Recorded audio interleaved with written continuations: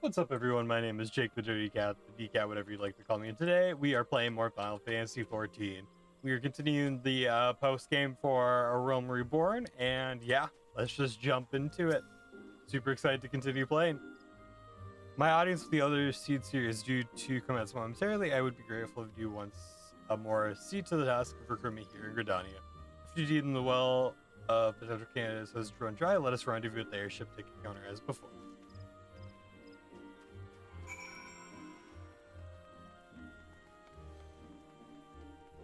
Alrighty, let's get it.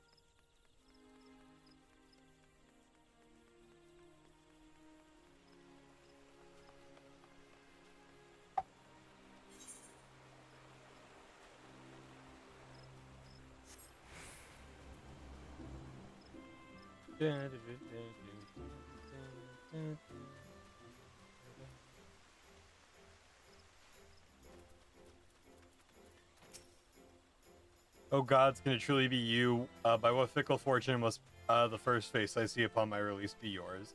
It could be that you don't remember me. It is I, Laurentis, the man whose crimes you exposed. I was a whaler and a regular patron at Mascarons. Just now I remember. Well, of course you do. I was beginning to wonder if Gaul had changed me more than I realized. Not that I have any particular wish to be recognized, but after my shameful conduct. The less said of my part, the better, I suppose. And what have you? Adventure with business brings you to Gridania. And what is your policy on reformed convicts?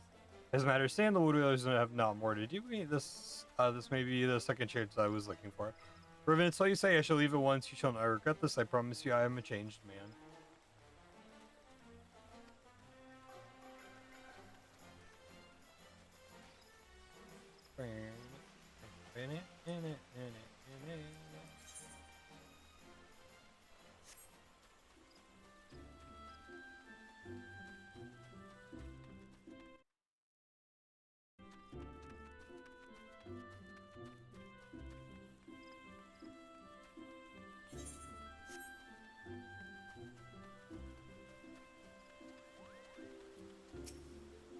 Grandfather, you must call it a day. Let's return to the guild rest. Your tormented back gives up on you for good.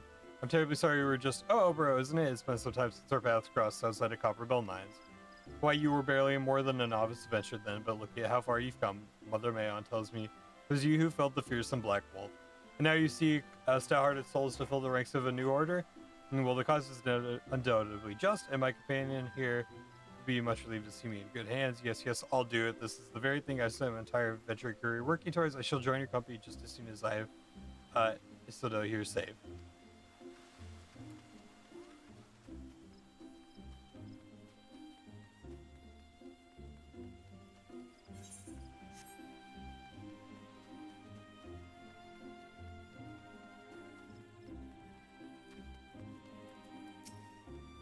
You would offer this old man a place in the company of champions. I am both puzzled and honored by your invitation. Pray forgive me, young mistress, but I cannot accept. I have sworn to abide here for whatever scant use remain me of responsibility for the evils my hand wrought up on this land.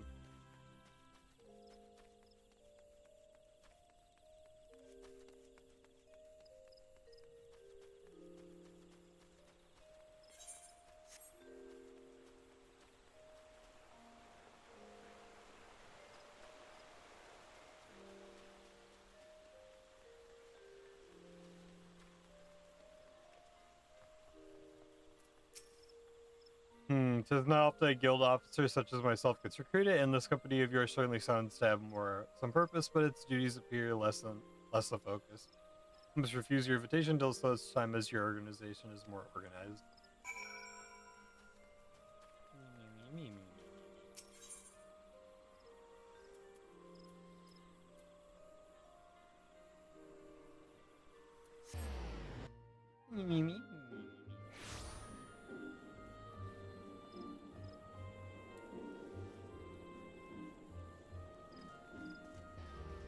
Mind your tongue when talking to the warrior of light.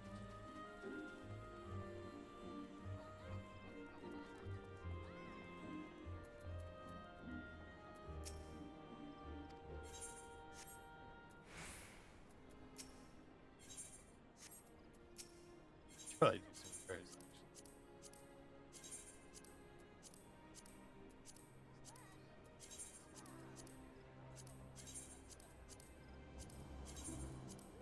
Okay, never mind. Apparently I didn't have much to repair.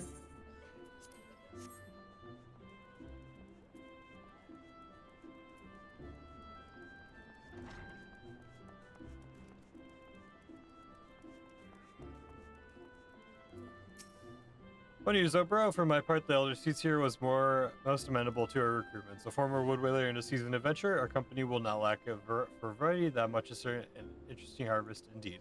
Shall we strike into Olda while the iron is hot? Let us meet at the Royal Promenade and endeavor to conclude our remaining business. Our journey draws to a close.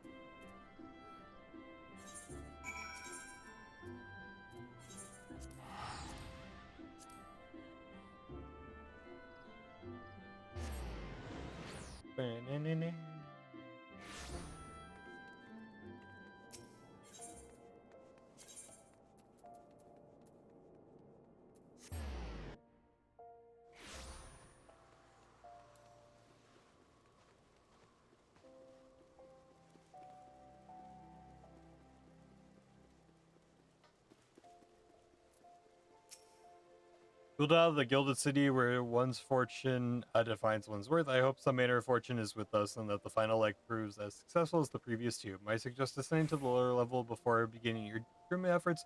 I do not think the Sultana will take kindly to us poaching from her personal guard. Let's meet back at the promenade while our respective tasks are complete. Good hunting, no bro.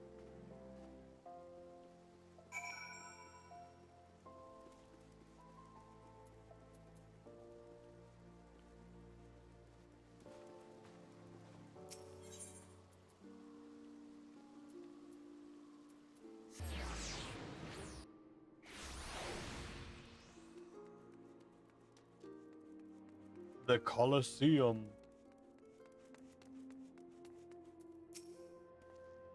Wait, you're the lady who came to Little Amigo looking for that masked devil. Who knows what might have happened if you hadn't?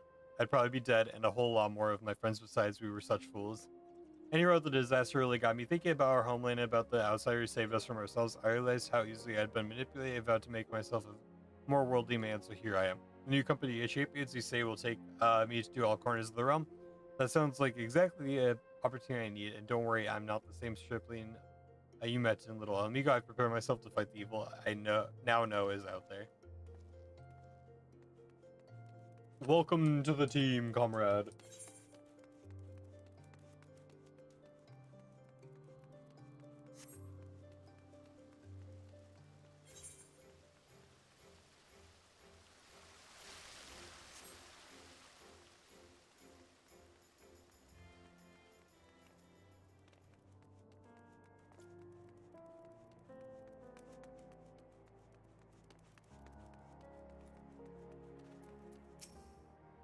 You'd be surprised what rumors drift down to Pearl Lane. I know of this glorious new company of yours and just how far I'd go to avoid getting involved with it. Whispers on the street say your organization is funded by corrupted coin. By syndicate money, if you think you're recruiting for a just cause, then you're a bigger fool than I thought to keep for. Oh. Okay.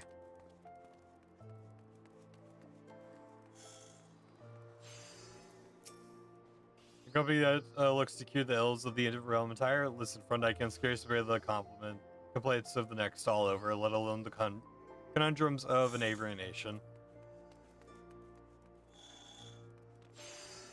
I mean, valid.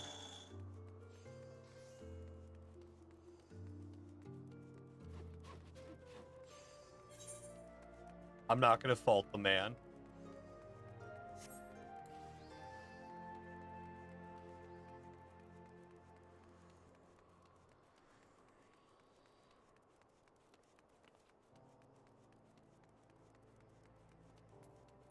We gotta get one more recruit in Ulda, right?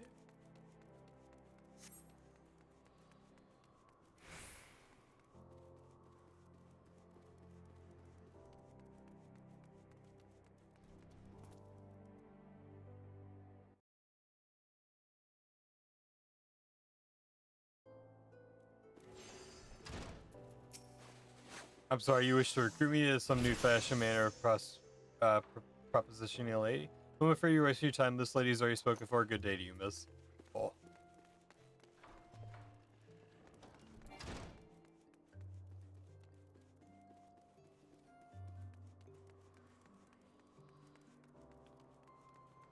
Orson, you'll join us.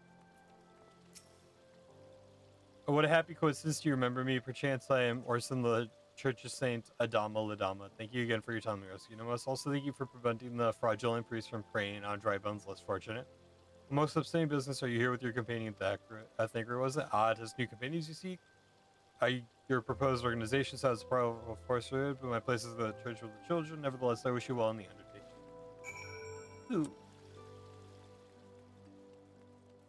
So we recruited a total of 4 people. Dude, we suck at this.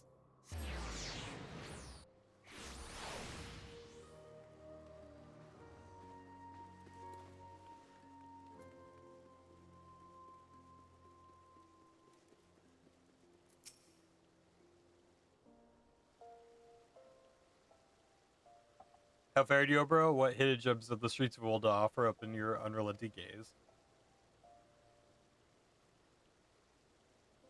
And you single all-Amigan youth. Well, you've certainly given us an admiral's start, even if our ranks get somewhat thin. These troubled years following the calamity talk of Eorzea's salvation must seem akin to grasping at clouds.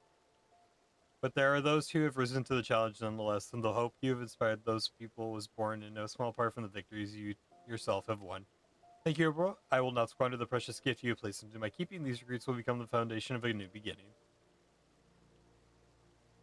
Yes, we are free to begin. As you have no doubt surmised, the Sultana also graced my trial company with her blessings. Our first wave of recruitment is over, the documents signed, and the finances secure. There is naught to prevent me from taking the next step. You were concerned by the syndicate's involvement, as was I. Thus was the origin of every coin of their contribution carefully scrutinized and recorded. The organization will not be built on corruption. Naturally, I would prefer not to rely upon outside sources at all, but even my family's substantial coffers cannot sustain a venture of this magnitude. As for the rumors and doubt surrounding this enterprise, well, such things shall plague us until the company has had a chance to prove its worth.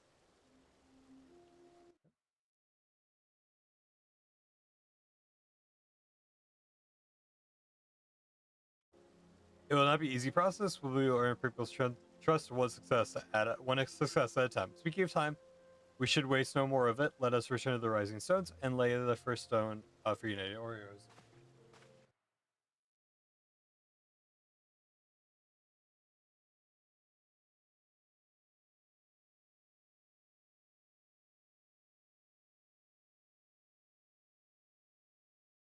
Sorry guys, give me one sec, just checking something.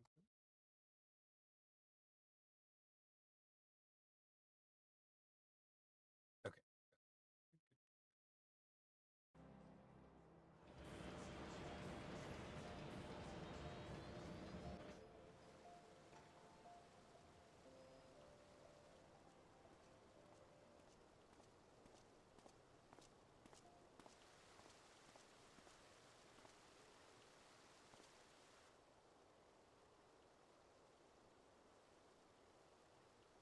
Tell me, General, what think you of Alfino's bold endeavor?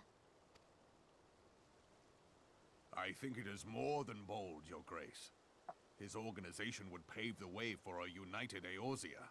Well do I understand his impatience, since facing the common threat of the Ultima weapon, our nations have seemed farther apart, not closer together. Considering the many problems we face, should we not be glad that someone else is taking the initiative? We have all pledged our cooperation, yet the grumbling continues behind closed doors. Ul'dah is not alone in her duplicity. I myself have doubts as to the good this organization will achieve. With the inclusion of the finest soldiers of the 3 grand companies, it promises to be a fearsome military body. But whom will it serve? Even under the watchful gaze of the Scions, it is not unthinkable that such a force could perpetrate a great wrong. Does it not concern you that a significant proportion of its financial backing came from the coffers of the Syndicate? That those unprincipled worms might forge this extraordinary gathering of warriors into a private army? I have trust in the Scions, Your Grace. They have spared us no end of trouble at the hands of the Primals. If they seek reinforcements, I deem it unwise to deny them.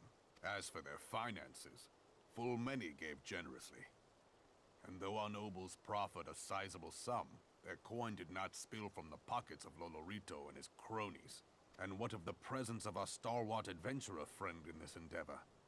I doubt the warrior of light would betray our cause. Yes, there is that, I suppose. Yet I have known people to change. Whether we will or no, the events of the age hurl us this way and that, like a dust devil skipping across the sands. Cannot be done about Telechi? I have explored all avenues available to us, Your Grace. But as Ul'Dan law now stands, we lack the evidence to convict him of any crime. To arrest him on spurious grounds would only play into his hands.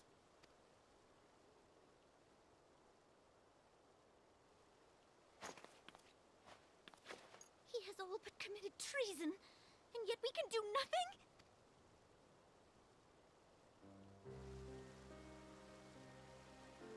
Then what good our government? What worth the royal house? How deplorable this mockery of justice!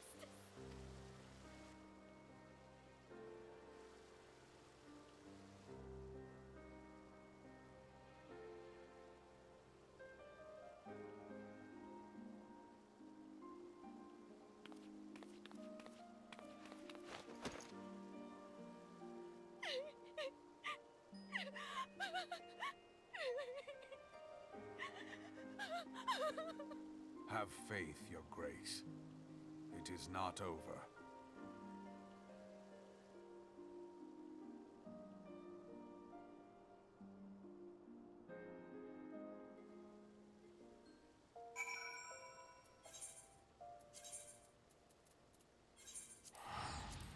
I really do feel for her, man.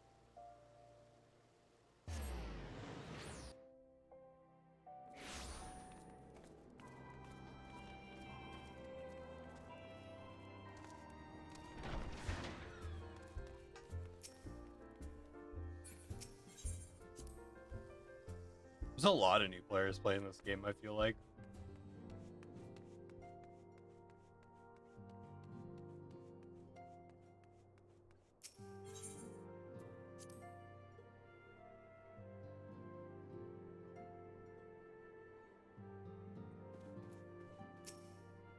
This is not a journey I soon wish to repeat, but I cannot pause to rest. The culmination of all our efforts is at hand. I must see the preparations for the inaugural ceremony. Thank you for allowing me to monopolize your services, Oprah. I'm certainly interested in what will be relieved this year for you for other duties.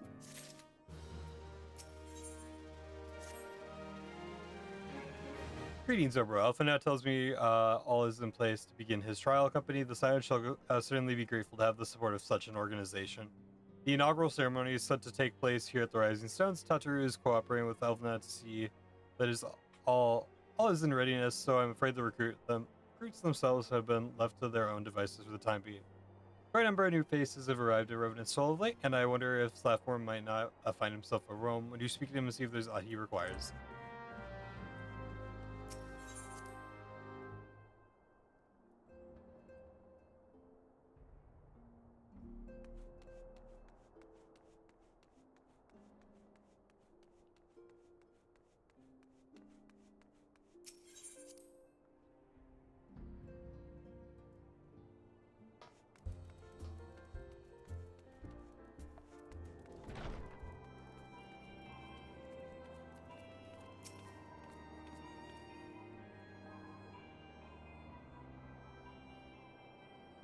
What can I do for you, Oprah? I thought you'd have your hands full helping out with this new arm of the Scions. I barely noticed your recruits arrived. Just barely a trickle compared to the flood of treasure hunters we have passed through here every day. Well, I appreciate your offer aid. It is more your burden that concerns me. I'm told this trial company will answer directly to the antecedent, so I trust it means less work for you in the long run. It's left more in the shipment we couldn't.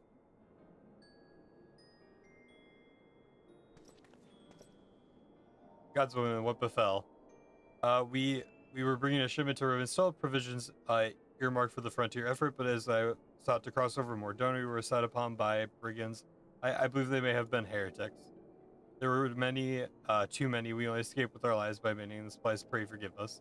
There's not to forgive. Provisions can be replaced, but smart soldiers are hard to find. Take your rest, and I'll have someone along to just tend to those wounds. What to do? Heretics are involved. This is likely more than a simple case of simple thievery. Ishkar will need to be informed. Where did these supplies, whence did these supplies originate? House 4 attempts, we collected the provisions from Cape Dragonet proper. Under such they are apprised of the development. Over, were you not on good terms with the House 4 attempts? I will be sending them a missive immediately, of course, but also have you travel there and offer your considerable talents. Yesterday, as I contradict my earlier hopes to lighten your load, but now I need someone who can help bring this to satisfactory conclusion. Our favorable relationships with Ishgard are far too important to risk half measures. Thank you for your understanding. I'm certain Lord Stefan will be glad of your assistance.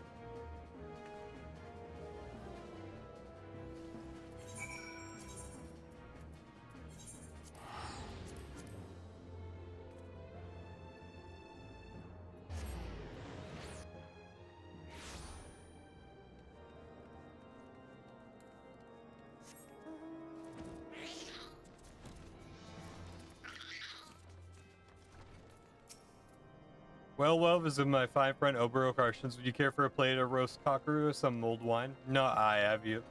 I see you have not come into my hall merely to escape the biting cold. I was in fact at the verge of opening an urgent missive from Reverend, so I suspect your timing of your arrival is no coincidence.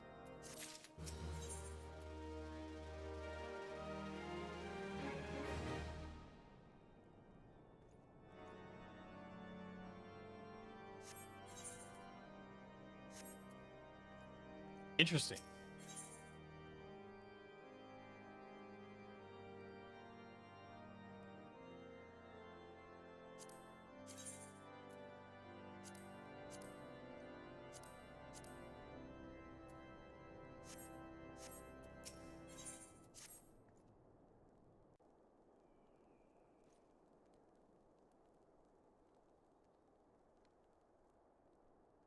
The incident with the new frontier hands? No, you need not elaborate. I have been following their progress with no small amount of interest. Brave men and women all. They do our nation a great service. The existence of a fortified outpost in Mordona will do much to dissuade the Empire from trespassing on Kurthus soil. Right glad am I that you have chosen to lend your support to this endeavor. Never let it be said that House Fortom does not acknowledge the efforts of her allies, or her debts. 'Twas in the spirit of gratitude that I arranged for sundry supplies to be delivered to Revenant's Tomb. That the shipment should chance to be waylaid by heretics is poor fortune indeed. Poor fortune, I say, yet not without precedent. If you would know the truth of it, these incorrigible villains grow more organized with each passing day. This new unity of purpose we attribute to their leader, the Lady Iceheart. But though I have devoted significant resources to the task of identifying this woman, we have yet to learn so much as her birth name. What we do know is that the heretics speak of Iceheart in reverent tones, and would gladly embrace death rather than betray her. Such loyalty is rare indeed, and I fear to imagine what so committed a collective might achieve.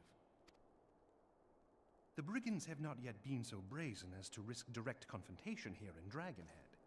Some few of their number have, however, been sighted not far to the west of here, and with ever-increasing regularity. A visit to Whitebrim Front may bring you the answers you seek. Will you brave the snows, knowing what implacable foes may lie in wait? Hallone's blessings be upon you! Though I take no pride in the admission, many of mine own countrymen are not so well suited as you adventurers to dealing with such foes. Were they dragons, it might be otherwise. But truly, I could not wish for a finer ally. You have done much for my house in the past, and I have no doubt but that I shall have cause to celebrate your deeds again ere long. Should you learn aught of value, pray return to me forthwith. A warm hearth and a warmer welcome shall be waiting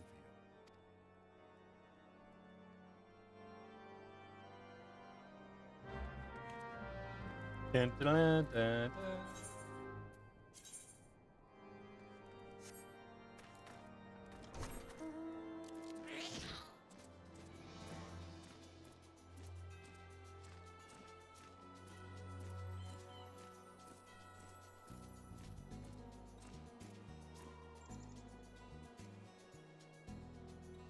We gotta be getting close to wrapping up A Realm Reborn.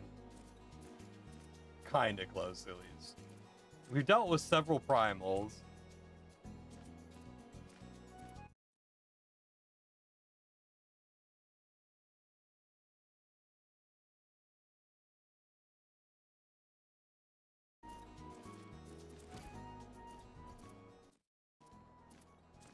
We're on when the...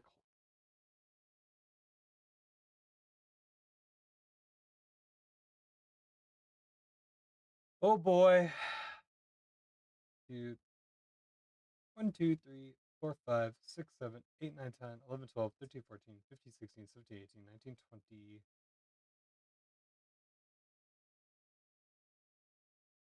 1, 2, 3, 4, 5, 6, 7, 8, 9, 10.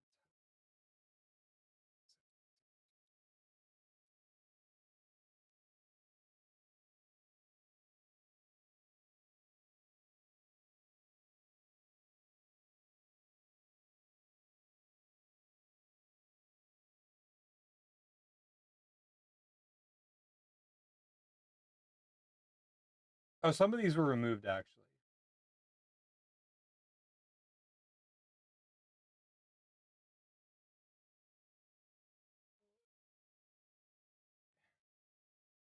So we're about halfway done with the post story. Hey, they...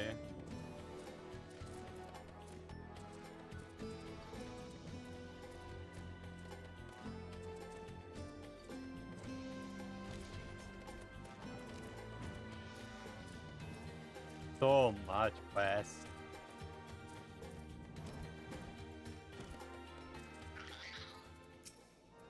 Oh, bros, you got... Is there aught I would ask of me? Pray speak plainly, I am a man of action, need no honeyed words. On the trail of a band of thieving heretics, you say, by the fury, but you do seem destined to cross paths with those villains. I must confess then, 'tis the sad truth the wilds hereabouts have indeed grown thick with their number. They strike swiftly without warning and are candy enough to evade our most able trackers. But 'tis more not merely their newfound organization that confounds us, their ticks themselves seem somehow changed. I know not what manner of influence the ice heart wields, but the men we face seem utterly lost in the grip of righteous fervor. This is an unsettling and unnatural zeal. Maybe you would care to question one of the recent victims, as fate would have it. Your rival came moments after Trey was waylaid to the road. Found the unfortunate fellow lying senseless in the snow and carried him to our infirmary. To me, as you gain the use of his facilities, the merchant might recall some small details that could aid us in your task.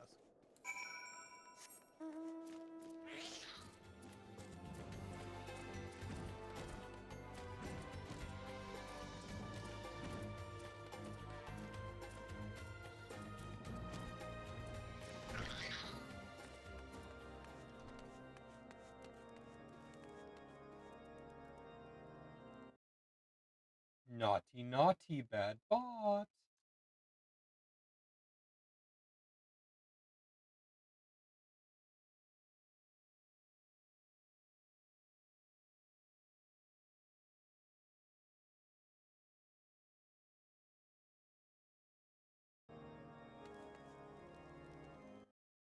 Naughty, naughty.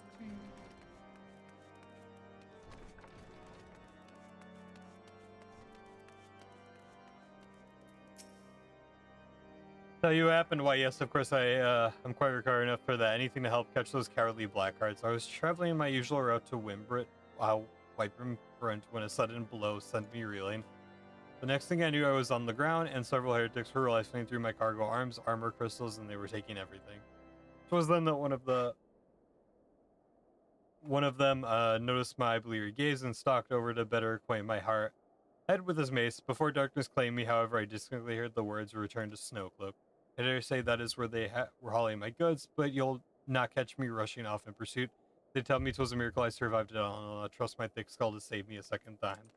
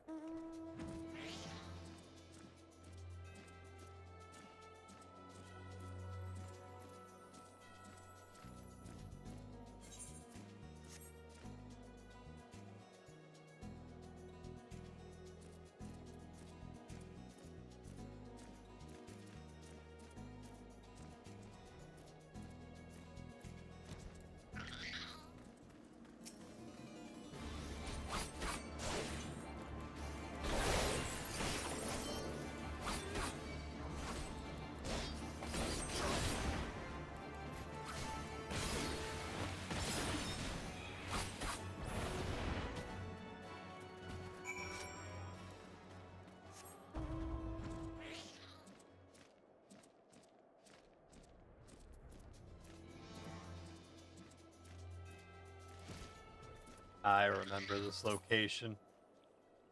What did I just do? God, draw your weapon foul. Wait, I recognize you, Vitcher. You're coming in seeking heretics. Then we should a common purpose. We were on patrol and we chanced to cross one of our raiding parties and pursued them here. Far right, we should have them cornered in this ravine, and yet they are gone, vanished like icy wraiths.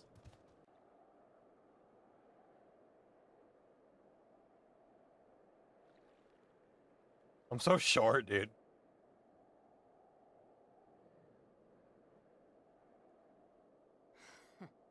Oh wait, you're kind of bad with it? Hold on.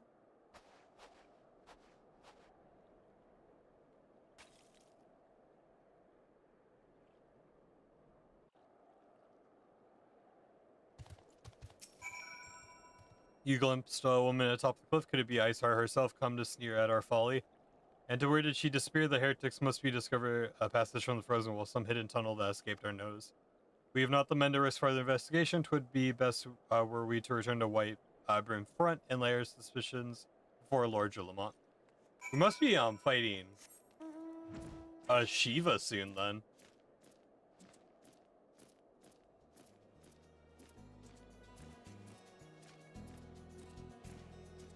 That could be my only assumption at this point, right? Which is my favorite trial in the game, at least music-wise and cinematic-wise. There's just a moment that just goes crazy.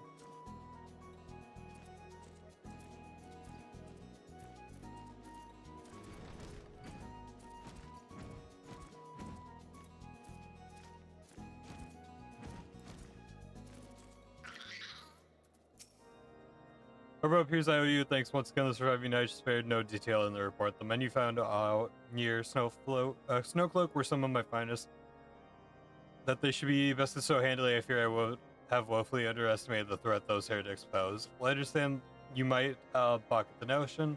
I must ask that you put aside your mission and consider the stolen provisions lost to us for now. It would be ill-advised to blunder unprepared into what may well be the very lair of our enemy. To return the Dragonhead and inform Lord Parsifal of our discoveries, he will wish to plan contingency on his own. As for Isar and her fanatics, the freezing height of the Snowcloak will not shield them from our justice for long.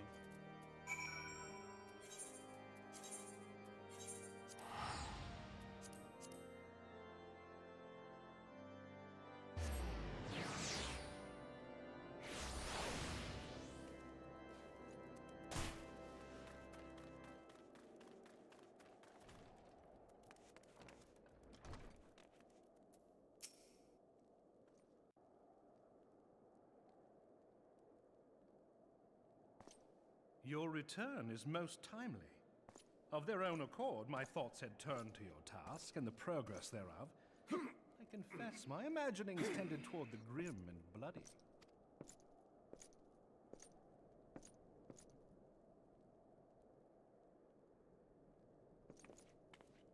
But you are here now, and I suspect such frivolous wonderings do little justice to the reality of your travails.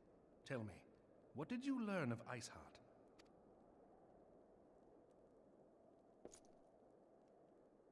Indeed, and this transpired at Snowcloak?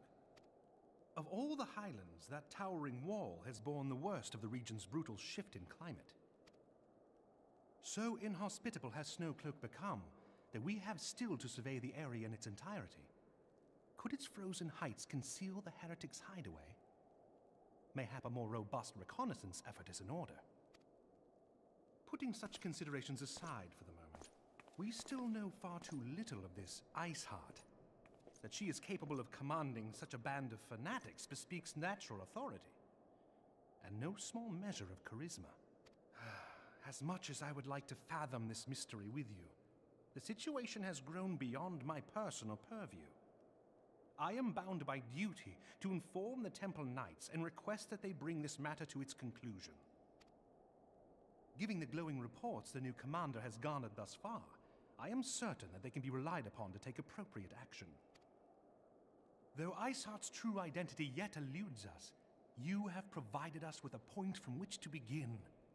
Sometimes it takes but a single stone to prompt an avalanche.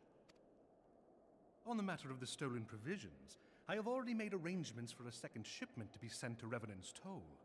I could not well allow such an honorable venture to be undermined by one miserable setback.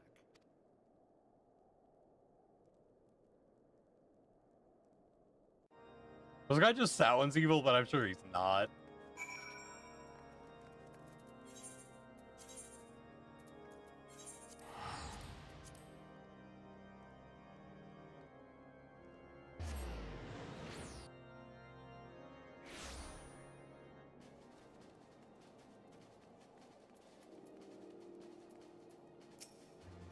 Robert, it's good to see you return to the toll. How fared you in the frozen waste of Corthus? How's far attempts to send us a second shipment?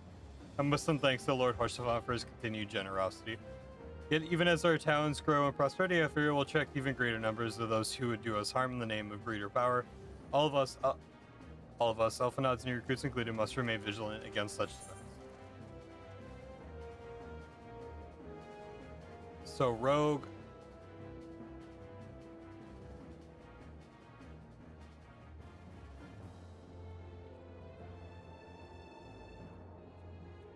So this would be for Ninja, Samurai, Monk.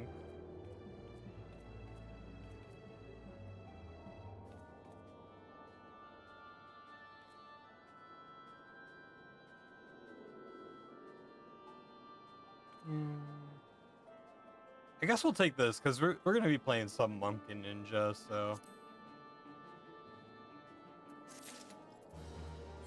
Our armory is definitely looking a little worse for wear.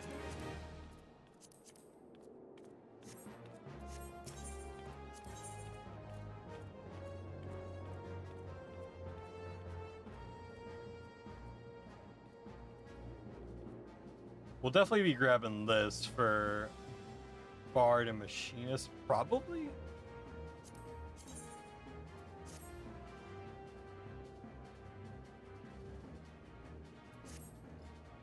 But you're away in the Corthus. Preparations for the inaugural ceremony were all but completed, although Tatu does seem somewhat flustered. I've taken enough of your time, but why don't I head into the Resistance, see if your frantic receptionist could do with a hand.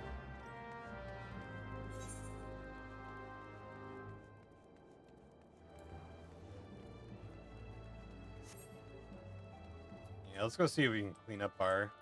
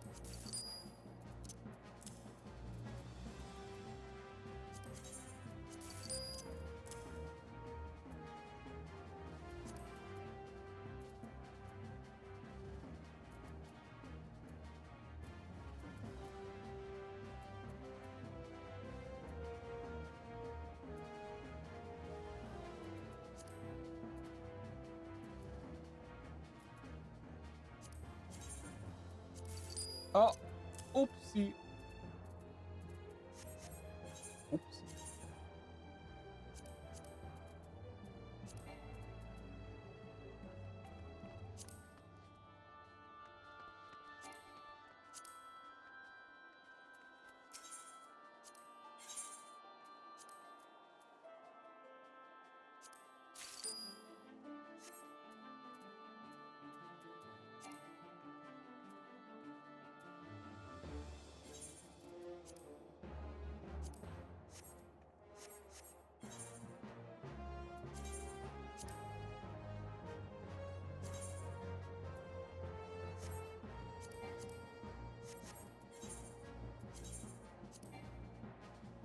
Oh my god, I'm so dumb.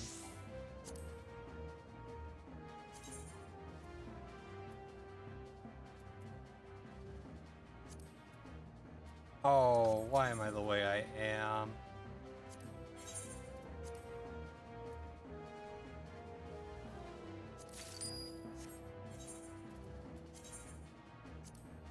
There we go.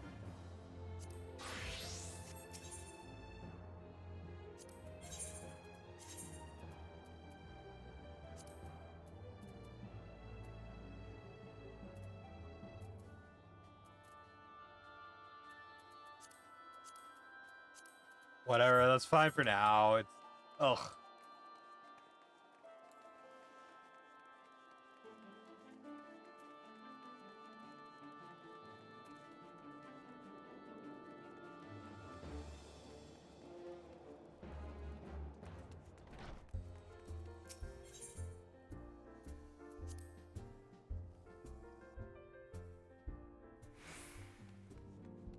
Tataru. These parchments need to be sorted, and these documents, why are they even here? Oh, I am sorely tempted to file that lot in my waste paper basket. Oh, bro, you startled me. You still in hand splendid. Would you be a dear and hand these uniforms to the recruits? They're scattered about Ravenstall, and I haven't had the time to track them all down. The recruits don't know know to don their garb immediately and assemble here in the Rising Stones. You'll want to report directly back to Alpha if you don't wish to miss the ceremony. I wonder if the Scions will ever have a matching uniforms. A well-funded organization is a well-dressed organization, I suppose.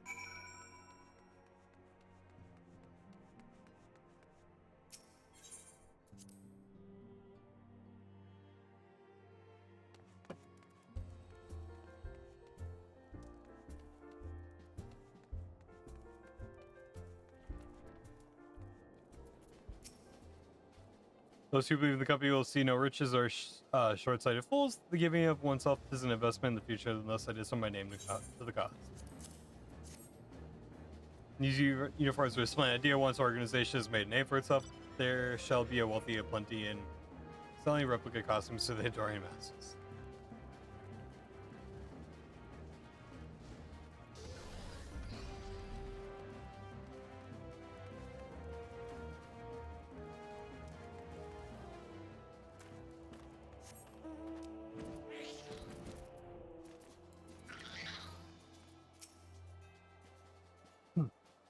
I thought best to be mimic my fellows here, but I admit that I have no idea what we're supposed to be doing.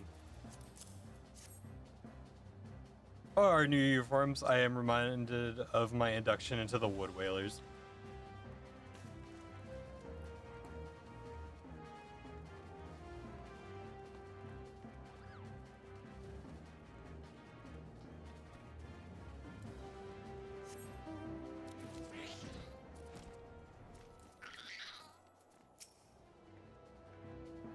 Isildur has at last retired from the adventurer's life, though I shall miss his wisdom and irrepressible spirit, excited to forge my own path forwards.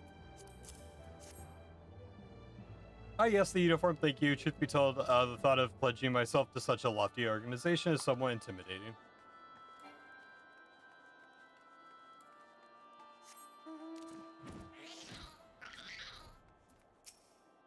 Hello there, last looking for me was he. I'd suggest giving a whistle, but I'm not sure if I'd hear him amongst the bustle.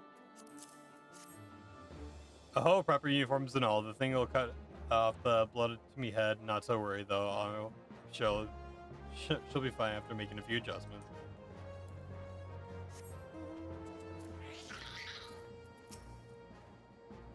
Little amigo could learn much from Reverend Soul. That this town could be so alive in the midst of such desolation. I never worn aught quite so voluminous. Well, I'm sure I'll grow accustomed to the extra cloth in time.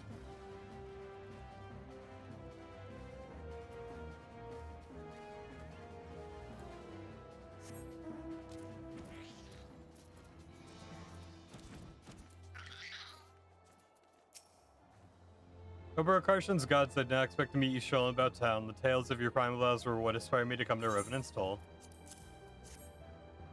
Desire to receive the uniform from your hands, I shall wear it with pride.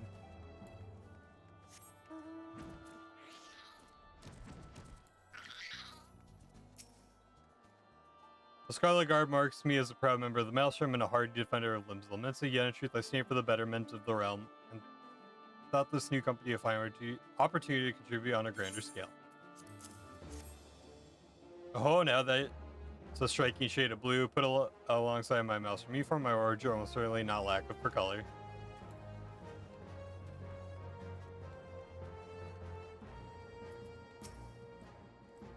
And to believe it, I am Elbert, and I will have the honor of leading my fellow recruits as captain. Much did I lose to the company, I look forward to aiding others in rebuilding their lives.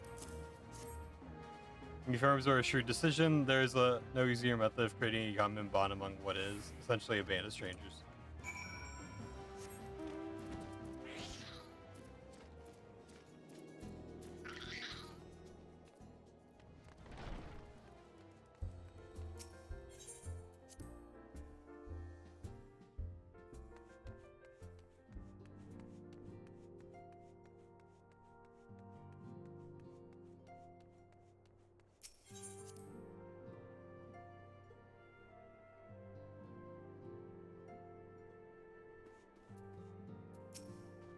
Sober, Tataru mentioned you were handing out the new uniforms. I assume you've met most rest of the recruits.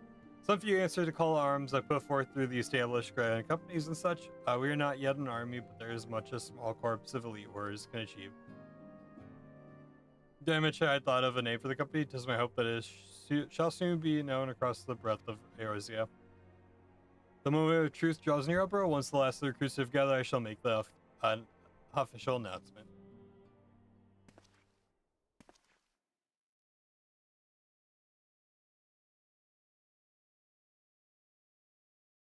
Comrades, your presence here this day signifies the momentous choice that each of you has made. With your strength now pledged to the scions of the Seventh Dawn, you are beholden to no single nation. You stand as the vanguard for a united Eorzea.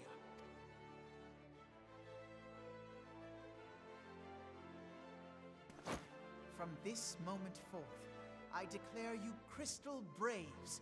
Let us mend this fractured realm and face our enemies as one. Whether it be the Beastmen and their primals, or the conflict in Carteneau, it is plain that the nations of Eorzea cannot solve the problems which plague the realm. Thus does it fall to some few heroic souls to succeed where they have failed. Come, take your place at the Scion's side as guardians of Eorzea, and together we shall fight for the freedom of all!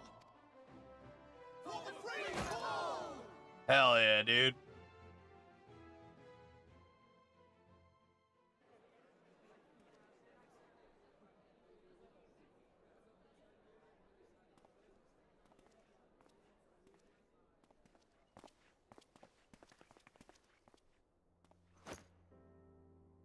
A rousing speech, Alphino. Or should I say, Crystal Brave Commander Leveilleur? Please, antecedent. The title is honorary. I shall not be leading the troops into battle, as it were. We are of the same purpose. Let us join hands and do what must be done to save this land.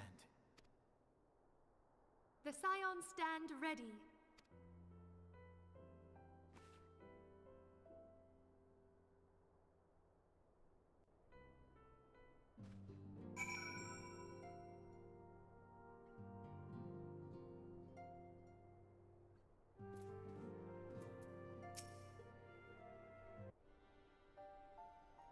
I'm eager to see what the Crystal Braves might accomplish. This shall prove an interesting time indeed for the Scions. Yes, I'm listening.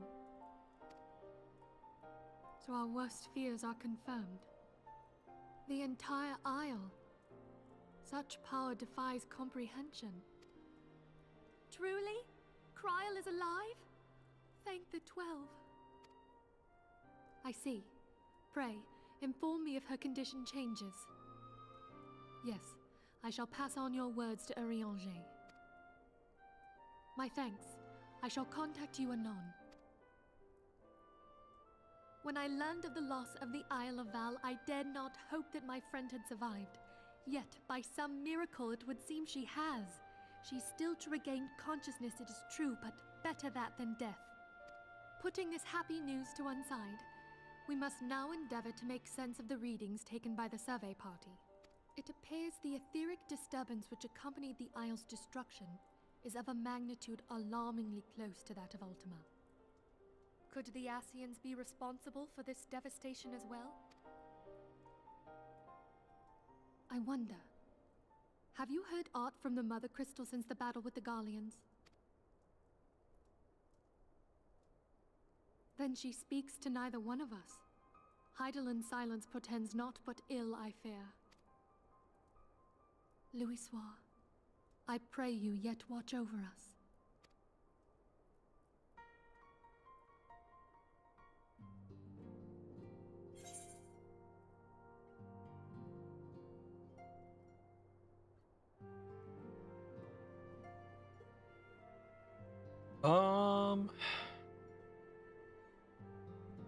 Yeah, screw it. Let's go with all this, because I'm maybe playing a lot of Bard and Machinist going forward.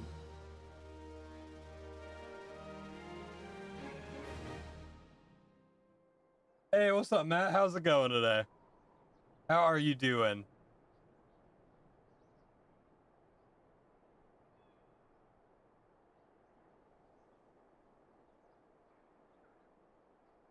I'm very, very tired today. Very good. See that the provisions are prepared for transport. Let's hope that the shipment is spared the fate of the last. To be fair, I'm like tired 24/7, so.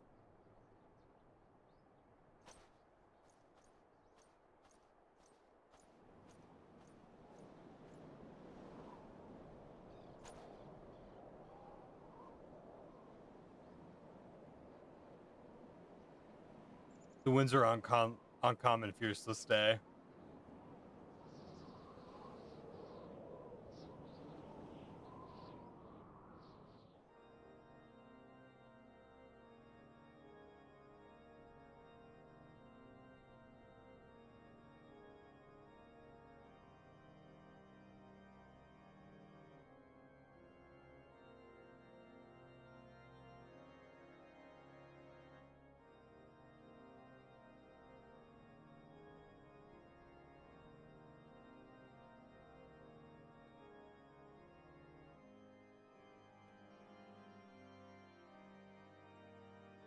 Something's wrong. I can feel it. Oh.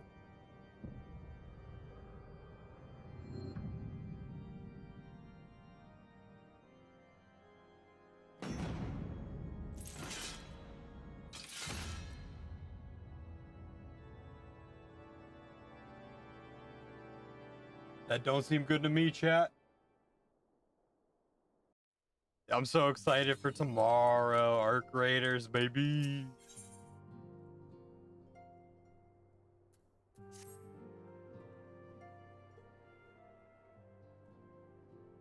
Try as I might, I cannot shake a creeping sense of dark foreboding, but it avails us not to fret about the unknown. We must concentrate instead on the problems of the present. The primals have been relatively quiet of late, and the waste tribes, who some of them are under constant surveillance by the grand companies. Should any suspicious activity be afoot, you may be certain that we will hear of it. Until such time as a permanent solution to the primal problem has been found, we can do little but wait and observe. As for the Asians, Oriange is... I said it right. Oriange is wholly dedicated to find the means by which we might defeat the dark beings. Let us pray for good tidings on that front.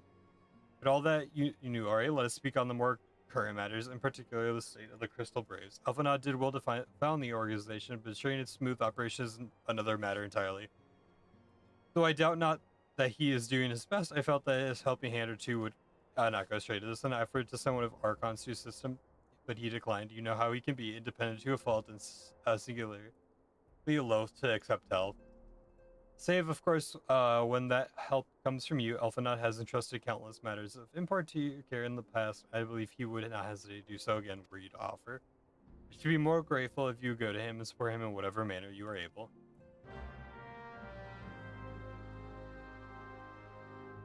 Oh, awesome! You have to tell him happy birthday for me. You have a lot planned, I'm assuming?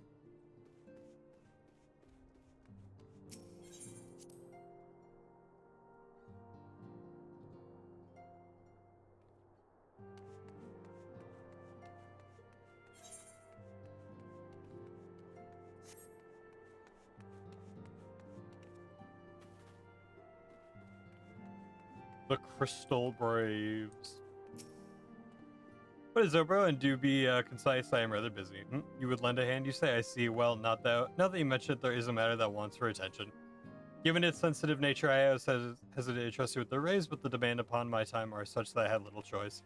Which is not to say that my men want for labor, though we are not newly formed. We are but newly formed. There's already a great demand for our services, and we are hard pressed to answer all petitions, but I digress. The fact is, I was here to attend to my particular matter myself, but my presence is required elsewhere. That being the case, I have trusted his resolution to the second in command, Captain Ilbrid. Tell him that I sent you, and he will furnish you with the particulars. My thanks in advance, bro.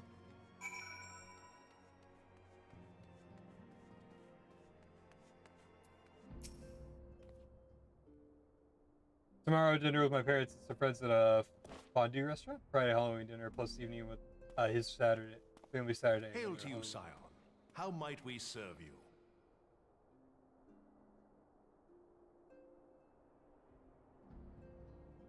Oh my gosh, you two are going to be busy bees, huh? That sounds super fun and exciting, though. Hail to you, Scion. How might we serve you? Commander Leveilleur bade you serve us? Bless your guys' hearts. 3 days of non-stop, huh? I know, especially with like Halloween around the same time as your birthday. That's chaotic. My gosh. And 40 being a big one too, so. Well, you guys are gonna be really busy.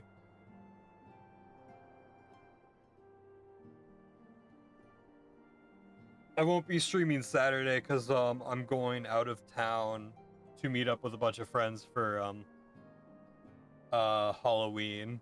So I'll be a couple hours out of town. We're gonna be bar hopping, dressing up, and just having a good time. These are welcome tidings indeed. Given the sensitive nature of the task, I could not rely on one of my own.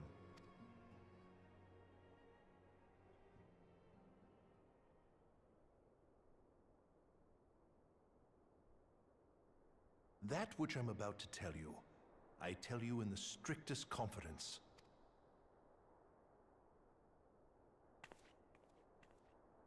Some days ago, we received certain documents from an anonymous source.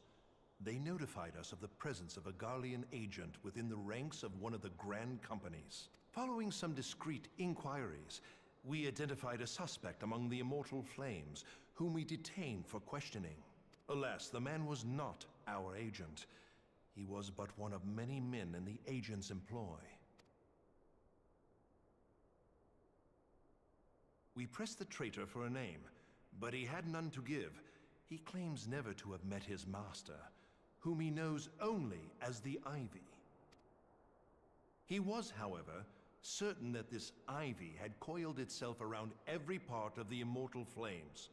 It would seem our quarry joined the company some time ago, and gradually recruited others to his cause. These conspirators are the vines by which he learns our secrets, all without exposing himself. It won't be easy to identify the ivy amidst this tangled mass of subterfuge, but we have a tendril in our hands, and we shall follow it all the way to the gnarled root. Now, much as I would prefer to proceed with due discretion, circumstances demand that this matter be settled post-haste. Oh my god, my foot hurts so bad. Not yesterday, but the day before, I was running through my room and I smashed my pinky toe into my bed frame. You know, everyone stubs their toe, right? No, I destroyed my toe. I peeled off the entire front of my toe. It is gross. Sorry to be so... How do you say it? So gruesome with the details, but yeah, I like bled all over the bathroom. My toe is absolutely just destroyed. I've been keeping a close eye on it, and it looks like it's starting to heal today, and it hasn't discolored, and it stopped bleeding. So unless it stops healing or it doesn't heal and it gets discolored, I think I'll be okay. But yeah, it was gnarly. It was not a good time. Garlemald's War of Succession nears its end, and it is feared that the Empire will soon resume its march on Eorzea.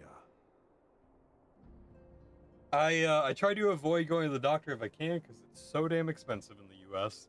When it does, we can ill afford to have traitors in our midst. The ivy must be rooted out now.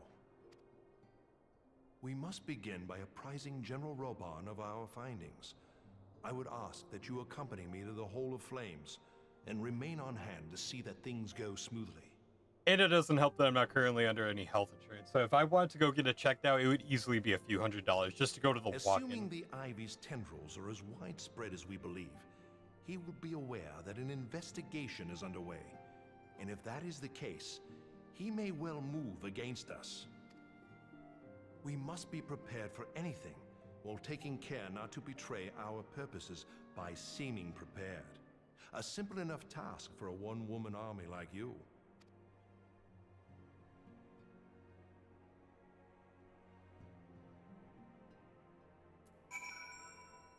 Yeah. Like I said, though, it looks like it's doing better, so...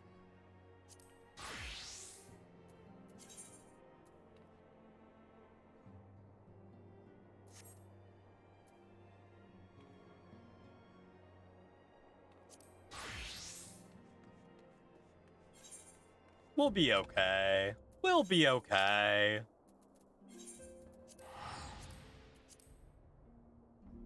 I want to get to heavenward so badly. So badly. I'm starting to run out of jobs to max out. Scholar and Summoner are almost at 50. So then I'll just have Black Mage, White Mage, Paladin, and Ninja to go.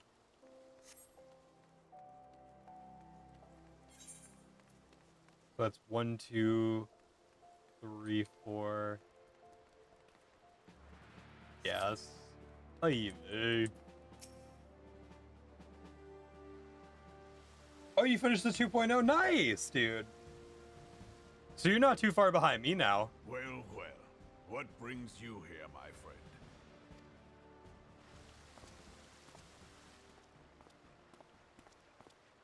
She is here at my behest. Greetings, Roban. It has been a while. Hilbert, you old scoundrel.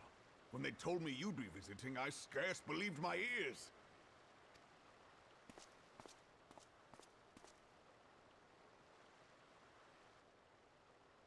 But look at you, the honored captain of the Crystal Bloody Braves. Who'd have imagined, eh? Not many, but fewer still would have imagined your destiny lay in politics, old friend. Aye, We've both come far, have we not? Oh, yeah, that's right. So the free trial comes with heavenward on top of it. So, dude, yeah, you have so much content to get through still. It's crazy to me.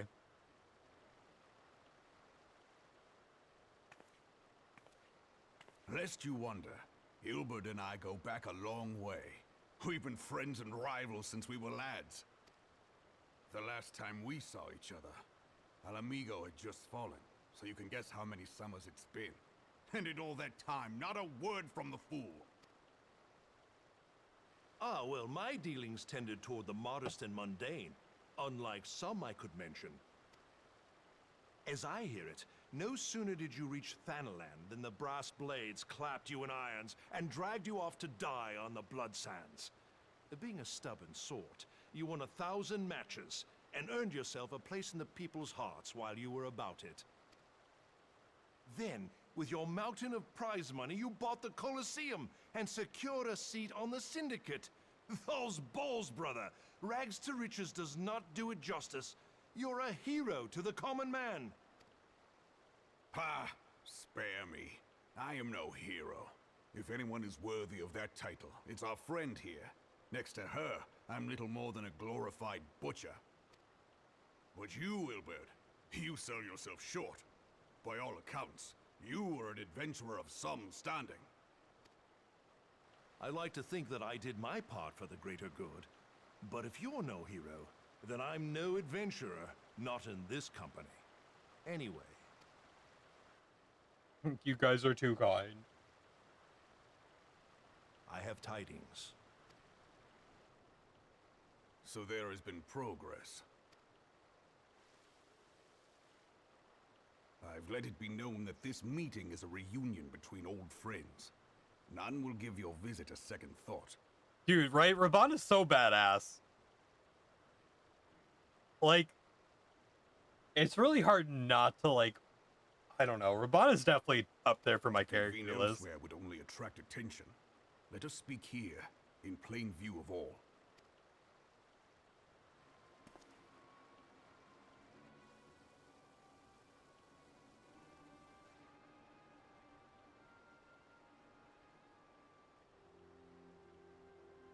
So it is we who have been compromised. Teleji Adeleji's machinations have shaken Ul'dah to her foundations. In such uncertain times, a man's loyalty may be bought for a fistful of gil. But if this snake has truly been in our midst for as long as you say, we must needs consider a far graver possibility. Conspiracy. Could it be that the monetarists have been in league with the Empire from the first? Very well. I will have my most trusted men investigate the matter. Continue your inquiries in the meantime. It does me well to see you again, old friend. When next we meet, let it be over a flagon of ale.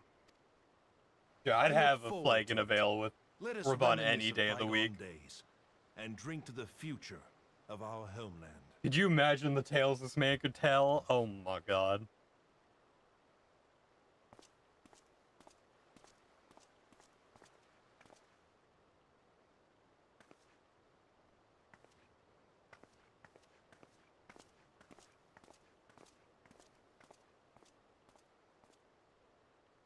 Flame General. You wear the mantle well, old friend. I must work hard if I'm to keep up. Well, it would seem your services were not required after all. I dare say we have Roban's prudence to thank for that. Still, I was glad of your presence. My thanks, Scion. I love how these people just tower over me, and I'm like this legendary warrior.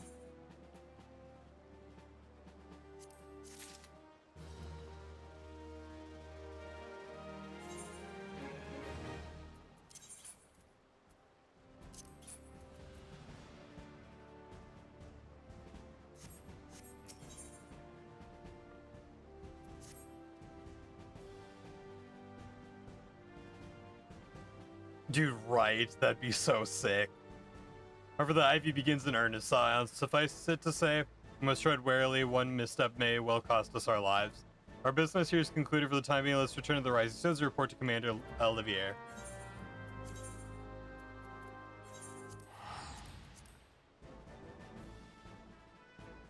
I'm kind of sad because probably for like the next week at least, we're probably going to be putting Final Fantasy on the back burner a little bit.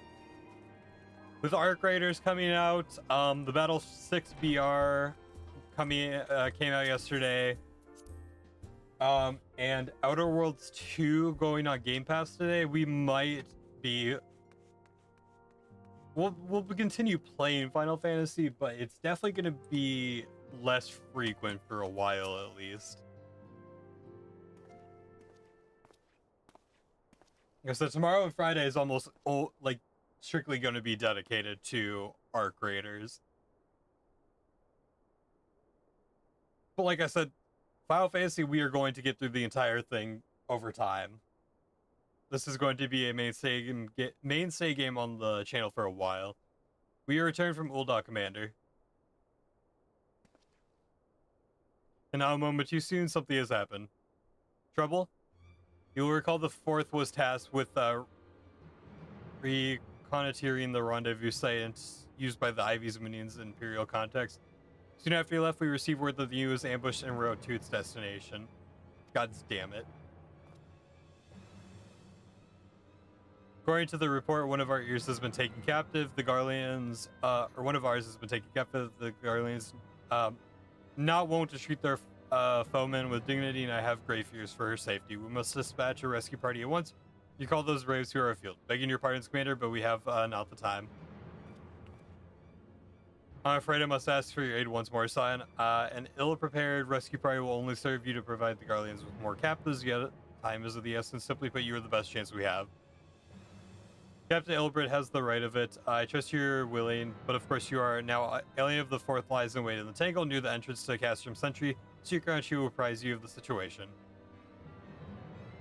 Hey, what's up, Rish? How's it going? How you doing today?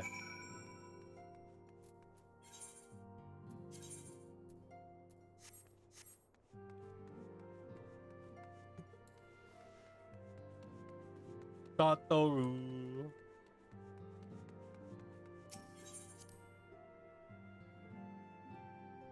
How are we doing today?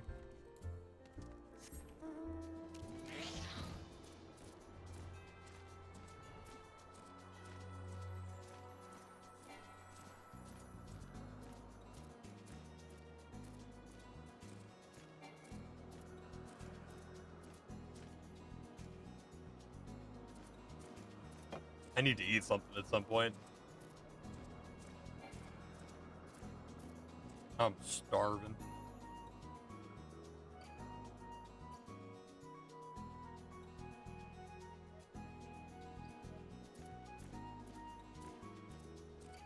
Oh wait, where am I going?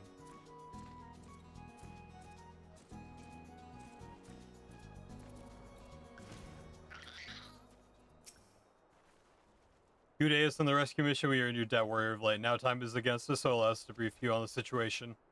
The Garleans fell upon us without warning, wounding poor Resh and hauling her away in the castrum yonder. Outnumbered as we were, it was all we could do to flee and regroup.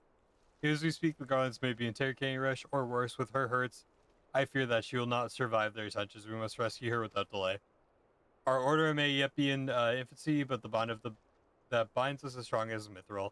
None of us will stand by without a comrade suffers. We, the remnants of the 4th, will infiltrate Castrum Sentry. Please help us find Resh before it is too late.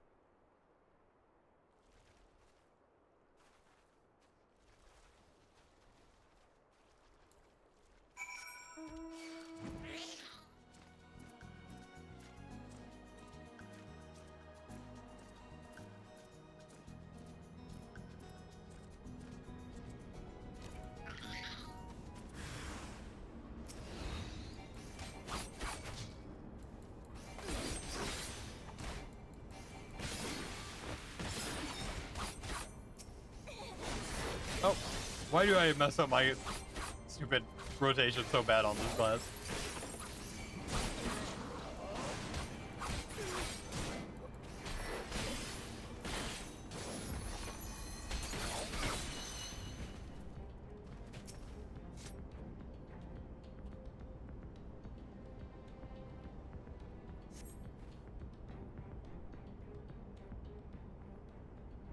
Where am I?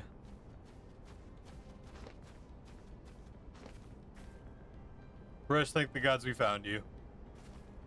And thank you, Warrior of Light. Now to quit the accursed place, Rush cannot move with these wounds. She will need to be carried out. I believe a diversion is ordered. Might we trouble you to provide one, given your reputation? I suspect the Garlands will be only too happy to give you their undivided attention. If you were to create a commotion within the cast room, we would be able to steal away unnoticed. Let us speak again once we are safely outside these walls.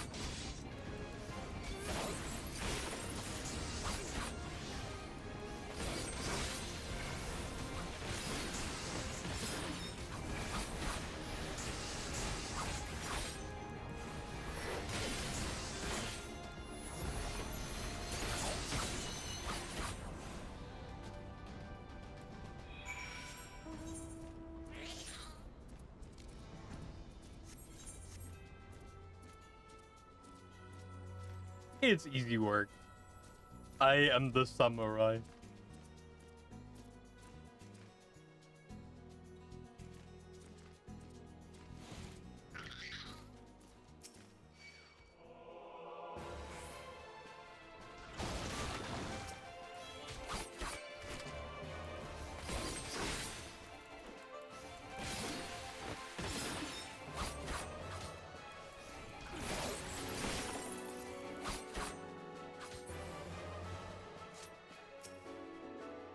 I've awaited your return most anxiously, my friend. You have done us a great service indeed. Thank you for your aid. Thanks for your aid. Our comrade Rush is safe, and we suffer no further casualties. Words cannot well express my gratitude. All that is left is a report to Mission Command to Success Levier. I shall go on ahead to the Rising Stone.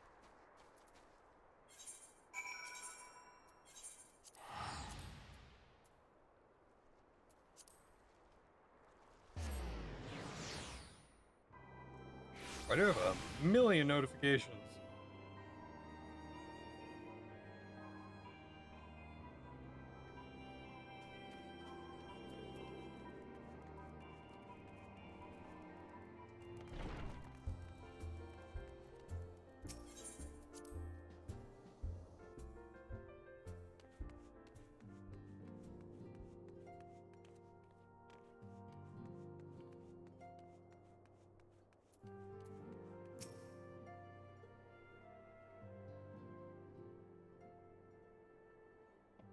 It does me well to see you thus return. Though I doubt not your prowess, entering an enemy stronghold is generally considered to be a risky venture. I must confess to have been a trifle anxious, but here you are, hale and whole, having succeeded in your mission as you want. Unless you wonder, the woman you rescue is being cared for by the Domans. Thanks to their expert administrations, the danger is past. You have my gratitude, Obro.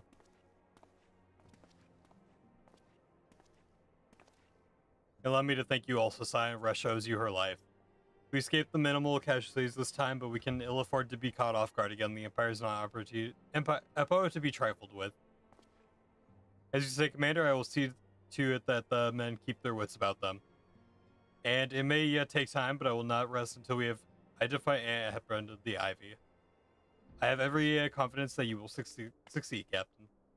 As for Yobro, I realize your escape caught your breath, but I'm afraid there is no rest for the weary. I require your accompany me to Korthus.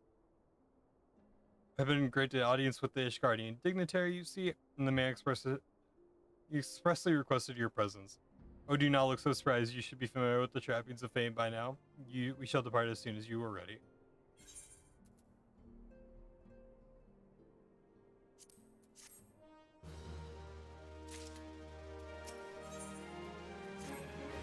We have been blessed with a rare opportunity, Obro, an audience with an ambassador of the Holy See of Ishgard. We are to treat with Sir Aramic, Lord Commander of the Temple Knights, and Camp Dragonhead.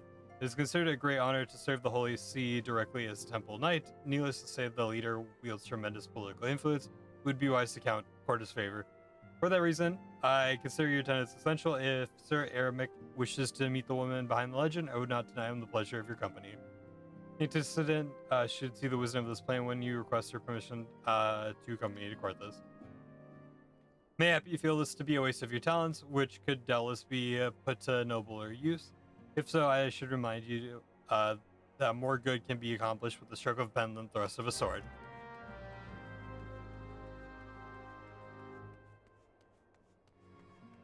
Althana, I trust you, bro. I got your back, homie.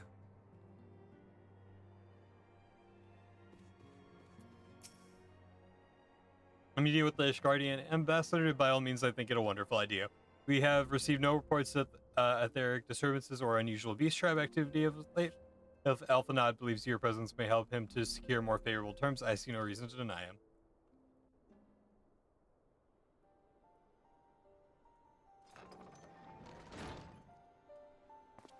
Antecedent, I take it Obro has explained the situation. She has, yet welcome through these overtures are. I cannot help but wonder what prompted them. The Ishgardians have spurned all contact with the other cities-states for decades. Why reach out now? Would that I knew the question of their motives is one to which I have given no small amount of thought. Alas, I know no more than is generally known.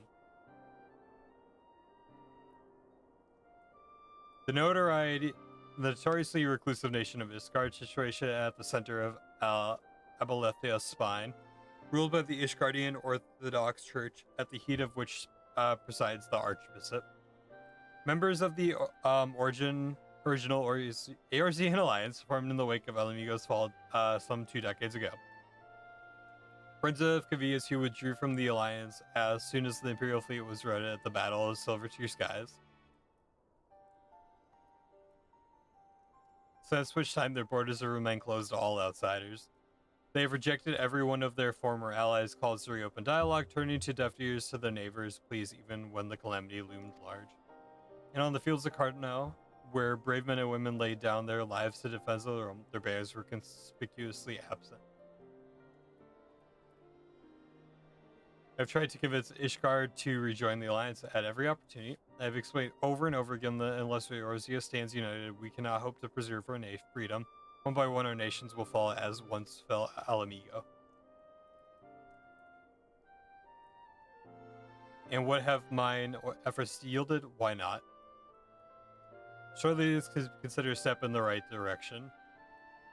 I should hope so, rather than the lowly messages we have been fobbed over the past. This time we shall meet with a man of genuine influence.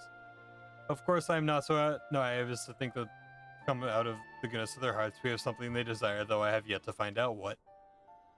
But such is the nature of diplomacy, they will bring their agendas to the negotiating table, and so will I, along with a handful of incontrovertible troops. Empire will soon be at our doorstep once more. Indeed, you may be rest assured I would expound upon the point and others.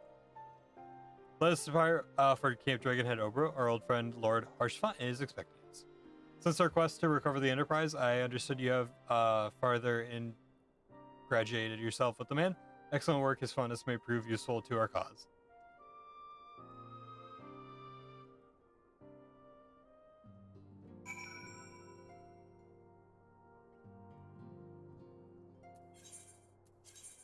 Alrighty, I'm gonna teleport there, grab some food, use the bathroom. I will be back in just a second, guys.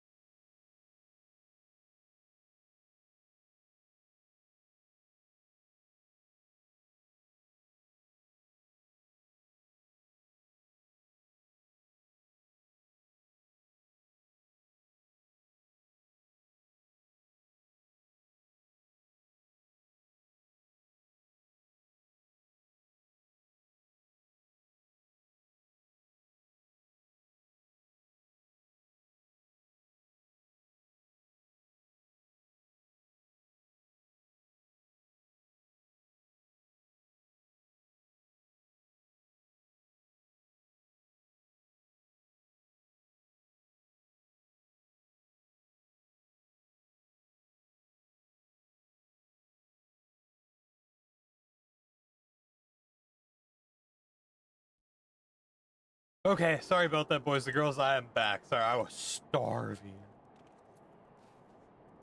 Alright, let's get back to it.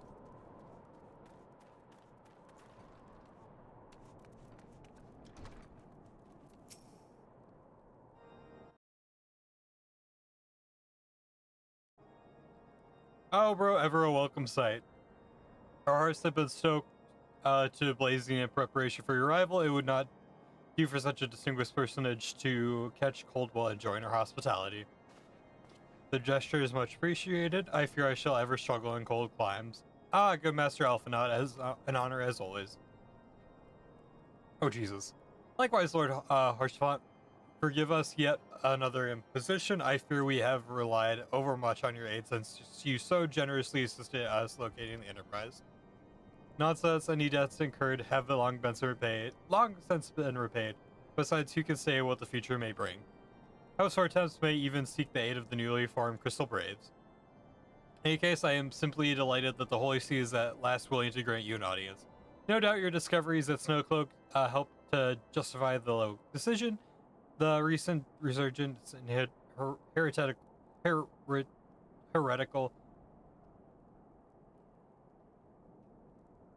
activities of grave concern to us all. But to the matter at hand, Sir Aramic arrived in Camp Dragon earlier, and I am told that eager to meet you with the first convenience. Your doubtless weary from a journey desires to rest a while before one of our heart. But if you are willing to forego such comforts, pray inform the night station outside the intercessory. He shall grant you entrance and send word to the other attendees. As inviting as your heart sounds, I think we best proceed to the intercessory forthwith.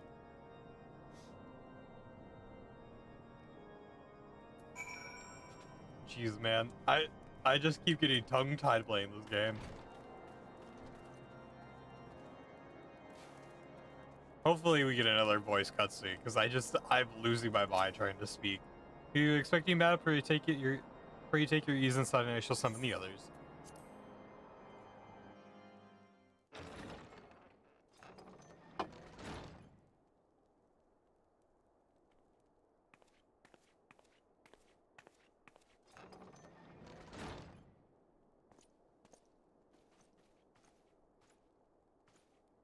Have faith, my friend.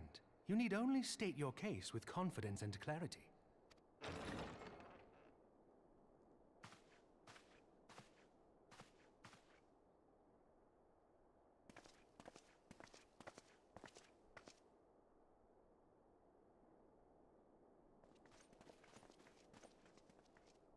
Commander Leveilleur, it is both an honor and a pleasure to meet you. I am Emmerich, Lord Commander of the Temple Knights. Alphinaud Leveilleur, at your service. Your reputation precedes you, Sir Emmerich. I think we will find that we have much in common.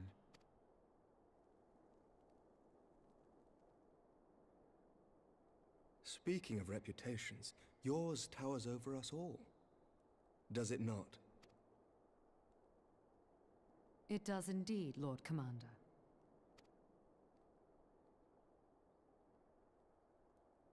I am not too proud to admit that I have followed your activities with an interest bordering on fascination.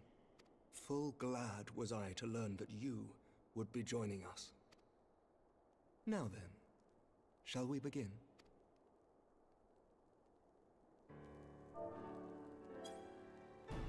We know full well that the Garleans will return in force ere long. What is more, we have yet to achieve a lasting victory over the primal menace. The beast tribes continue to summon their gods, and each incarnation is stronger than the last. Ishgard is not immune to these threats. I must reiterate that it would behoove your nation to rejoin the Eorzean Alliance. Once again, I must respectfully disagree. On what grounds? Despite their presence in Kurthus, the Ixal do not concern us. The territorial claims pertain to Gridanian lands, and it is the people of Gridania whom they harry. Consequently, the Holy See judges this to be a Gridanian affair, and Ishgard does not intervene in the internal affairs of other nations.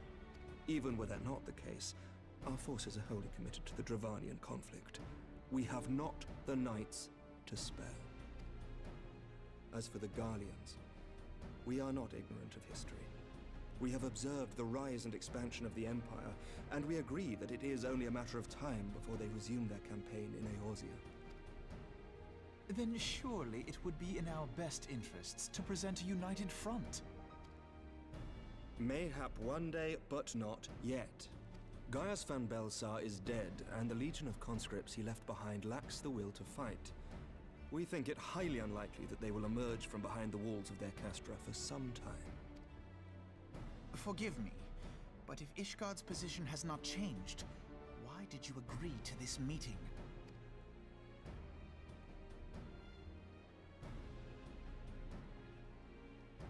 It was not only as a representative of Ishgard that I came here. Pardon? It is not within my power to change Ishgardian policy, regardless of my personal feelings. There is, however, one area in which I may exert a measure of influence. Concerns have been raised over the supplies House Forton has offered to Revenant's Toll. These have led to calls for restrictions on the provision of aid to foreign powers. I can ensure that the shipments continue unabated. Sir Emmerich, we would be in your debt. No, you would not, for I require something in exchange.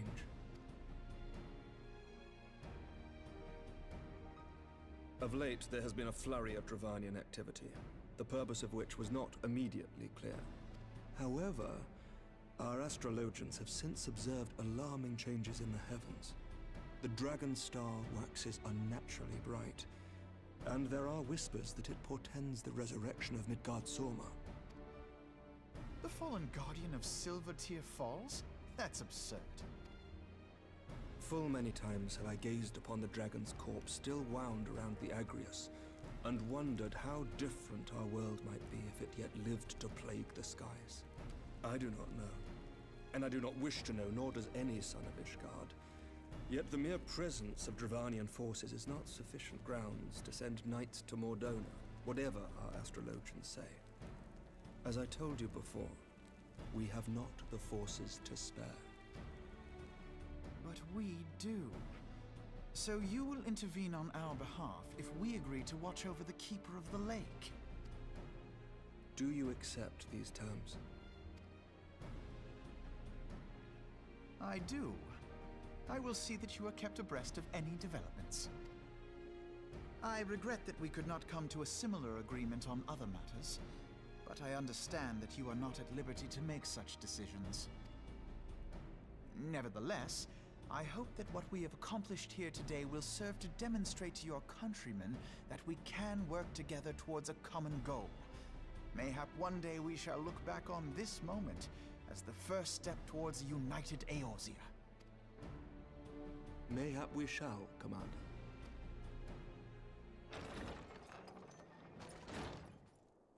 What is the meaning of this? The caravan, my lord. It's been attacked. It was Iceheart, my lord. What? By the Fury! All our precautions were for naught?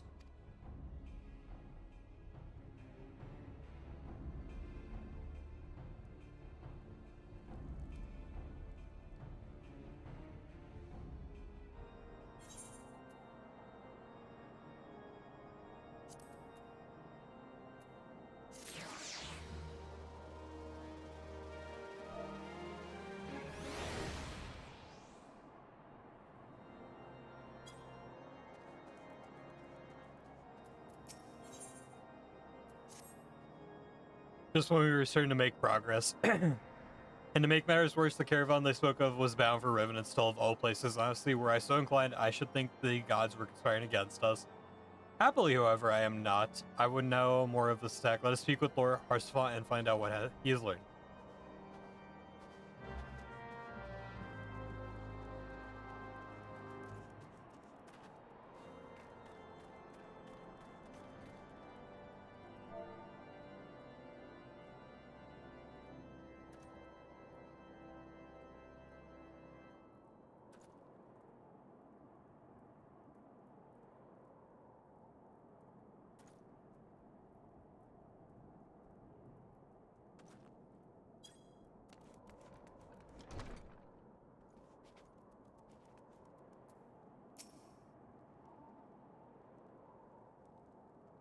My sincerest apologies for the interruption, my friends, but the situation is such that we must act swiftly. If you would be so kind as to elaborate.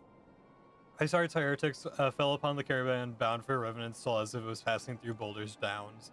It was an ambush, swift and ruthless. In an instant, every knight was slain, every crate seized, then as quickly as they appeared, they were gone. It would be an impossible feat without knowing of the route, knowledge to which only select few are privy, I presume. Quite, we can pursue the avenue of inquiry in due course. It seems to me that examining the scene of the ambush should be our first concern. The trail is yet warm. We must act swiftly, as Lord Harshfon said, lest crucial evidence be lost. You have a knack for discerning hidden truths over. Why don't you go and inspect the ambush site in person? An excellent idea. Inform my men of your intent upon arrival, and they will gladly share their findings.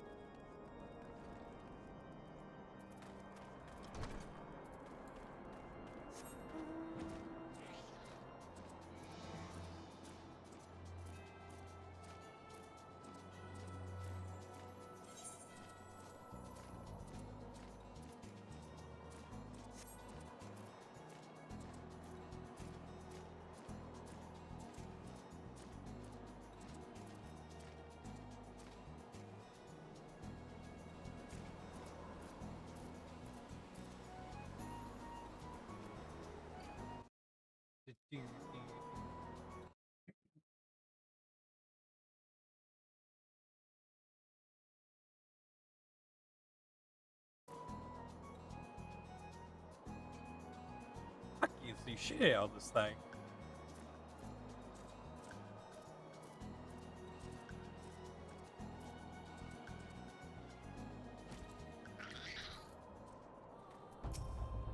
Move along, adventure. There's nothing for Lord Harshfon bid you speak to us, then you must be beg your pardon, Scion. As you can see, they left nary a crate behind, tipped the wagon for good measure, even. Whole thing's a bit odd, if you ask me. Wouldn't it be easier to steal it, though? A damn sight harder to conceal it, I'll allow. Reckon they came prepared. Probably the wagons of their own hidden away off. But pay no heed to my ramblings. Absent of proof does not, but speculation. Might be as the squire receiving care at the observatorium could tell you something more factual. That is, if he's awake. Unlike myself, he is there during the attack, not the presence amounted to much.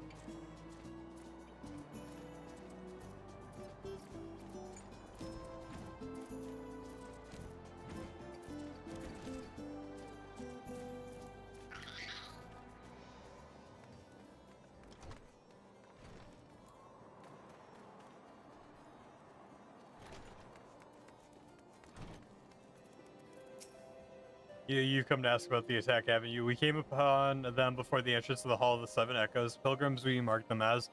Lost and ill-equipped for a journey farther north. Our leader called out to them and one step forward to answer. Slowly she approached, her silver hair flowing in the wind like melting snow. Just a young girl, I thought. Some poor lost lamb in search of salvation. Our leader must have this thought the same, else they would let her draw so close. They exchanged some words I couldn't hear. And she leaned forward as to kiss the cheek, then she sighed and crumbled to the ground. I didn't know what had happened until I saw the snow turn red. And then there was red everywhere I looked. I tried to fight, but took a blow to the head, but by the time I came to, the others were dead and the heretics were unloading the wagon. I couldn't, they'd have killed me, so I just laid still and listened. Isart's people spoke of deliverance or resurrection, and they spoke of Shiva. Yep.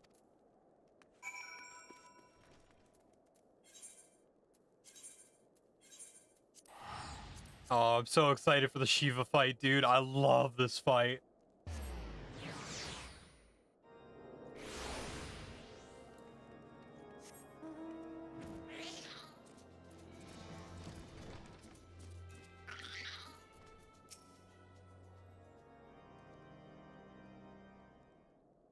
Ah, you've returned. What news have you for us? It seems that Lady Iceheart does not scruple to sully her hands with blood. Who is the Shiva the heretic spoke of? Have you not read a single line of the Ecridian, Master Elfanaut? Shiva was returned a kith and kin and apostate who lay down with dragons. Now, we cannot expect all foreigners to know Ishgardian scripture so well, particularly when it concerns the patron saints of heretics. Well, you say she's their patron saint? Oh no, if that makes sense now. The harsh font was the caravan's cargo. If I recall correctly, the diamond forge requests a large quantity of crystals. Do you not see Iceheart and fellows intend to summon Shiva as a beast strive with a primal? Why else would they go to such lengths to secure crystals? I shall inform the Lord Commander once Lord Harshafont. You would agree that discretion is of paramount concern. Hey Ray, how's it going? Happy Wednesday. How you doing this week? Of course. I trust you can count on your continued support at Master Alphanod. The Scions of the Seventh Dawn are sworn to combat the primal threat. Our support is a given. I will need to send word to the Brethren in Revenant Soul. Our entire order must turn its efforts to the prevention of the summoning. Naturally, that includes you, though I'm sure you would not miss this for the world.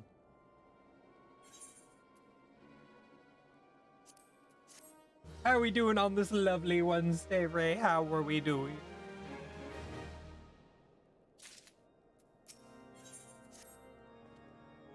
The persistent attacks on the caravan seem a little more than a nuisance at first. Their attacks were a problem to be sure, but a relatively minor one. That was before I discerned the purpose behind their attacks. Of course, now they have my undivided attention. After appraising manfully the situation, I shall summon a unit of Crystal Braves to assist us. As for Yobro, pray join me at White Room front. Since yesterday at Snowcloak, the Knights of House Durandare have rebounded their reconnaissance efforts in the region. It is my hope that they have information which may help to determine precisely where the heretics are hiding. Given our mutual enemy, Lord Drillamont should be eager to oblige us. I shall see you there then. Good. I am doing fantastic. Outside of I was telling chat earlier about this, but I stubbed my pinky toe on my bed frame. You know, everyone stubs their toe, right? You know? But I really smashed that little sucker into the bed frame, which I've done plenty of time. And then I looked and I just saw blood all over the floor and realized that I pretty much tore off like the front part of my toe. Sorry to be so graphic. So I'm limping around, but it looks like it's healing up now. It hurts like a son of a gun, but other than that, I'm doing fantastic. Like I said, even the most dire situations, we just laugh it off.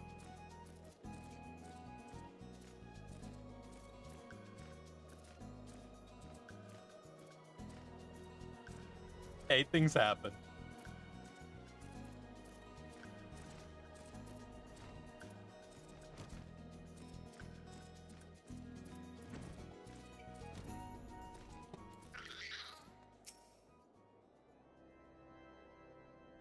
I'm doing better. It just hurts, but it looks like it's healing up just fine. So I don't think I need stitches on it, luckily. So I just keep an eye on it, make sure I don't get any weird like discoloration or anything like that, and I'll be okay. Besides the Seventh Dawn wish to join us in the hunt for Iceheart, your assistance is more than welcome, my friends. Consider the report I just received. I dare say your timing could be no better. We are all yours, Lord Drillamont. A band of pilgrims was seen transporting a large number of crates to the west. Their garb appears to match the description provided by the squire who survived the attack. The last our scouts lost track of them at Snowcloak, that self-same frozen wall, which we speculated might conceal the heretics' hideaway. Suffice it to say, the disappearance of those pilgrims and the provisions all but confirm our suspicions. I have heard enough. My knights will join the hunt. I took the liberty of summoning a unit of Crystal Braves to a White Brim front. Given the gravity of the situation, I trust that you agree that we must use every rank resources available to us. These are extraordinary circumstances, Commander. It would be the best interest to coordinate our efforts. Such has been my intent from the start, Sir Aramek. And so it begins, my friend, though I dare say we prove it an all too brief collaboration. Iceheart will not elude the combined forces of the Crystal Braves and the Temple Knights for long. Nevertheless, a wise man does not wager all upon the success of a single solution. There may yet be subtler means by which they can locate the heretics lair. Mayhap Lord Jolamon has one in mind.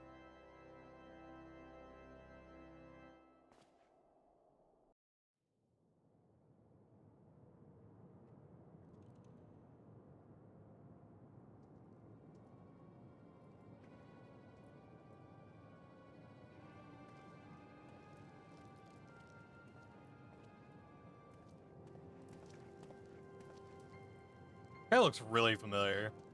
Yes, excellent.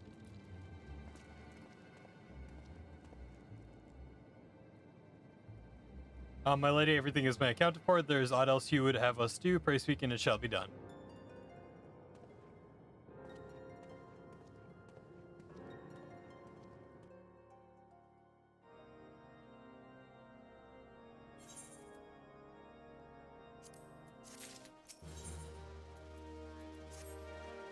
It seems as though we were always one step behind, our quarry ever just beyond our reach. Though I would like to believe that the tables are about to turn, I must confess to having certain doubts. A joint effort may succeed where others have failed, but it could yet yield the self-same result. Fortunately, we are not without other options. I trust you haven't forgotten Inquisitor Gelamy. We have not. The mystery of how the heretic remained undiscovered for so long has been much in our thoughts. He has the question of what steps might be taken to prevent similar breach of security in future. Accordingly, we conducted an exhaustive and covert evaluation of everyone in Whiteburn Front. Though some were found to be committed certain minor transgressions, we identified only one possible heretic. If the man has pledged himself to Iceheart's cause, he will have taken note of the movements of the Temple Knight and the Crystal Braze, and upon recognizing them, he may attempt to warn the heretics. Man's watch is at an end soon, as which might he must report to Sir Jeramont in the yard. I would have you keep an eye on him, and if he ventures beyond the walls, follow him discreetly. Should he meet with the heretic, do not interfere. Simply watch and listen. I have seen to it that the suspect knows nothing which could endanger our plans.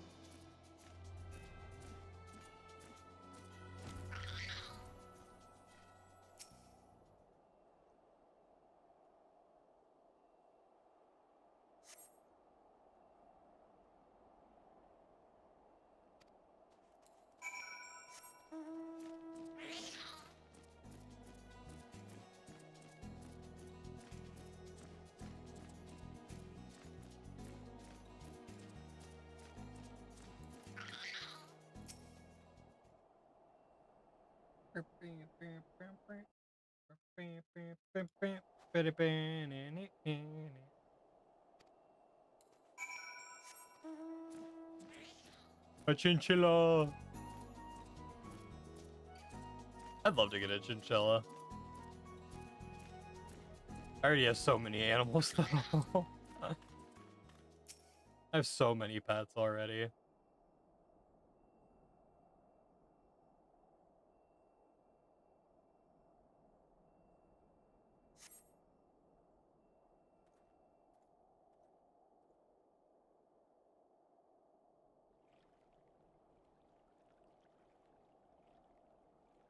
Hey, we're in the seven hells, are you? I'm freezing my bollocks off here. I'm here, you're blundering enough, why are you late? Standing on the wall, why else? I've duties to fulfill, you know? Your sole duty is to the bloody echo, lower your voice or they'll hear us and wipe in front.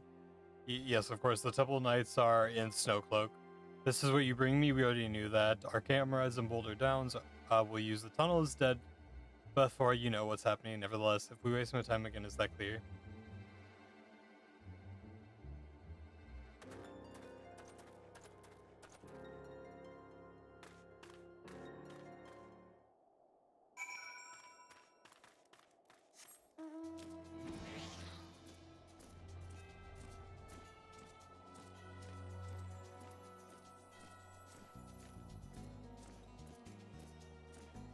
Man, I am so excited for tomorrow, though. Arc Raiders, full release. Oh, yeah.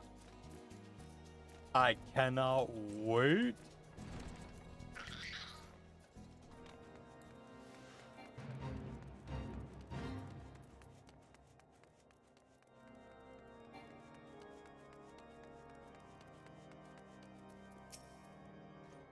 How well did your investigation bear fruit?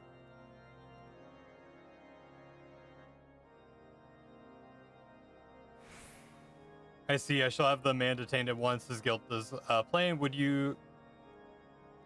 that you could have heard their words more clearly. Yet the few snatches you were able to make out are nonetheless enlightening. It would seem the heretics are aware of our operation and confident that they can thwart it. Their comrades at Boulder's Downs are key to their plans, which means it is key to our plans to be rooted out and put to the sword.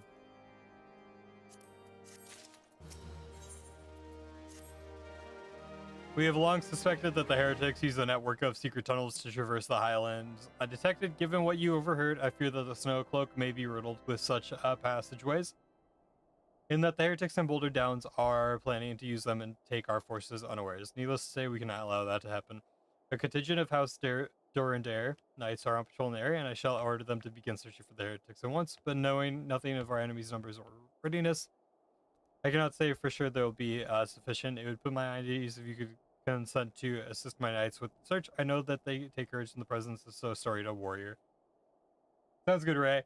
Pray rendezvous with them at Boulder Down. If alone is gone, we may catch the heretics before their plans come to fruition. Show them no mercy, oh bro. The lives of our allies are at stake.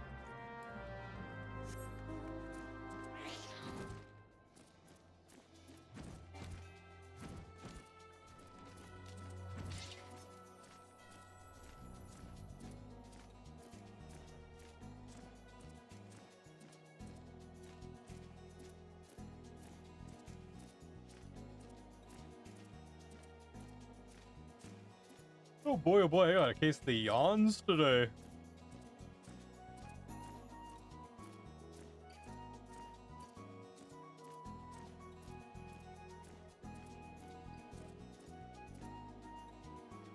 Bam bam bam bam bam.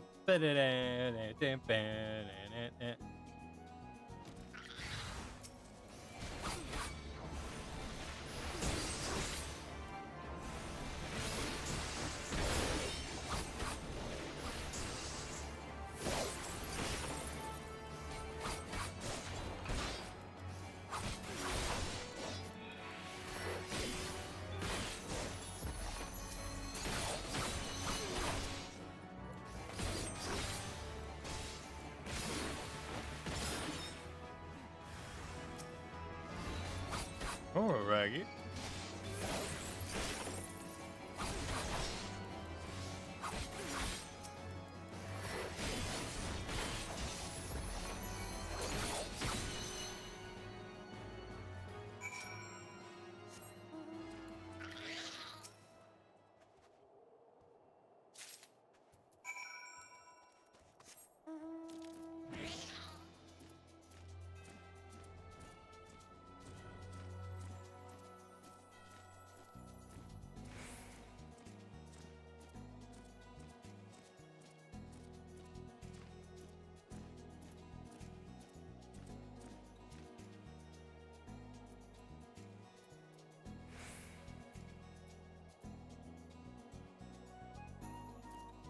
Oh. I didn't realize I wanted to use Jinpu first. Okay, well, lesson learned for the future.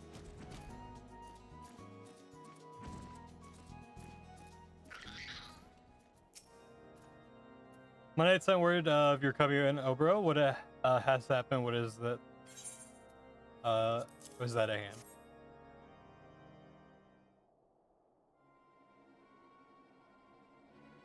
By the Fury, those were veterans with years of service. Now they lie dead in the snow, their bodies must be recovered in. No, we have not the men to spare, not now. Now while Iceheart prepares to summon an abomination. The heretics you dispatched were not of sufficient numbers to contend with the combined strength of the Temple Knights and the Crystal Braves. There must be others, and I'll wager they're in the way of the Snow Cloak as we speak. To make matters worse, it seems the traitor you followed managed to pass the heretic something of value after all. No, the parchment you recovered is the times table of the guardsmen watching at our outpost in Snowcloak. The traitor was stationed there long before you aroused our suspicions. Would that if you caught him sooner.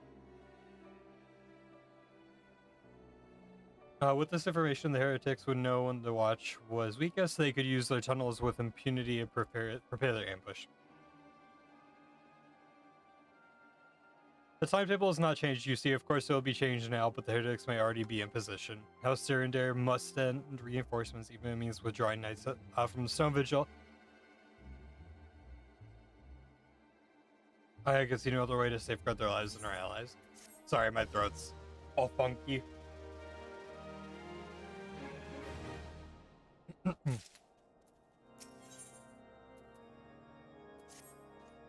Time is of the essence, Obro. While the knights may ready to depart, the heretics may take our allies in Snowcloak unawares. Spirit training equipment will avail them not if they are cut down ere the swords are drawn. But all is not yet lost. If you leave now, there may still be time to warn them. Make haste, I beseech you, fly to Snowcloak and tell Sir Ambic everything we have discovered.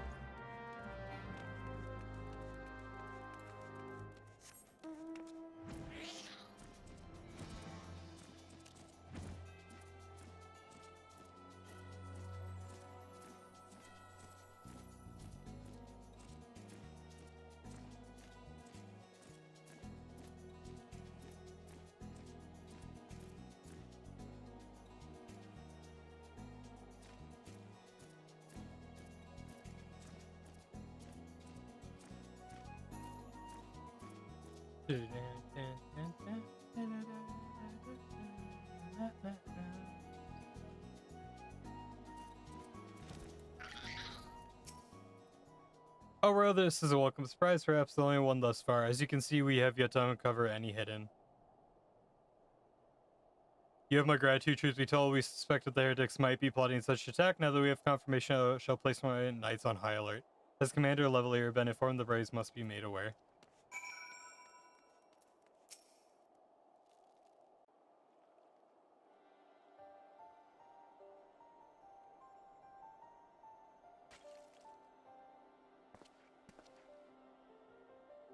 It must be here, I'm certain of it. Why else would they go to such lengths to defend Snowcloak? 'Tis but a pity this discovery comes when our enemy has us at such a disadvantage. Forewarned though we may be, the heretics know the terrain far better than we. I dare not think how many are watching us this very moment. Confound it, this is all wrong. Isar has us scrambling to save our own skins when we should rightly be straining every sinew to find her and stop the damnable summoning. There she is.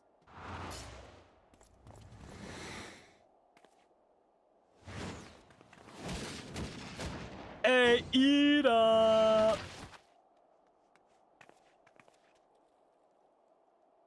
That was close. They didn't hurt you, did they?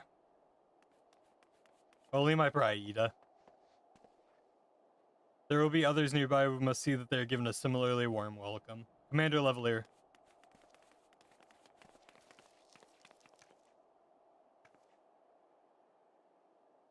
There's been a development, sir. Together with the Temple Knights, we may have secured the entrance by some half-dozen tunnels. After spotting the enemy breaking the surface, but that is all, sir. We think that one of them may be important. Certainly the heretics near flung themselves upon our swords to defend it.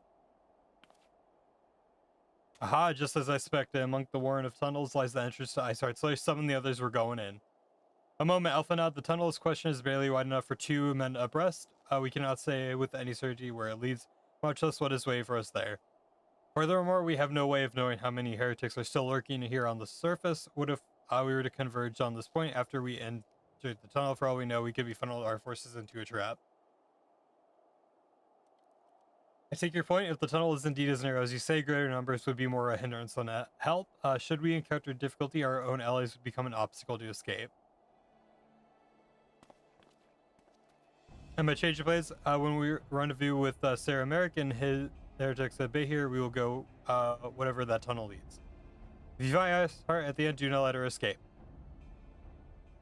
You ventured to the unknown, so see that you're prepared for anything. I suggest you call upon your allies, though too many of Papluma will sulk.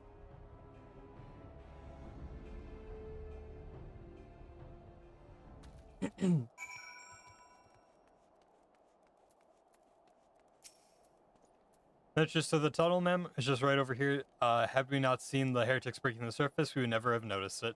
First, sir, AMX orders we stand guard outside. Please be aware that even though you shall encounter significant resistance, we cannot leave our post.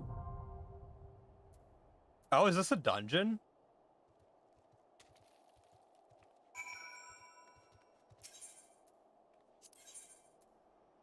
Oh, it is. 11-minute wait time. That's okay.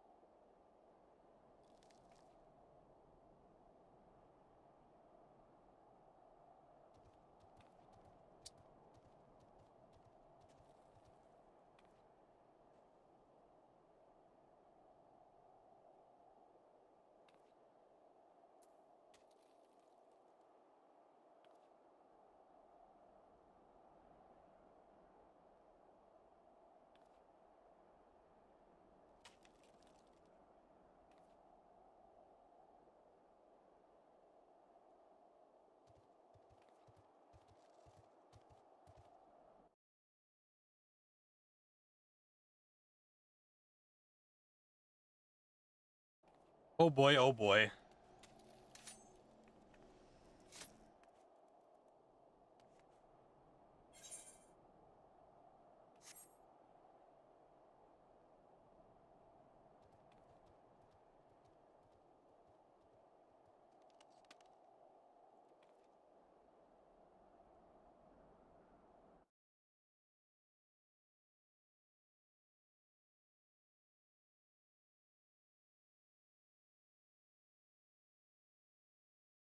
Alright, so we're on...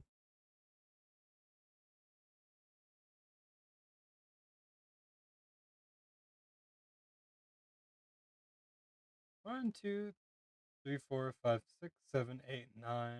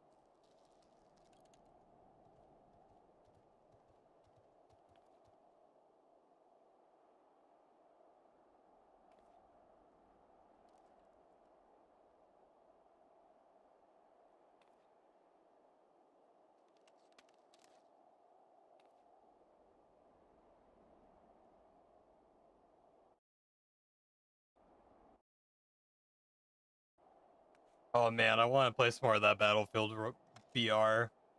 So I go wait for my friends to hop on.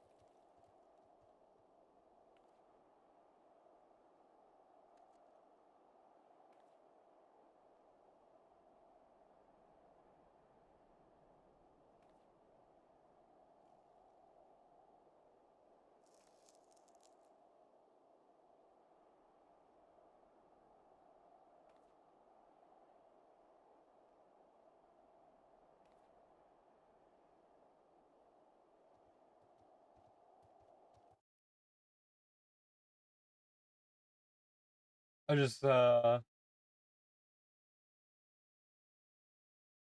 Ben, that's totally okay. Like I said, I literally played for like 10 hours yesterday and we won 2 games. 2. All the Warzone nerds are playing it right now, so it's like super sweaty.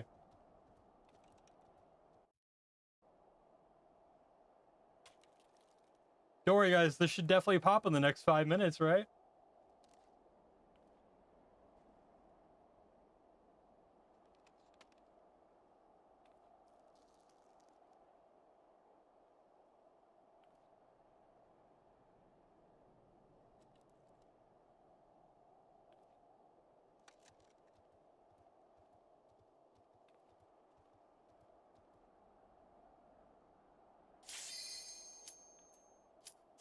Well, that popped a lot faster than I expected. Okay, there we go.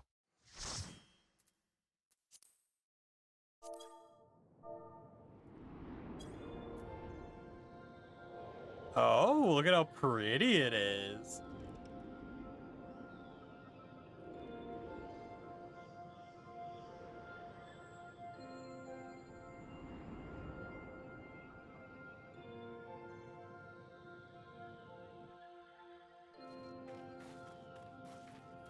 In my first dungeon is samurai. Ooh la la.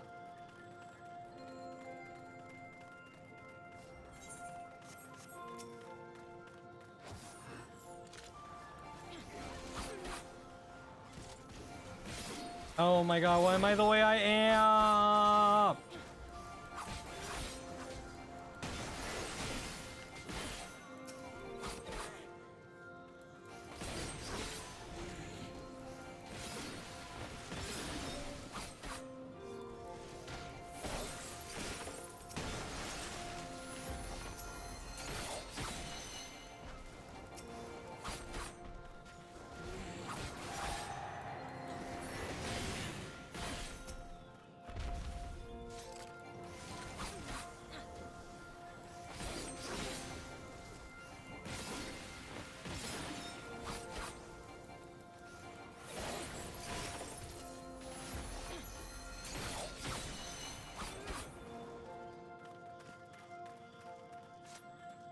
That's a big sword. Holy.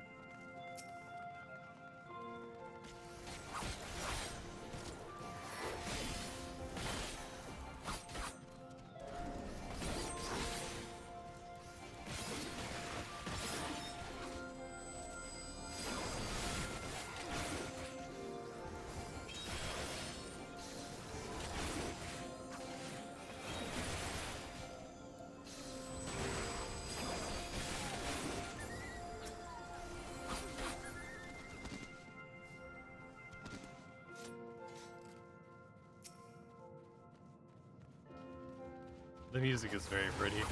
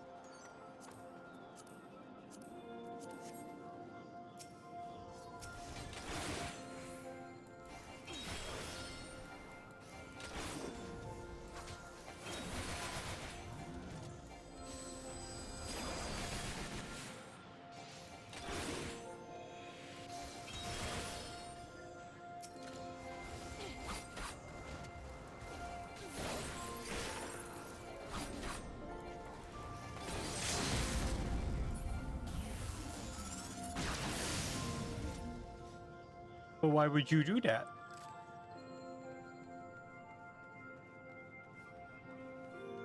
But why would you do that?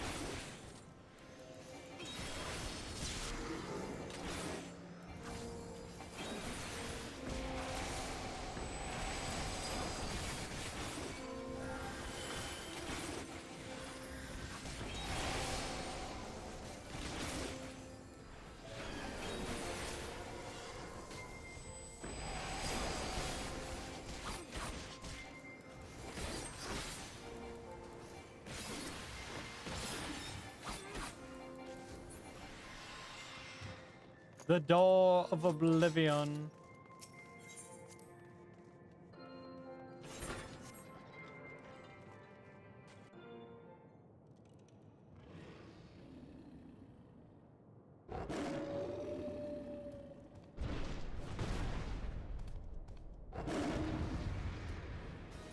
That's a monster hunter looking monster. Oh my.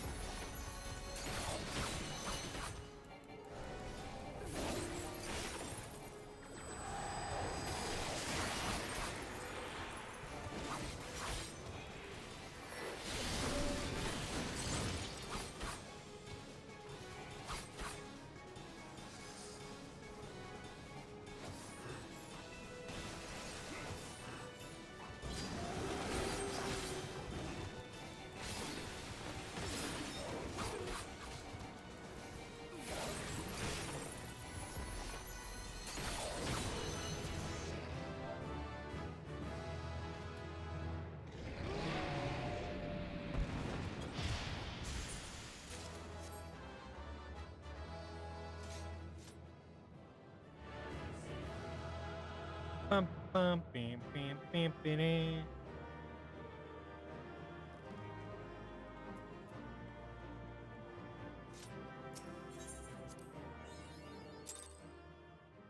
Leaving a good impression. Wow. The tales do not do you justice, warrior of light.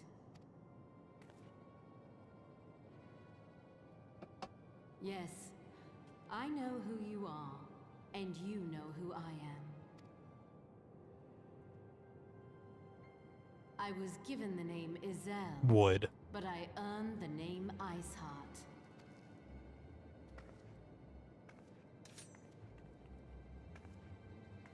This endless cycle of hatred, of bloodshed, of sorrow. You would see it continue, O noble warrior of light. I would not. I will not. I will bring an end to this war between dragon and man, no matter the cost. In time, you will come to understand that what we do for the greater good. For Eorzea, for Hydaelyn.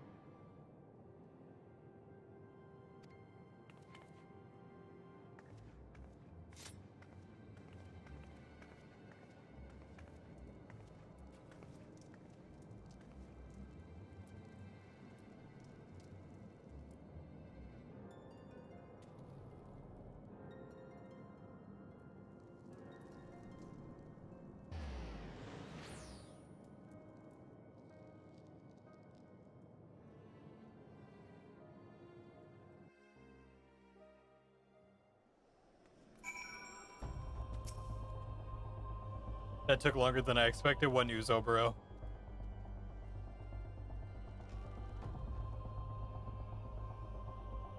So Isar is but a pseudonym, not that it matters. That she managed to escape is regrettable, but from the description of that beast, you did well to come close as you did.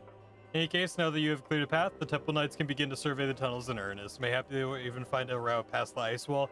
Wouldn't that do wonders for the fight against the heretics? The Crystal Blaze would certainly share the credit for it too. Still be praised, Obero. We may have yet turned the situation to our advantage. Assuming we stop Iceheart before the summons Shiva, of course. Needless to say, fellow Scions have not been idle. Minfilia and Urianger have been busy pursuing the archives of House Fortemps, gathering what information they can on Shiva. Which reminds me, if you're intended to trudge back to Camp Dragonhold to report on this day's events, don't. The antecedents should be here any minute. I can only assume some people enjoy subjecting themselves to this cold shiver.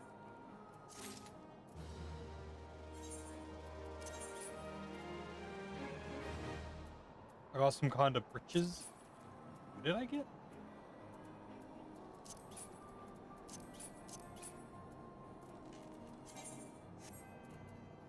I don't know.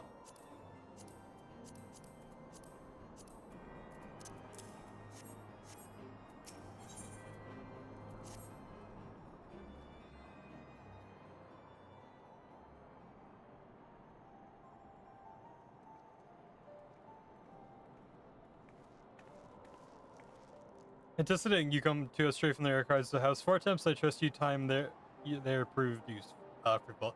Would that it had Urianger and I scoured countless texts, but what we found was of questionable veracity. Accounts of Shiva's life and deeds are sparse and contradictory, only agreeing upon one point. She lay down with the dragon, the gravest of all sins according to the Ishgardian faith. Yet in the eyes of Iceheart's followers, that was a holy act, the blessed union of man and dragon. How such a thing could even be possible is quite another question. Suffice it to say, I very much doubt that you'll find a useful answer in the archives of House Fortemps. Much knowledge has been lost over the centuries, though in this case, one wonders if it is by circumstance or design. You said the Iceheart took a moment to plead her prior case to escaping, did you not? Viewed without prejudice, most would agree that bringing an end to an endless war serves the greater good. I think Sir Ermic might take issue with her methods.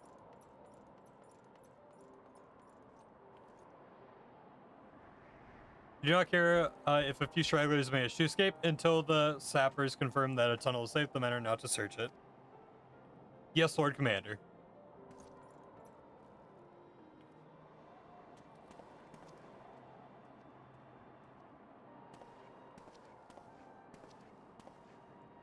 You pursue your foes with less zeal than I expected, Sir Aramek. Lest you misunderstand, I do not deny that our enemy has given us good reason to be prudent. I merely meant, you being a man of faith, that I had expected a certain single-mindedness. After all, was it by the will of Halon that your ancestors came to this land? Why they took up arms against the Dravanians? What would they have done in your position, I wonder? There are those who believe that faith is a renunciation of free will. That unquestioning devotion is reward for all who would live a service to the Fury. Such righteous fervor may will serve a knight on the front line, less so a leader of a man.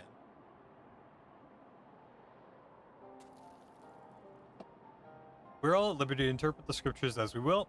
I choose to believe the Fury would value the lives of followers or the deaths of her enemies. But I will not presume to speak of the Knights of Eld. It was a different time, nay, a different era, and scriptures tell us only so much. Would that it told me more.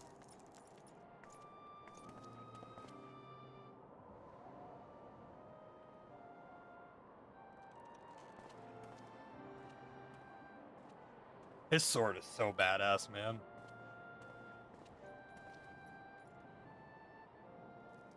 That man is awfully pragmatic for a servant of the Holy See. A welcome trade at the negotiating table, to be sure, less so when one's enemies are making ready to harness the power of a god. Mayhap he does not truly believe the Iceheart's plans can succeed. Truth be told, I too remain somewhat skeptical. Shiva was real, a living, breathing woman, of that can be no doubt. In this respect, she differs from every other figure to have been summoned, each of whom was worshipped as a god. The sole exception being good King Mughal Mog XII, the myth made manifest in response to the fervent supplications of the Mughals' guard. Saint Shiva may differ, but what of the heretics? They are a tribe that cast out war with a mighty nation, who yearn for the resurrection of one who embodies their beliefs. If that is not placing one's faith in a higher power, then what is? Crystals and conviction and failure, they have them both in abundance.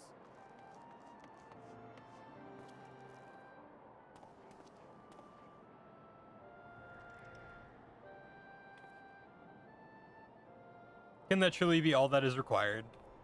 I mean, it seems to be the case, to be fair. My survey team has concluded a preliminary analysis of the Aetheryte Iceheart used to escape. They believe that she's teleported to another Aetheryte somewhere not far to the west. Despite the apparent proximity of the second Aetheryte, however, they have been wholly unable to detect its presence directly. Unless Iceheart has some means to mask a signal, I can only presume she had it destroyed to prevent us from following her.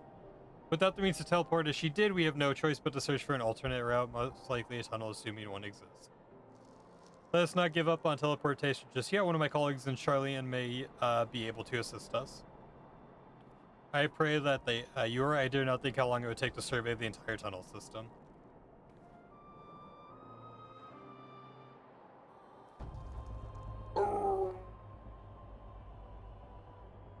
When an affiliate looks into our Aetheryte problem, I'd like to request your assistance with another matter. The third unit is currently tracking the remnants of a heretic force which attacked us. However, the search goes poorly despite our numbers. Porthos is vast, and Iheart's followers know the terrain far better than we. Your knowledge of the region might serve to hasten the process. The sooner we capture Iceheart's followers, the sooner we will press them for their leaders' Uribas. Also, though it admittedly a selfish request, I feel that my braves would benefit immensely from working alongside you. While we have our share of veterans, we also have more than a few less experienced recruits, many of whom to look up to you in case you are not aware.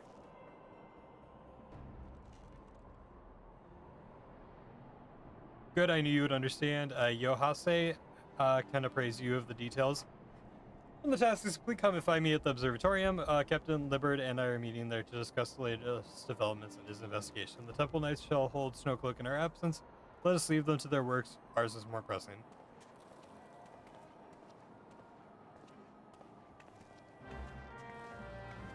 Bam, bam, bam, bam.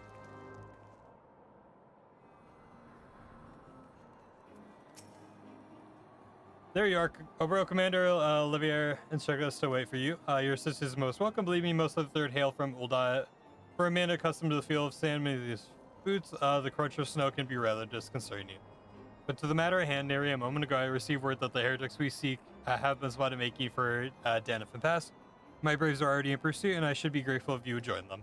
I myself should take part in the hunt. Never let it be said that I did not earn my coin.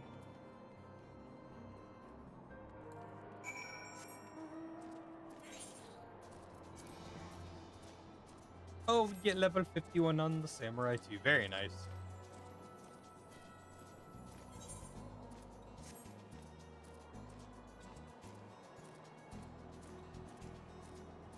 I'm debating what job I want to play through Heaven's Ward on. I almost want to level up Dark Knight and take Dark Knight through Heaven's Ward.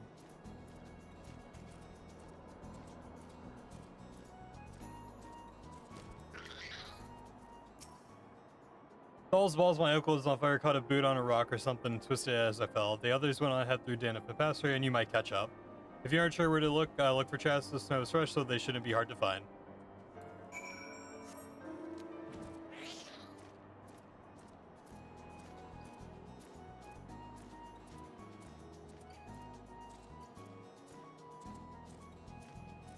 Balls, baby.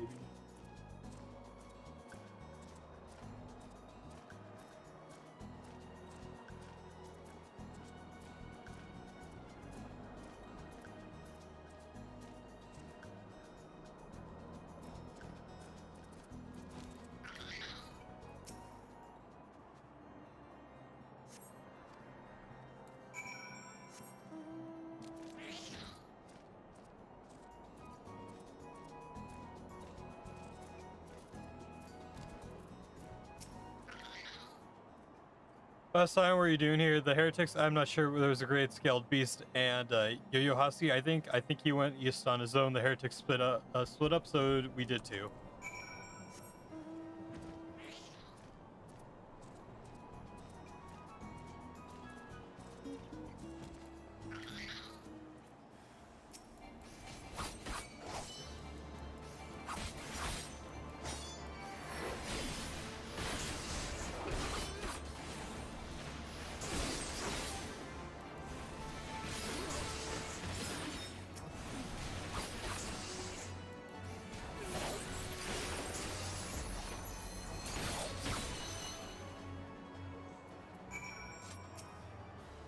How embarrassing. I was so intent on following the heretics' tracks that I almost failed to notice they had doubled back. Almost, my new one tried to sneak up behind me and got a knife in the gut for his troubles.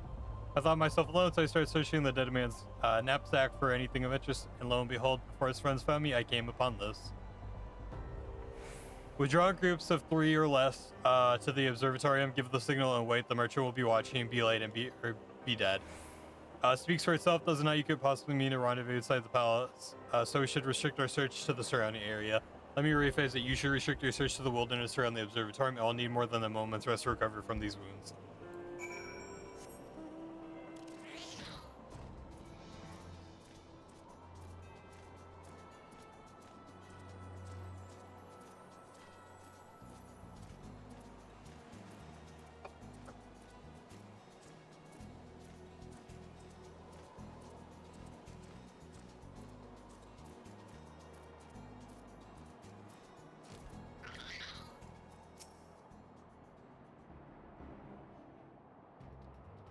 I'm through with listening to your excuses. We leave now. How the woods are crawling with those blue coats, and the knights are searching every wagon that passes through the gates.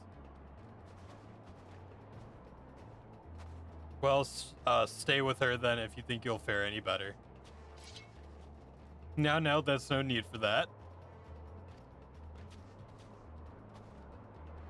There are places like this in my homeland, sacred snow-capped peaks where blood must not be shed.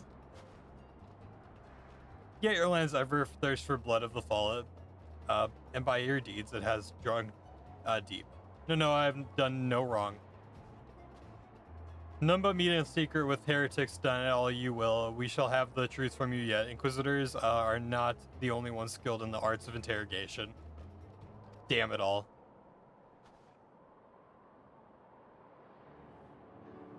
Hey, it's me, you hero, bro. I presume your work of the third brought you hither. What a tangled web, lest you wonder. We came here not for the heretics, but for the merchant who has been conspiring with them. He came to our attention during the course of our investigation to the Ivy. It beggars belief, I know, but it seems our favorite Garlean spy may have been providing assistance to Iceheart. Were it not for the efforts of Lady Yugiri and her shinobi, you might never have discovered the connection. Master Evelyn, too kind of fear my people and I have done little to aid your search for the spy. We long to strike back against the Empire, weaken their influence in this land, to prevent the tragedy which befell Doma from reoccurring. The days and the work that I promise will require a very particular set of skills which I am fortunate enough to possess. If you will, I will accompany you until the investigation is complete. This is the most generous offer, Lady Ugri, and one which I will gladly accept. Thank you. Though I may disappear for a time, know that I shall never be far, and I shall always be watching. Comforting thought. Come over, let's wait inside the Captain Ilbert to return and deliver his report. I love you, Ugri. I love you.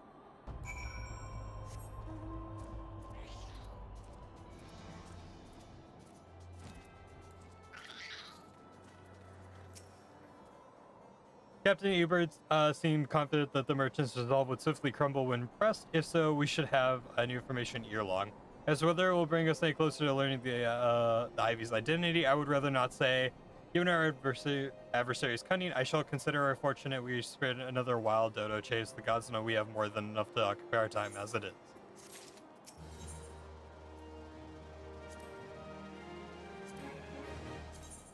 Oh ma.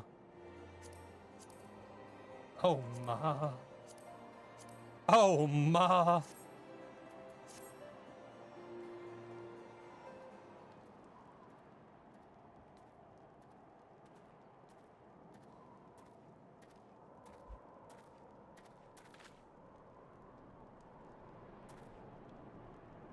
Captain Ailbert, do you report if you will? Aye, Commander. Firstly, with regard to the heretic we captured, I regret to say that the man could tell us not that we did not already know of Shiva. We have since handed him over to the Ishgardian authorities. Henceforth, the Holy See will pursue the matter independently. Yeah, Microsoft has got its problems. Oh yeah. Hey, that's what happens when you have a monopoly over the entire market. Our inquiries concerning the Ivy, however, have proven more fruitful. We have ascertained the channel by which the heretics acquired their information on the shipment routes. Go on. You will recall the flame we first identified as being the Ivy's employee. From him, we were able to trace a trail of conspirators, each taking us closer to his master. Alas, the trail came to an abrupt end. Fearing that the investigation had been compromised, we took a necessary step of detaining all suspects of conspiracy. There were 5 on the list, including a flame station at Revenant Stall. The man's primary duty was to keep an inventory of donations from abroad, the particulars which he would share with benefactors, thereby ensuring the needs did not go unfulfilled. By virtue of his role, he was privy to the details of all shipments bound for the custom, and needless to say, they included the originator from the house Fortex.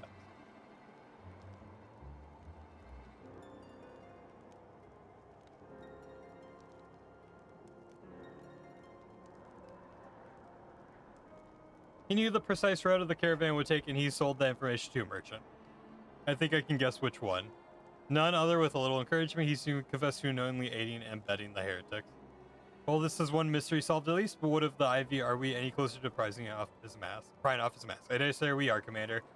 A relentless pursuit has forced him to commit a grave error. In a desperate bid to cover his tracks, the Ivy resorted to exercising certain administrative powers available only to high-ranking members of the Immortal Flames. To consider then that our investigation is known to barely a handful of them, the field of suspects is greatly narrowed. You mean to say that the agent is Ruban's innermost circle, someone who has been with him since the Immortal Flames establishment? Tis the most plausible explanation. The infiltration likely occurred during the company's founding and the groundwork for the act being laid beforehand. To slip into a position of authority unremarked and remain above suspicion all these years. I too was surprised, though I really should not have been. One of the 3 grand companies, Goldaz was ever the most vulnerable to infiltration. Both Limsel and Mitsa and Gridani had long-standing armed forces that lent themselves well to the formation of the Maelstrom and the Order of the Twin Adder. To all intents and purposes, it was the same people, loyal ones of mine, under the same leadership, only the banner was different. Not so the Flames. Goldaz military was made up of disparate orders, most of which were glorified mercenary companies that answer only to their own paymasters. Hardly an ideal environment in which to establish something as high-minded as a grand company. The difficulties Raban faced when founding the Immortal Flames are well known. Even after he was convinced his fellow syndicate members to share the cost, there remained the small matter of finding enough bodies to fill the ranks. Indeed, any given of the pressing nature of the Imperial threat, that meant recruiting every passing sellsword. Amidst the chaos of Estonia, it had been a child's play to infiltrate the company. A good deal easier than now, eh? The more flames have ever been caught between conflicts, interests, and public and private. Though the monarchists ultimately agreed to support the organization's founding, it was not out of charity they did so, but simply self-preservation.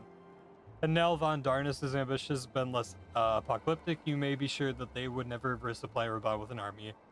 Tis but a wonder they did no attempt to extinguish the flames of the moment the danger had passed. Ahem, returning to the present. Even as we speak, our dome and allies are shadowing several high-ranking flames. Any one of them could be the Ivy. Desiring to deal a blow to against the Empire, the refugees were eager to lend us their aid. I expect to hear from them ere long. Very good. Pray continue your investigation with the first. Meanwhile, have the second attend to the unrest, and third can join the fourth in inspecting crystal shipments. If they notice anything unusual, I want to know about it. If Shima is summoned in like manner to the other primals, the heretics will be looking for farther supplies. Understood, Commander. I shall send word to Sir Emeric, informing him of the success in identifying the heretics' abettors. Hopefully the information will be of some use to the Ishkardians. It is time, Commander.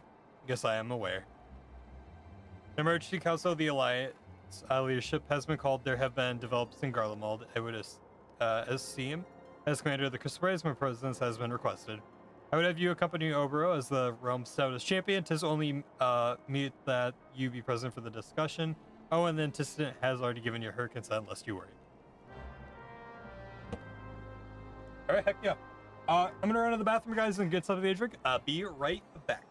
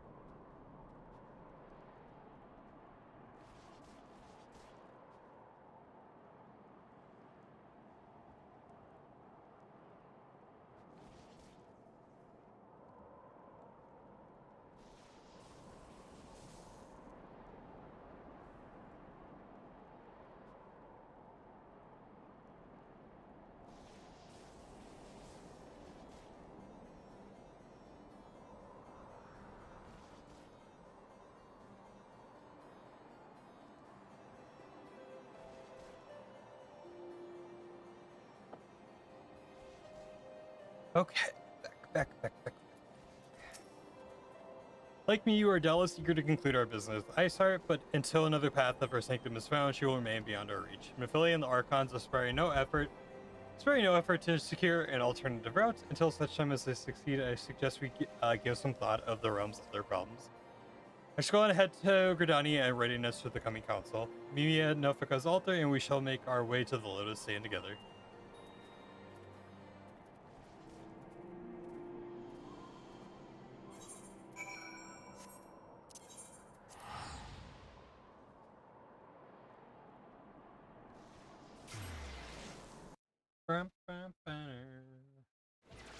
I need to shave.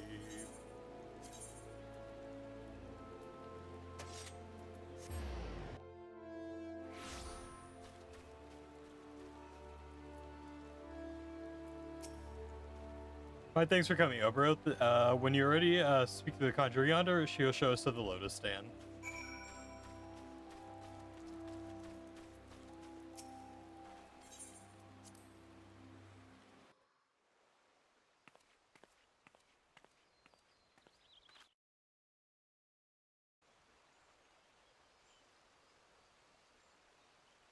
Change has come to the Garlean Empire, and we must discuss the implications.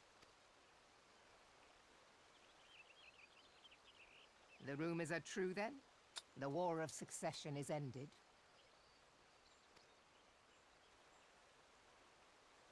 It is. A new emperor reigns in Garlemald. Who? Ruh-roh, Reggie. That was quick. The birth and all too rapid expansion of the Garlean Empire is commonly attributed to the strategic brilliance of Solus Zosgalvis, yet he did not rule alone. Several members of the royal household also distinguished themselves during his reign. Nevertheless, it was the eldest son who stood to inherit the throne, until his most untimely passing. I thought us fortunate when I learned that the Emperor had died without naming a successor.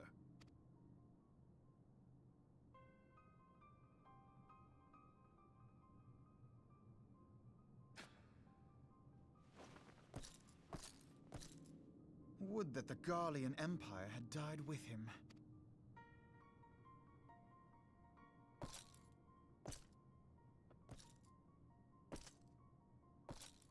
Those shoulders just seem incredibly inefficient. Oh my god. 'Twas the grandson and his uncle who had the strongest claims, was it not?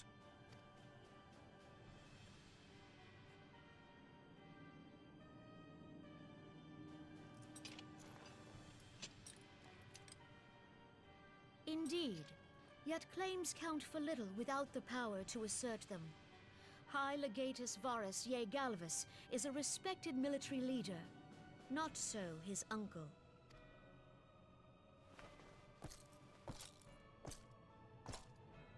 So, young Varus has torn the crown from his uncle's grasp and taken his place at the head of the Empire.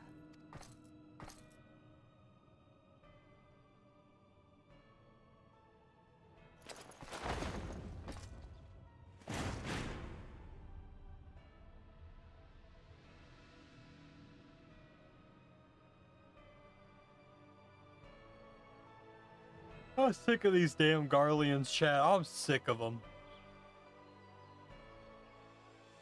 Given the troubled nature of his succession, the new emperor will require time to seal his grip on power. Yet have no doubt but that he shall, for there are none left with strength enough to oppose him. Since the success of Operation Archon, the remnants of the 14th Legion and the forces occupying Alamigo have done naught but fortify their positions. But you can be sure they'll be ready to march on us again, if their Emperor gives the word. When, not if. They say this Varus was so set upon Eorzean annexation that he spoke out against the Meteor Project. Plainly, the new emperor's intentions are of great concern to us all.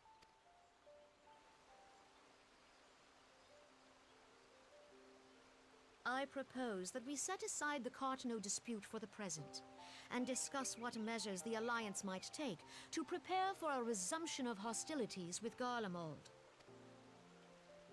Moreover, I move that we re-examine the question of how our former allies in Ishgard might be persuaded to retake their place at our side.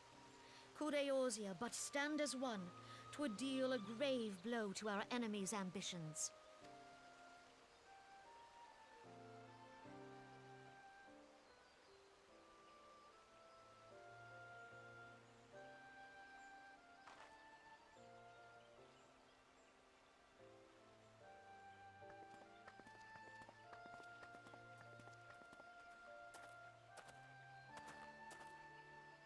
Well, I suppose we should be grateful that they have finally acknowledged the inevitability of Imperial attack. Who knows? They may even do something about it. If only the leaders of Ishgard would follow their example and stop hiding behind their gates, praying for the coming storm to pass them by.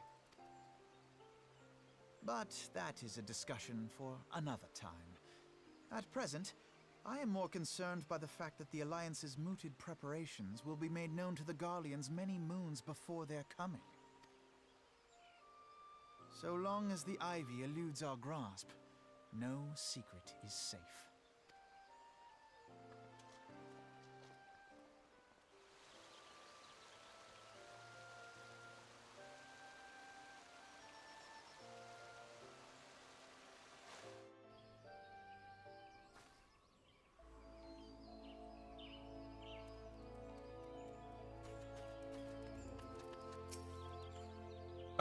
It will not escape your notice that the nations of Eorzea are not no nearer to being of one purpose, despite the protestations to the contrary. Plainly, the threat of a resurgent Garlemald is not enough to stir them.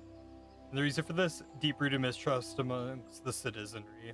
The nation's leaders can come to all the understanding they like. Unity means little unless to the common folk. Take the Lominsians, for instance. Though Admiral Maleb outlawed piracy over a decade ago, foreigners still picture the nation as a haven for grog-swilling, wooden-legged cutthroats. And likewise, the Gridanians are mocked as hermits who talk to trees, and the Uldan scorned as swindlers who worship coin. Not that such sentiments are entirely without grounds, of course. Take that pillar of Uldan society, Talaji Edalaji, for example.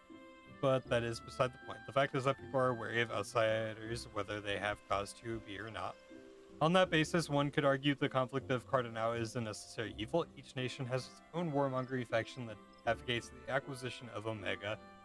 In order to placate them, we present them something resembling warfare and thereby curb their appetite for full-scale conflict. But enough idle musing. Let's seek to a more pressing matter, the Ivy. Since we spoke at the observatorium, Captain Ilbert has further shortened his list of suspects, and by happy coincidence, the one he deems the most likely candidate is likely back to Gridania.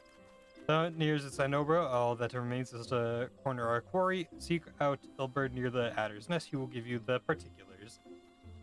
Should there be any developments in Corthus, you can be sure that I will send word without delay. In the meantime, most success in apprehending the Ivy.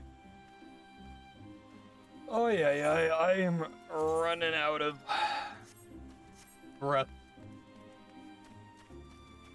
with all this talking.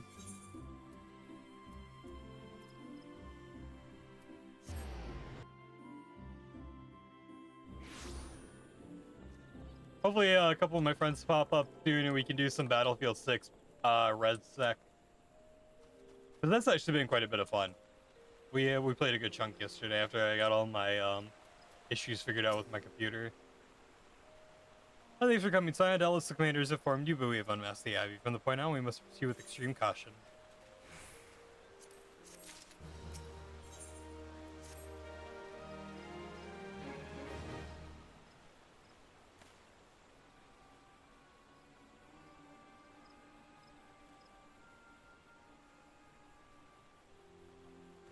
Listen well, the spell we have been seeking all this time is none other than Flame Marshal Elaine Royale, Raban's second in command.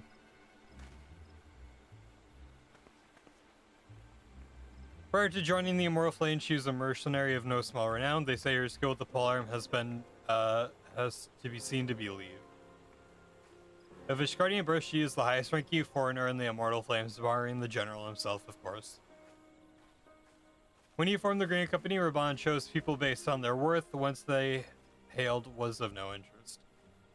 The Monodorous saw things differently, however. Having funded the enterprise, they reserved the right to reject candidates nominated for high-ranking positions.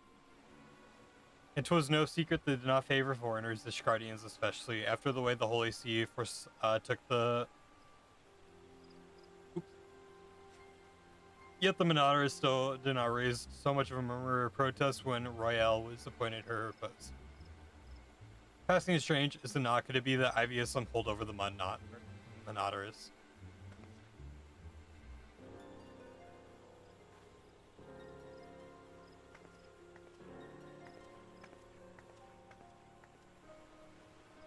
But these revelations are secondary to our current mission. Of foremost interest is Royale's presence here now. As you may be aware, it is of the duty of the Flame Marshal to command the Immortal Flames in the absence of the Flame General. Well-renowned attendant of the Council of Alliance Leaders, she should have remained in the Hall of Flames. The woman has no business being in Gridania, yet here she is nonetheless. On some pretense, she is up to something, mark my words. Even as we speak, I have a dozen men trawling the flame records for evidence of Royale's guilt, but if we can catch her red-handed, we shall have all the proof we need. Which brings me to the plane. I have people watching the city gates, the airship landing, and the docks. Every piece of ears. She cannot leave without our knowledge. All that remains is to shadow her until she betrays her true purpose. Can you rely upon your eyes, Scion?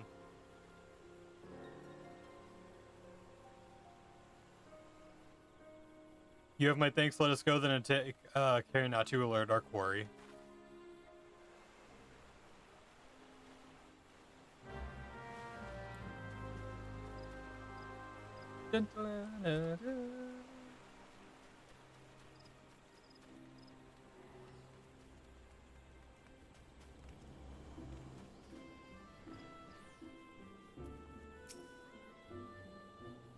Alright, let's head to the direction of the Blue Badger's Gate with me, Scion.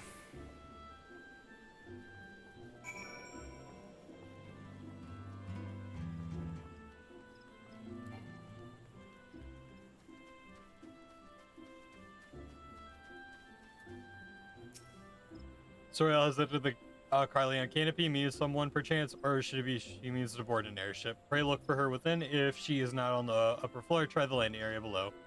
Wouldn't mind a station there, and she may have been seen something. FME is her name. I shall remain here in case Royale reappears.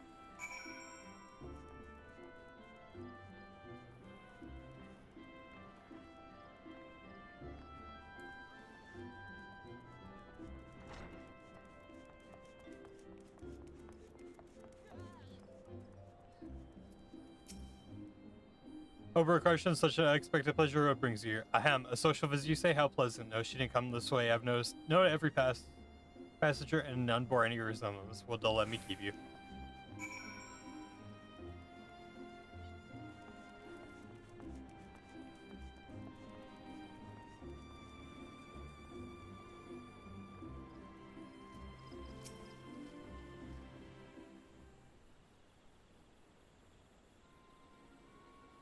Nowhere to be seen, you say? You're sure she didn't board an airship? She did not come back out either. Where in the seven hells could she have gone? The Roost, how could I forget?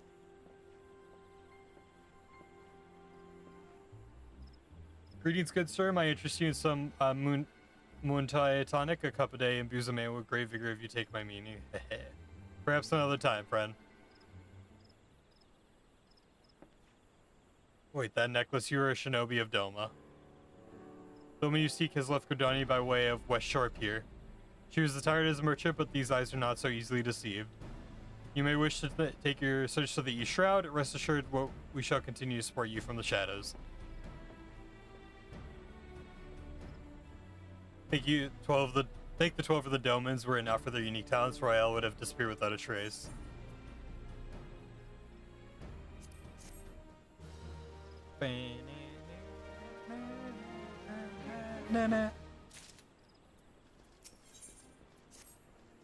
Our hunt leads us to the East Shroud sign. I suggest we follow Royale's example and take the ferry from West Shore Pier. Your Dallas wish to make a certain preparations. See them while I go on ahead. I shall wait for you at Sweet Bloom Pier.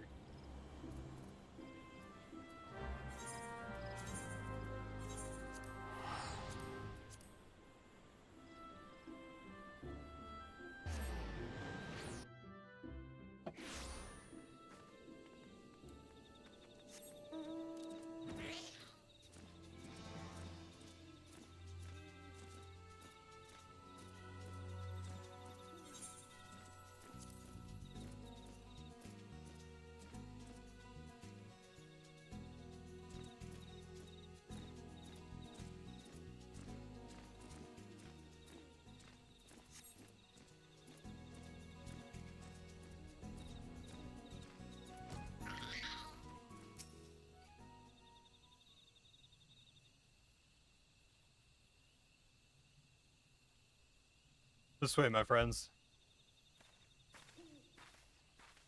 Yuguri, I love her. Your quarry makes for the Hawthorne Hut. If Royale is truly the one we seek, we can expect she means to make contact with the Garlean Masters there. An explanation is in order. You no doubt aware that the Garleans have their own method of communicating over great distances. Well, our ingenuous friends at Garland Ironworks, ingenious friends over the Garland, have provided us with devices which disrupt those communications, and we have installed them around the city-states. In doing so, we made it difficult for Imperial agents to correspond with their masters. Royale would thus have no choice but to rendezvous with the Imperial contact directory. Yet, as a well-known fast in the Immortal Flame, she cannot move about Thanalan without being recognized. It'd only be a matter of time before someone saw through her disguise. Just for that reason, I believe she has chosen the Black Shroud for her clandestine meeting. The allies in our common sight there, and her comings and goings are not like to turn any heads. As my scouts tell me, the Garleans have sent agents with the mind to destroy the devices and render such strict contact unnecessary. Unfortunately, our shinobi have thus better been successful in rebuffing their efforts.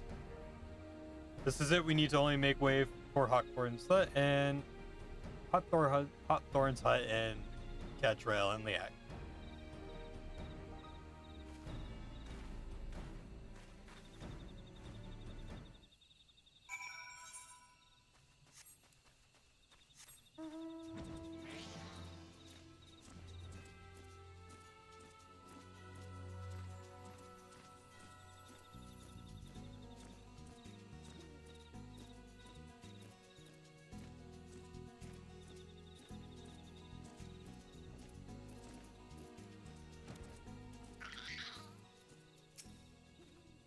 My people report that her quarry has departed for the Bramble Patch. The Ivy returns to the Gnarls whence she came, but perhaps it is all for the better. To convict someone of her standing, we will require damning evidence against her, which could be better than to catch her in the act when she meets with the Garlean Masters. My countrymen and I shall lie in wait for the showers. Tread warily, my friends.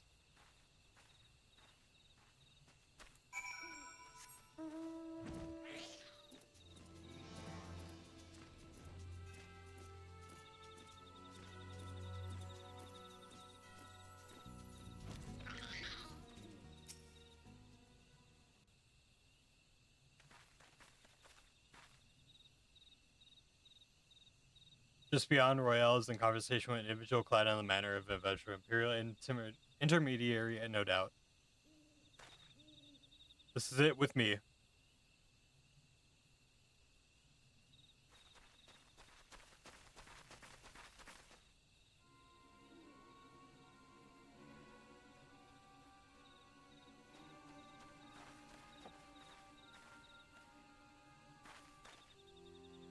Flame Marshal Aline Roselle, you're under arrest for treason and espionage. You were followed, you bloody fool.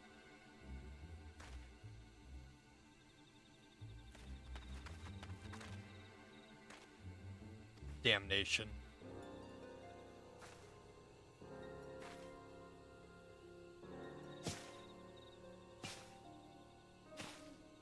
Oh, hell yeah, dude.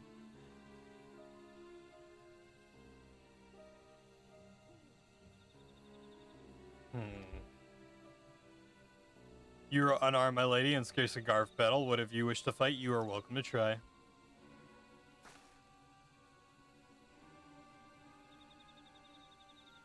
What is the meaning of this, Captain? Would you arrest me for strolling in the Twelves Wood when last I looked there was no crime and neither was conversing with the passing strangers? You would feign ignorance then? Very well. Do you think of something to say? There will be plenty of time to say it later. Now come quietly, or I shall make you wish you had.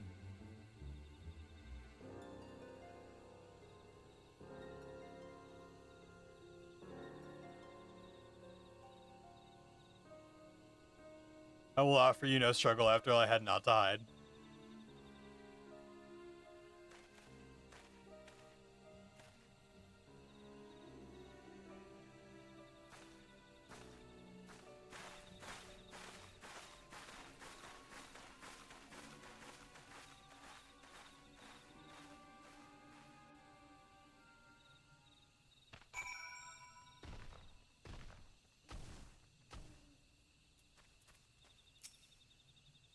Even a warrior Ailsra now could have not hoped to escape by force. Despite her claims, her surrender does not bestow innocence. To speak innocence, but in awareness of her position is unstable. With the ivy thus uprooted is the hope that the tendrils she entwined with the immoral flames will gradually wither and die. Mayhappen the people of Dole will have the grand company they deserve, but let us speak of the present. If I'm asked, what will you do now, bro? So the signs seek a way into Ice Heart's sanctum. Then I dare say your ego will return to the rising stones. Pray do not let me keep you. Fear not, my countrymen, I shall tend to the aftermath. You need not waste your talents here. And speaking of talents, you have been training in the art of the shinobi. The change in your bearings is quite evident to me, at least. I look forward to seeing you in action. Till next time, my friend. I like that she mentions that I've become a ninja and like stuff like that. That's cool. I don't know if they reference that if you haven't been playing the ninja job at all. Like if you haven't unlocked it.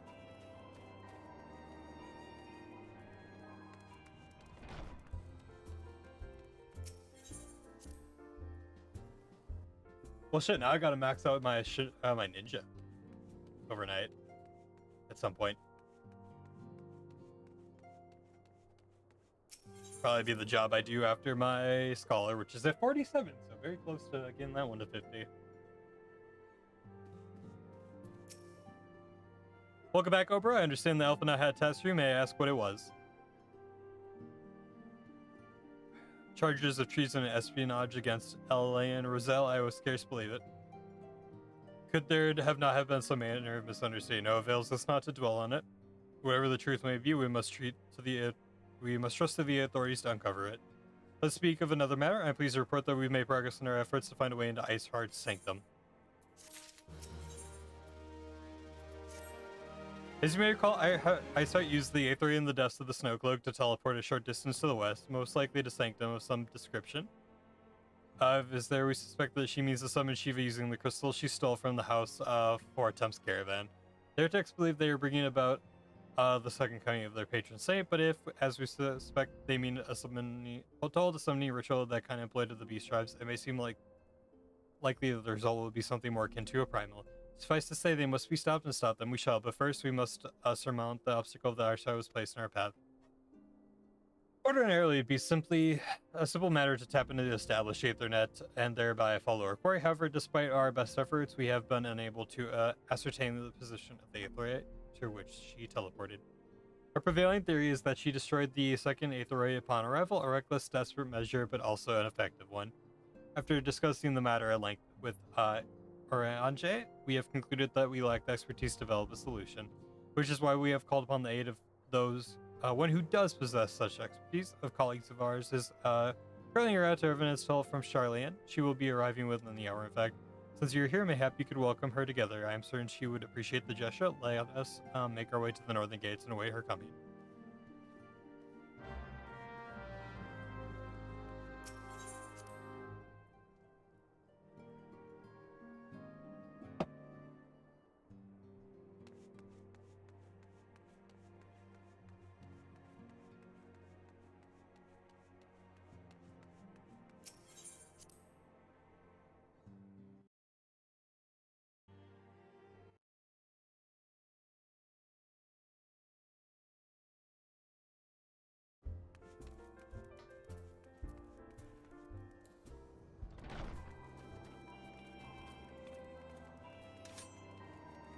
I am a samurai.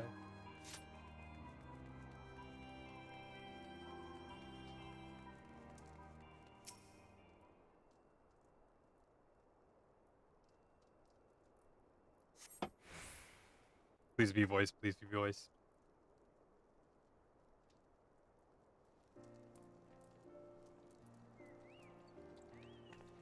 Usually music means voiced.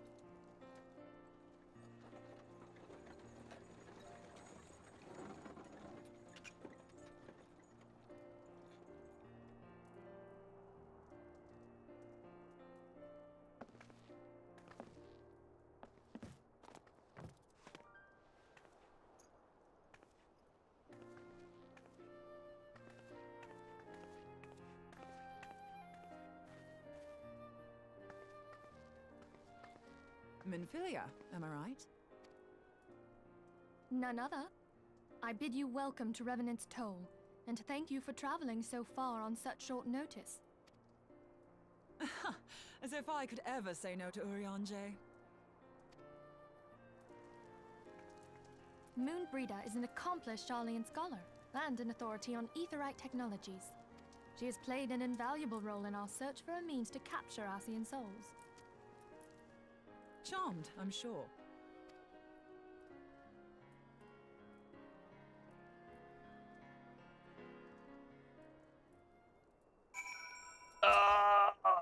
Let's return to the Rising Stones. And once then, we have much to discuss.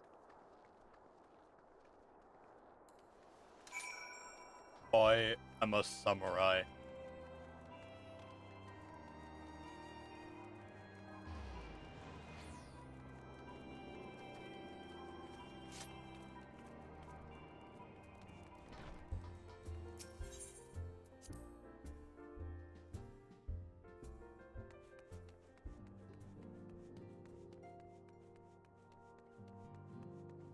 Tattoo.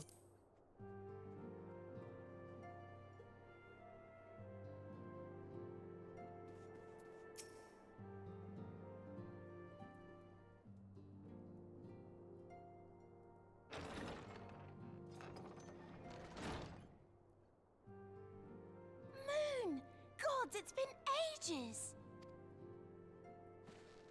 Oh, longer, sister.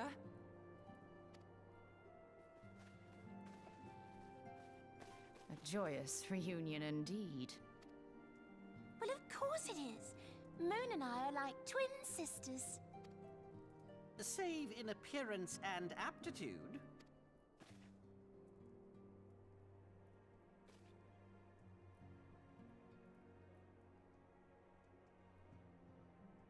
Everyone, if I could have your attention. We have with us an esteemed guest who has come from Sharlayan to assist us. I bid Moonbreeder join us here that she might share with us her extensive knowledge of aetherites.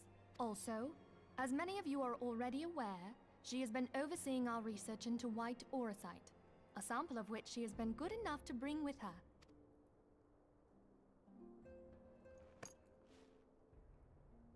Well, I had to come, didn't I? You'd have to be bloody daft to turn your nose up at a chance like this. Where better to conduct my final tests than a land so steeped in ether you can taste it? 'Tis plain the passage of the years hath done little to dampen thy youthful spirits. And nothing at all to reform thy youthful manner.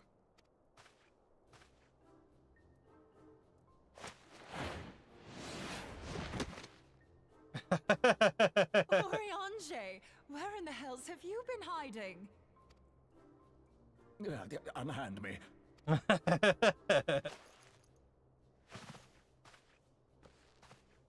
come all this way, and that's what you have to say to me.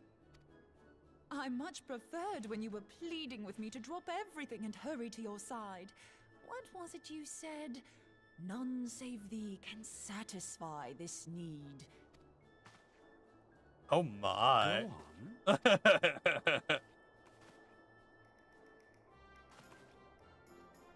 Thine artless attempts to misrepresent mine all too innocent motives do thee little credit. Mine intent, as well thou knowest, was but to impress upon thee the gravity of the circumstance. Lest thou doubt, a deiform entity shall shortly be summoned, save if thou and no other grantest my compeers thine aid. You still haven't found it, then? Your missing aetherite? We have not. No. We know that Iceheart teleported to an aetherite not far from the first. Yet even after careful analysis, we could not locate the second beacon. We now suspect that the heretics destroyed the second aetherite to impede our pursuit. Our allies continue to scour Snowcloak for Iceheart's sanctuary, but we have no guarantee that they will find it. Yet it must be found, for even now Iceheart prepares to call upon Saint Shiva. I'm sorry, but if the aetherite's been destroyed, then that's that. Although, you're absolutely sure she used the first aetherite, are you? She didn't just use teleportation magics. One of our own bore witness to her escape. I can say with absolute certainty that Iceheart used the Aetheryte.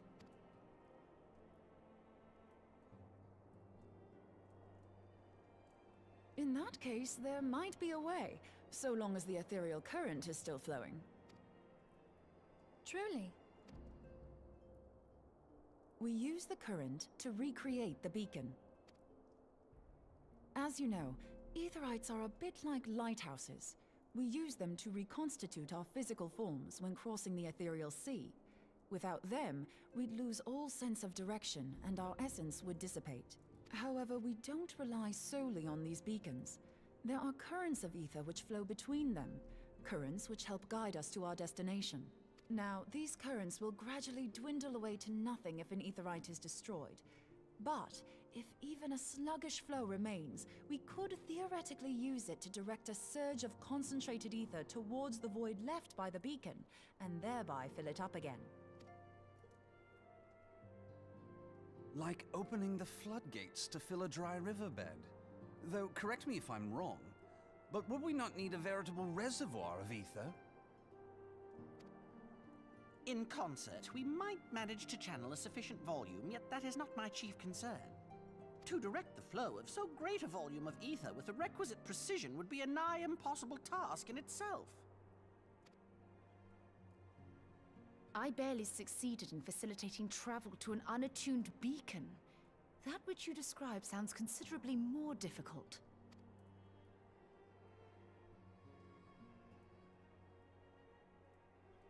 And dangerous. Every person who has attempted to teleport in this fashion has died in the process. They, however, did not have wide aura sight at their disposal. I can use it to channel all the ether you can give me into the Aetherite. However, White Aura Sight cannot retain ether for an extended period of time, so we would need to infuse it immediately beforehand. Just so you know, I'd confidently give this plan better than even odds of success. And if the worst comes to worst, your people won't suffer. Though it risked the lives of our best and brightest, we have not the time to seek other options. If the ethereal current still flows, we shall carry out Moonbreeder's plan. That's the spirit. Let's roll the dice. I like how my characters, yeah, no, this is fine. If I die, I die. Me too, dude. Me too.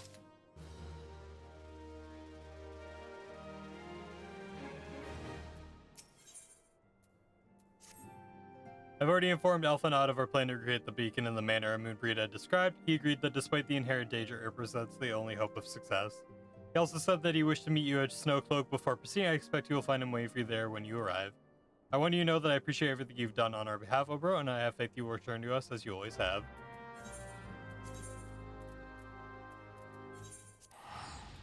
So far, Moonbreeda is the baddest we've run into. Like,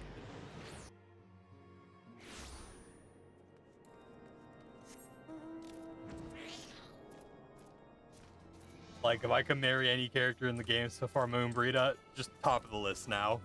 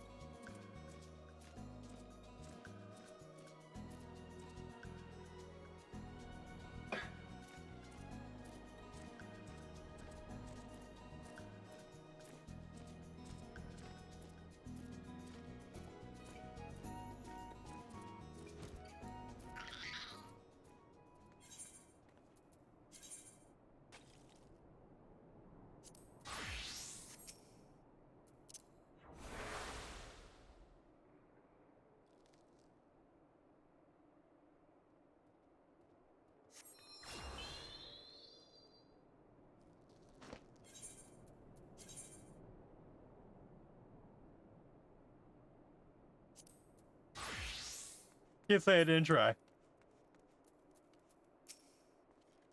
Good to see you, bro. I was starting to wonder if you were having second thoughts. Captain Ebert sends his regards, and by the way, he attends to the interrogation of Aline Royale and Oldaz even as we speak.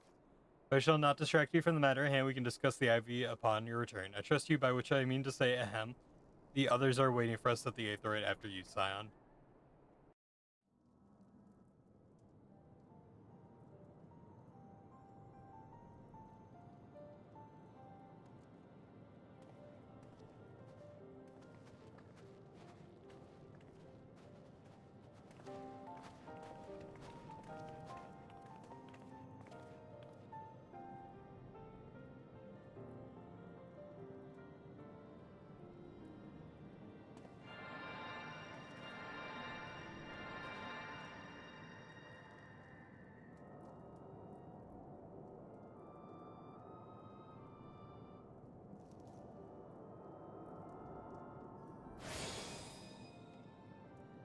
There, it's ready.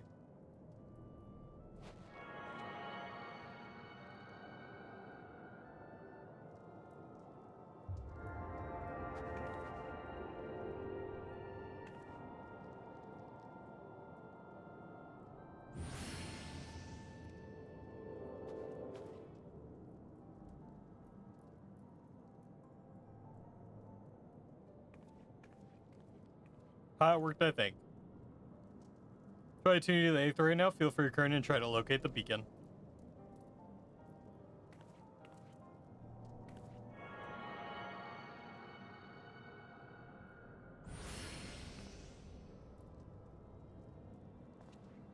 We have done all we can, Obro. For now, let us withdraw.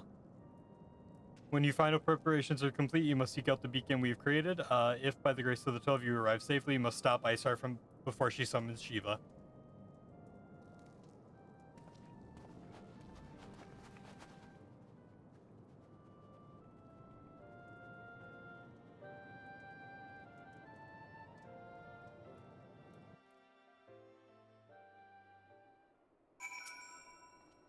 We cannot ignore the possibility of our actions have alerted Isar to her plans. Should that be the case, she may attempt to hasten the completion of the summoning ritual, and if she succeeds, she will have no choice but to face Shiva and battle. Knowing little of the saint, I cannot say if her own strength will suffice, and so I would encourage you to call upon your allies.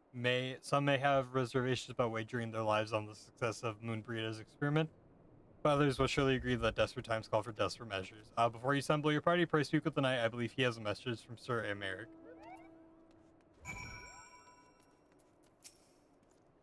Madam, Sir Emeric regrets that he could not be here in person. He asks that I read you this letter. Ishgard faced an unprecedented threat, yet in our need is not her knights who stand poised to defend her. Oberkarshon is the warrior of light, savior of Eorzea. Your deeds this day shall not be forgotten. Where others would flee, you choose to remain. Where others would falter, you rise to the challenge. Where others would use their gifts to selfish ends, you wield yours in service to a greater cause. May Helone bless you with the good fortune to see you safely home.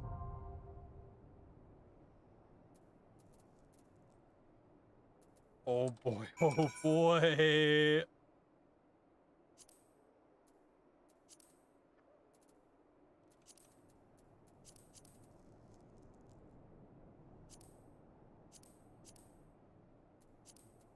There we go.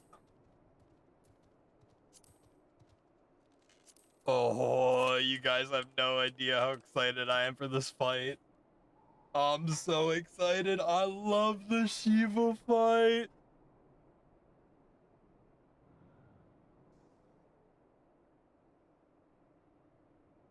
Ugh.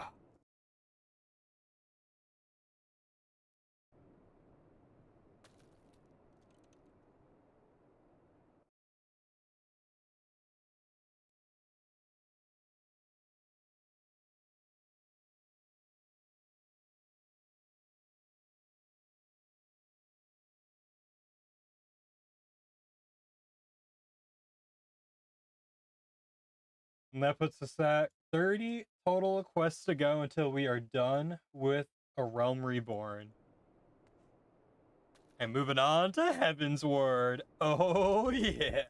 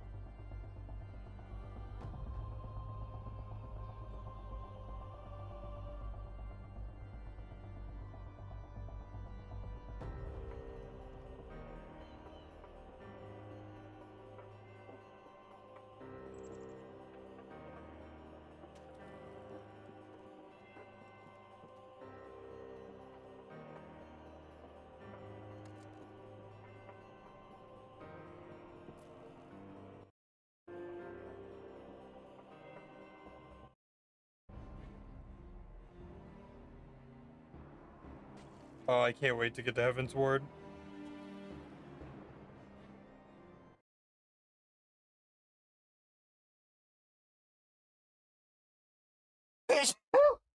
Oi, oi, oi, sorry, chat.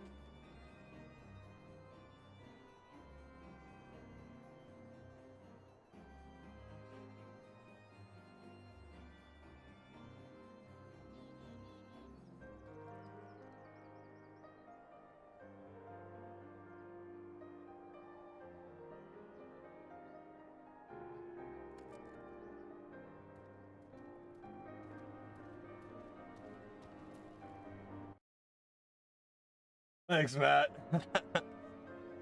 Oh, dude, I can't wait for this fight. The Shiva fight has the best music, in my opinion.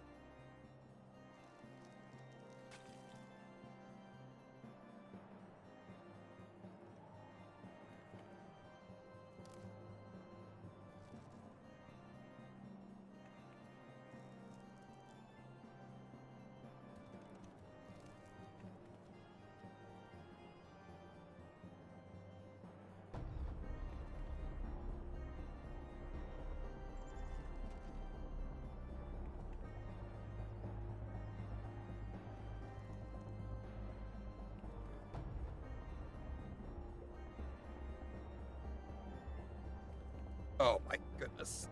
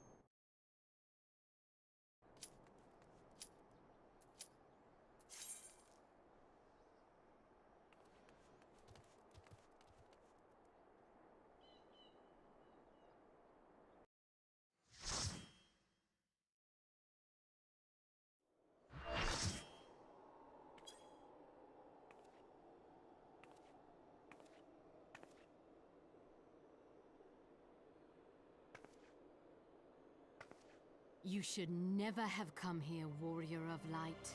I labor only to forge a lasting peace. A peace you would deny us out of ignorance and blind faith. No matter. If it is our fate to be at odds, then it is mine to strike you down. We whom gods and men have forsaken shall be the instruments of our own deliverance. Partake of my flesh. Fill this vessel with your light. Walk amongst your brothers and sisters once more. Oh, Saint Shiva, still the hatred within our hearts and bless us with eternal grace.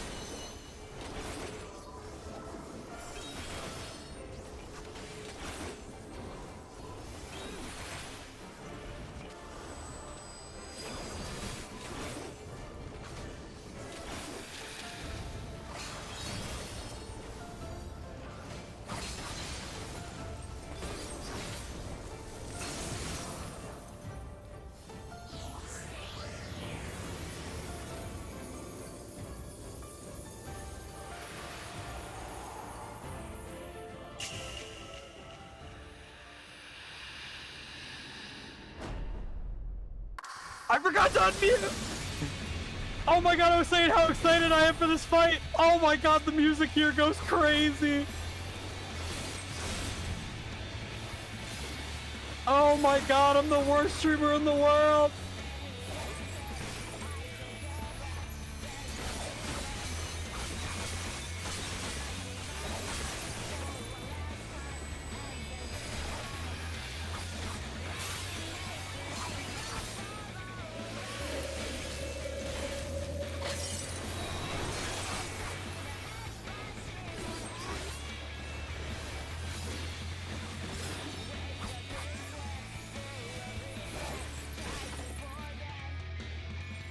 I forgot I was muted. Dude, that snap into the music there goes so hard. Easily my favorite. Like, I know that was cut short, but dude, that is my favorite fight in the game, especially on Extreme.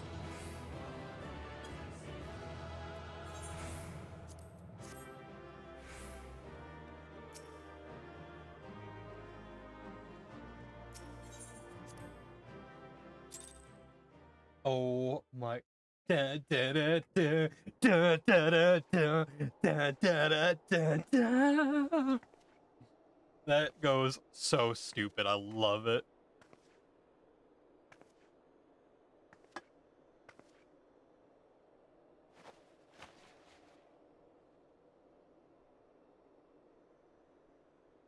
Fool. Blind, bloody fool.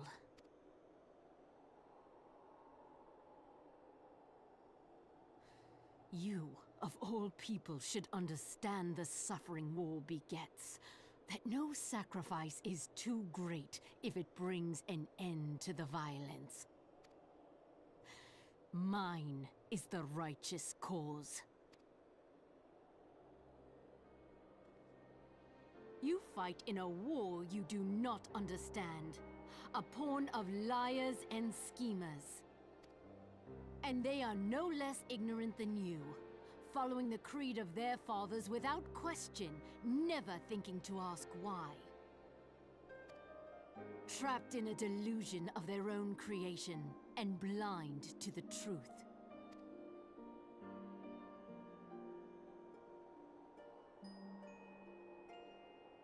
Warrior of light, redemption is not beyond us. We who walk before may lead those who walk after. Seek the keeper of the lake. See with eyes unclouded. Do not squander Mother's gift.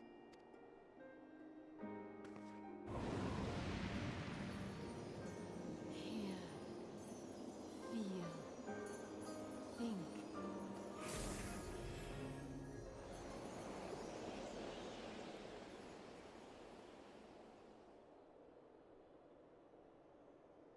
Interesting.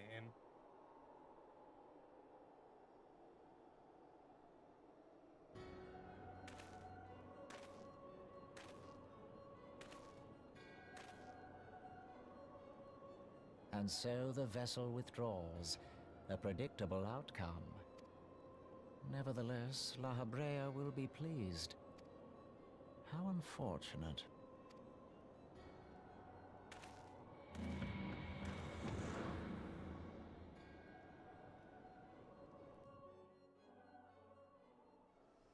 Talk to you later, Matt. Thanks for hanging out. Catch you in the next one. Good luck. Have fun with your partner's birthday and everything. Hopefully it's a fun event, even though sounds like it's gonna be a busy one. By the 12 you're alive, I mean, of course you're alive. Why wouldn't you be? Iceheart did what? And you're certain about that? Are you... Dravanians are skilled with glamours after all. Look, if you say that's what you saw, I believe you. It's just that I've never heard of a primal being summoned like that before. Are you sure you're not injured? Head trauma has never been known to cause hallucinations. You see, no, fair enough. I was only asking. If you ask me, there's not to be gained from mulling over the implications of your story in the freezing cold. Let's save it for the Rising Stones Day. I'll get everyone to meet us there. Yeah, before you do that, before the best pay a visit to Whitbrim Front to speak with Alphanot. He's probably worried sick about you. Better he's busy playing at politics with the Ishgardians. Either way, I'm sure he'll be delighted to see you hale and healthy. Speak of which, you don't have a headache or anything, do you? No? Blurry vision? Oh, no reason. See you again soon.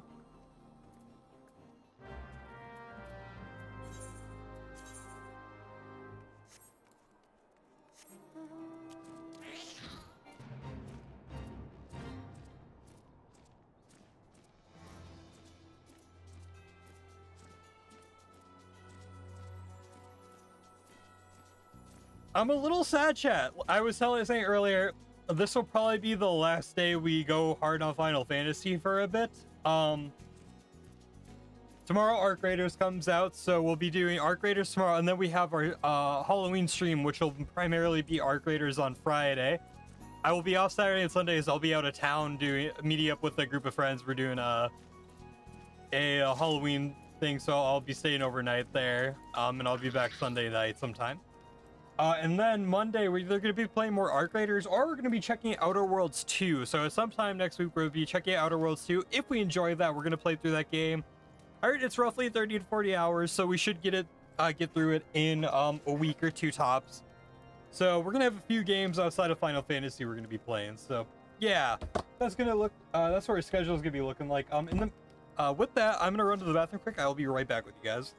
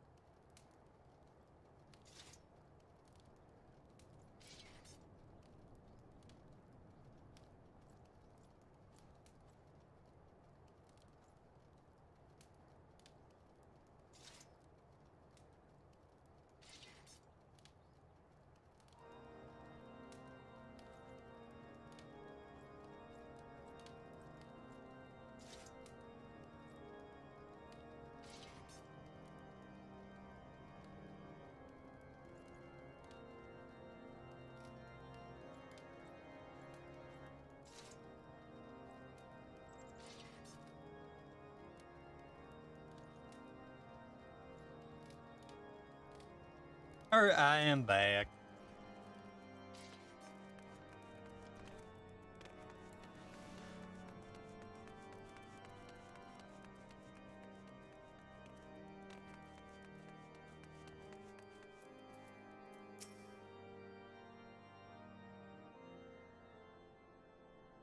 There she is, and none the worse for wear. Was there any doubt that the word of light would succeed? I think I speak for us all when I say I should like nothing more than to hear the stirring tale of your victory, if you would be so kind.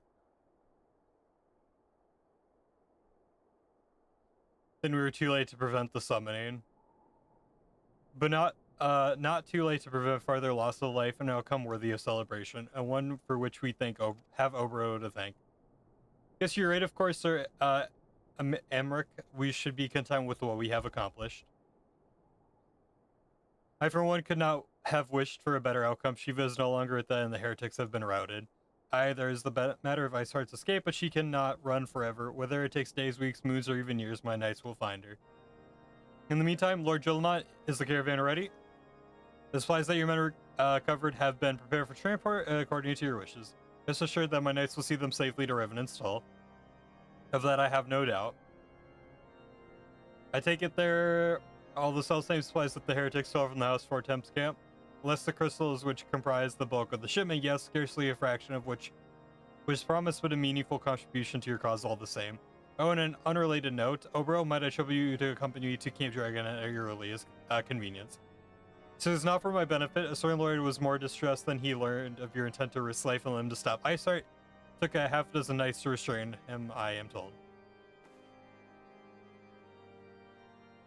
Men give vent to the anxieties in myriad ways. Pray do not think less of him.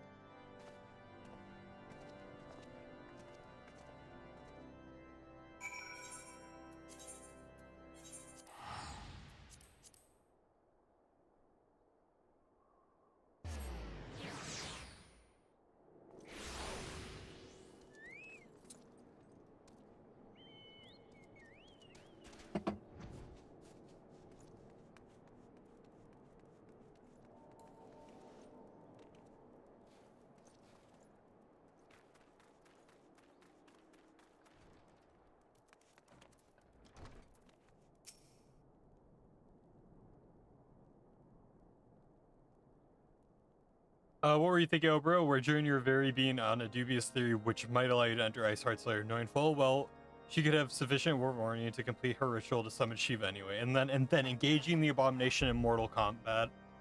By the fury, Obero, 'tis the stuff of ballads, the battle for the ages, that would that I had been there to fight by your side. Yet here I am forced away and condemned to wonder at the fate of the dear friend for veritable eternity. I would not wish such torture on my most hated enemy. But you're here now, and that is what truly matters. Let us move on.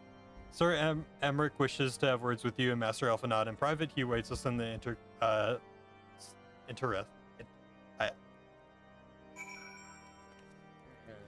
Words.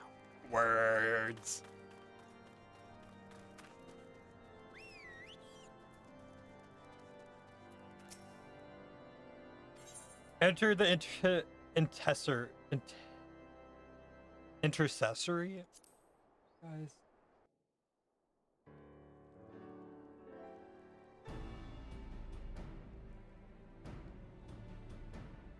On behalf of the Holy See of Ishgard, allow me to express my deepest thanks. Never before have we been required to contend with a primal. Indeed, there were fears in some quarters that our knights might not be equal to the task.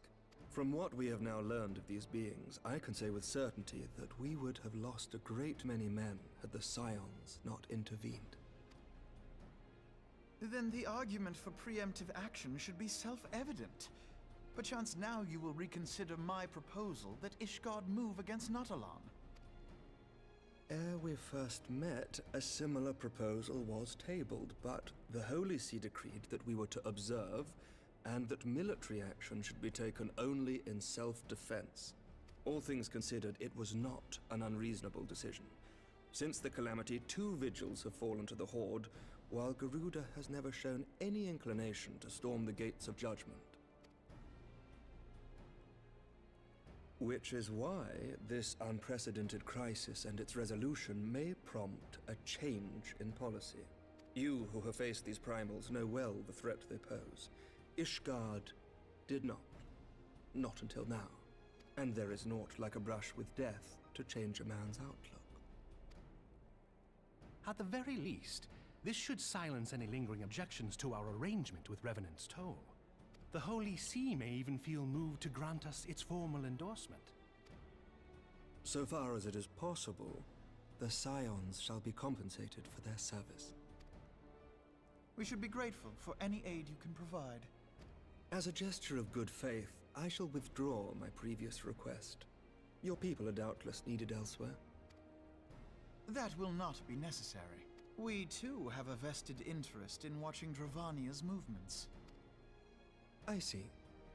Once more, I must thank you. Sir Emmerich, if I may, do you truly believe that Midgardsormr could return? The heavens are a window unto truth, but those who interpret their movements are not infallible. I requested your involvement as a precautionary measure.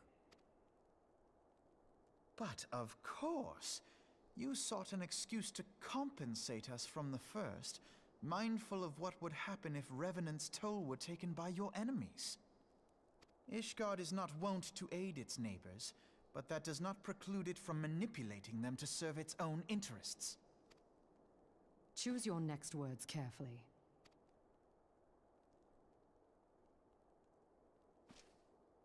Do you know what sort of man becomes Lord Commander of the Temple Knights?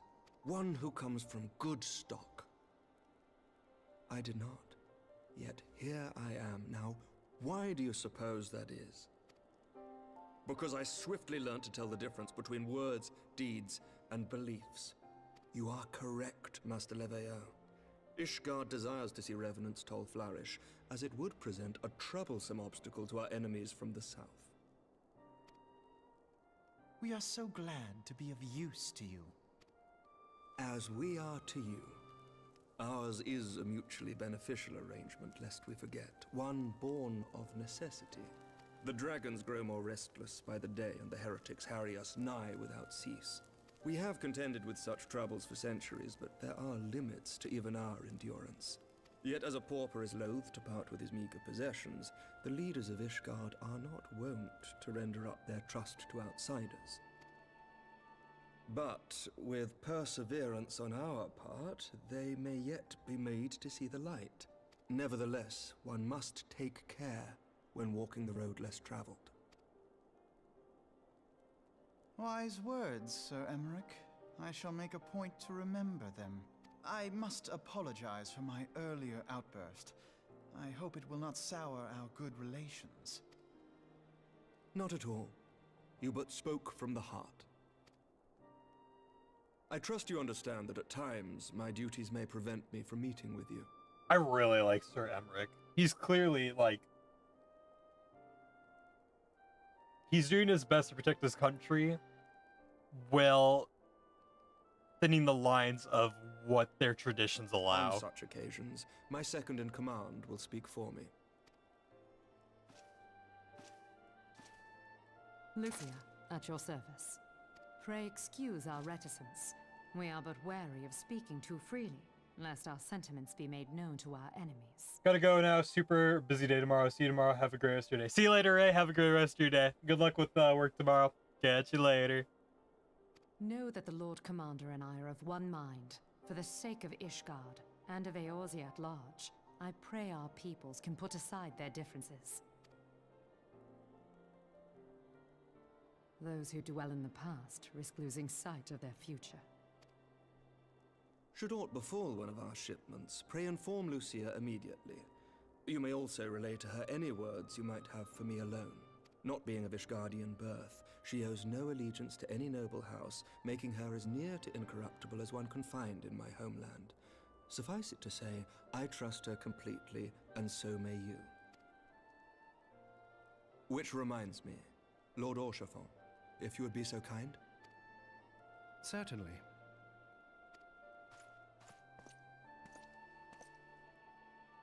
In times such as these, trust is ever in short supply. Mayhap this will go some way to rectify the problem. The results of our investigation into the heretics' recent attacks, as well as our interrogation of the merchant you detained. Sir Emmerich, I cannot thank you enough. Think nothing of it. Ishgard may be many things, but it is no friend to Garlemald. Did I not tell you to have faith, my friend? Ishgard might be my favorite nation, low-key. I really, really, really like the politics of Ishgard. And a lot of the characters are just fantastic.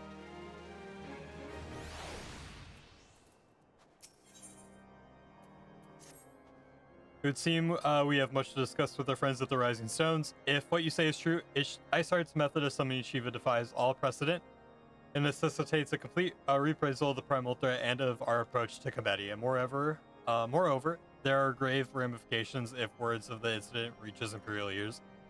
The Garlean Empire believes the primals are insufferable menace, that their mere existence is a threat to this very star.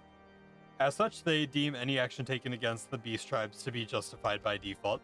Imagine then if it became known that it was not only the beast tribes of Eorzea that might summon primals, but her civilized peoples as well. Any lingering objectifications to the Eorzean campaign would vanish overnight.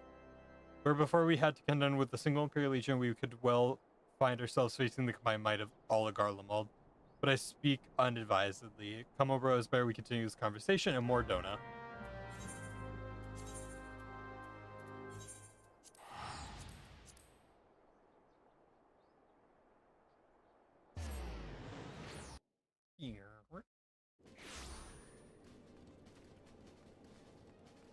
Oh, where are you going?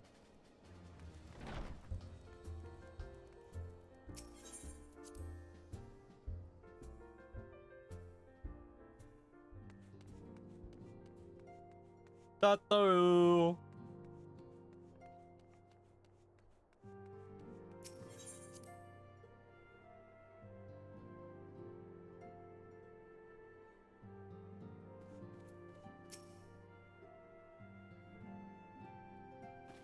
Words cannot well express how glad I am to see you return to us hale and whole. Needless to say, I am most eager to hear your account of that which occurred in Kurthis, assuming you're ready to speak of it. Excellent. I shall summon the others at once.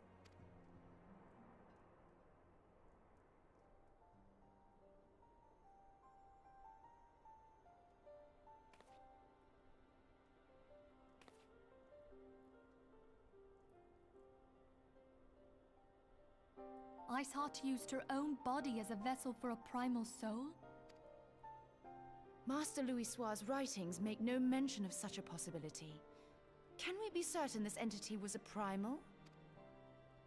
As certain as we can be that good King Mogglmog the 12th was a primal, I should think. Both were ostensibly summoned. Let's not quibble over definitions. Of more concern is the implication that Iceheart retained her will, even after she was possessed.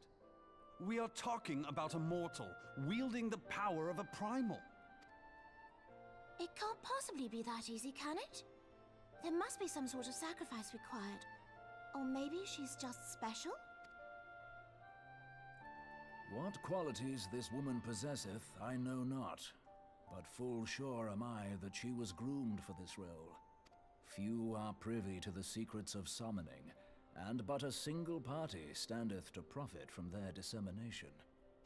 Well, I wouldn't presume to comment on how the lass came to know about summoning, but I will say that what she summoned was a primal. The readings were the same, or near as damn it. Strange as it all sounds, it's really no different from what you've faced before. Then mayhap it is time that we re-examined our previous encounters. Oh, pack your things, Ida. We're going back to Gridania. Yes, sir. Yes, sir. I love Ida. About Iceheart's final words to you. Hear, feel, think. Hydaelyn speaks to her as well.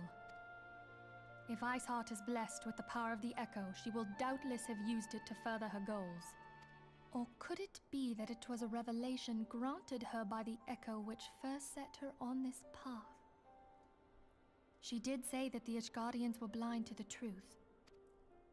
Do you think she has knowledge of the origins of the Ishgardian-Dravanian War? It would do much to explain her unwavering conviction. Did not the Lady Iceheart implore thee to seek the Keeper of the Lake? And did she not imply that in so doing thou wouldst come to see with eyes unclouded? Midgard-Zoma was a king amongst kings who reigned for centuries on end. But he is dead and his wisdom lost to the ages. Unless the Ishgardians' fears are well-founded. It would seem we have yet another reason to stand watch over the Keeper of the Lake. For a mercy, we are well positioned to do so. Iceheart, Shiva, Ascians, and Midgard-Zoma. I shudder to think how they're all connected.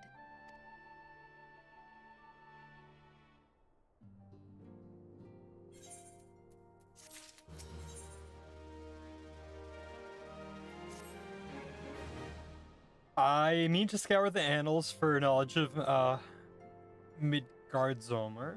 Given his great age, I dare say he bears more than a few. Would you hear that the commotion aside? Would you see if aught is amiss? The reason.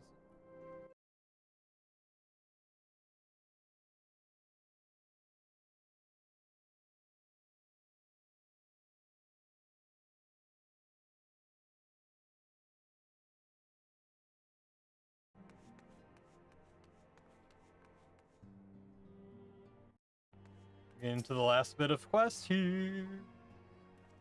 Roughly 25 to go. Hobro, 'tis well that you are on hand. We have a problem. Royale has escaped. It happened shortly after the Morrow Flames took her into custody. She had been placed in a dungeon cell ahead of her coming trial, but apparently the accommodation was not to her liking. The turnkey was found slain along with Two guards displaying she received inside help. Citizens report seeing Royal quitting the city via the gate of Nald, with a bloodied spear in her hand. She makes for Castro Meridium. I am certain of it. With her fate in Eorzea as good as sealed, where recourse has she but to flee to her imperial masters. Even as we speak, Calbert, Eber, and the First are hot upon Royal's heels. Pray make haste to Camp Blue Frog and join the hunt.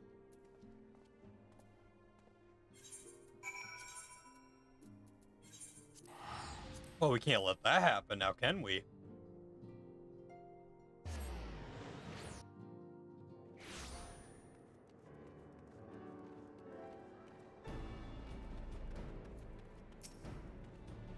My thanks for coming, Scion. I've spoken to the soldiers here. They say that Royale walked through the camp not a bell ago. She walked right through. You did not mishear. We have Raban's decision to keep the matter a secret to thank for that.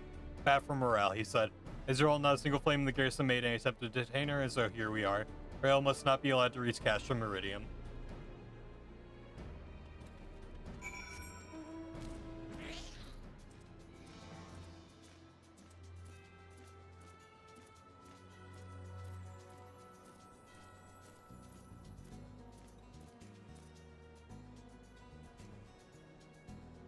God, this map has such good music.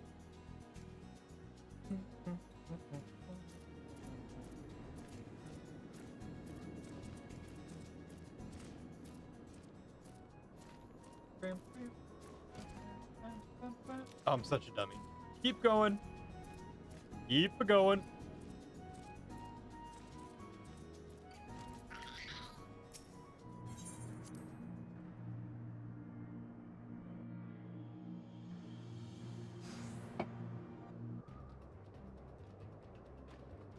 This wretch is with Royale. He threw himself at us that his mistress might escape.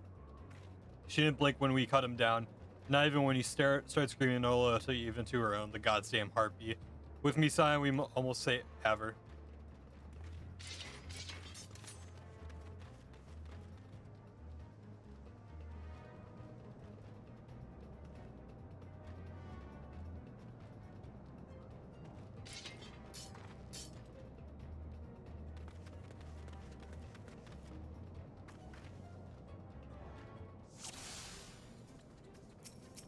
Oy vey.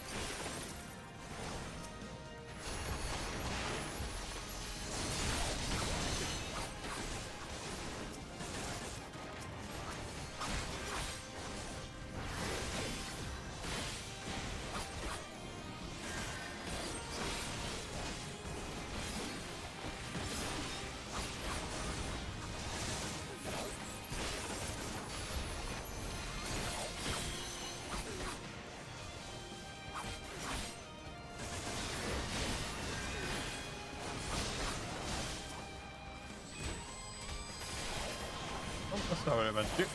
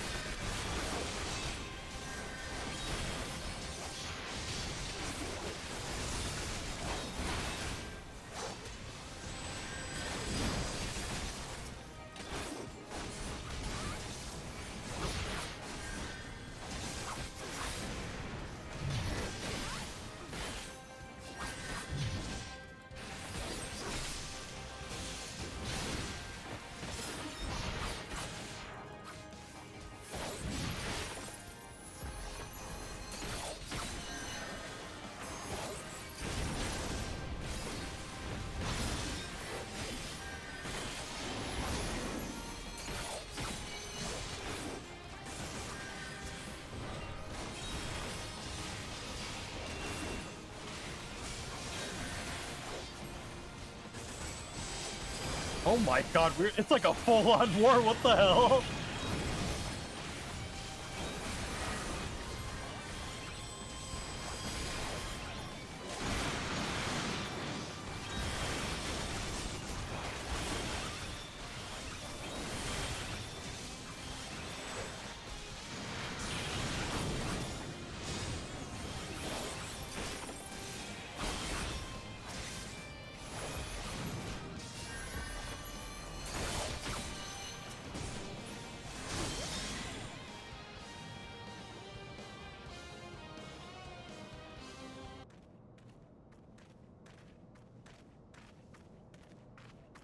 Bind her, do it tight. Yes, sir.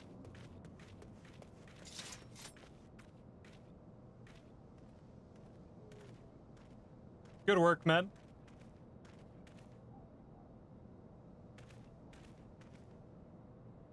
She and her Imperial cronies pushed us close, but we were better. Behold, a respected officer of the Immortal Flames. People looked up to you as one of the Order's founding members, one of its pillars. It saddens me to see you fallen so low. What do you know of Lo, you a spoiled little lordling who has never known any want? People such as you take wealth and birth for granted. You think it's your God-given right to rule over others. You know not of our plight, the injustice that we low-born Ishgardians must endure. To the noble lords and ladies, we are not people, but resources to be consumed.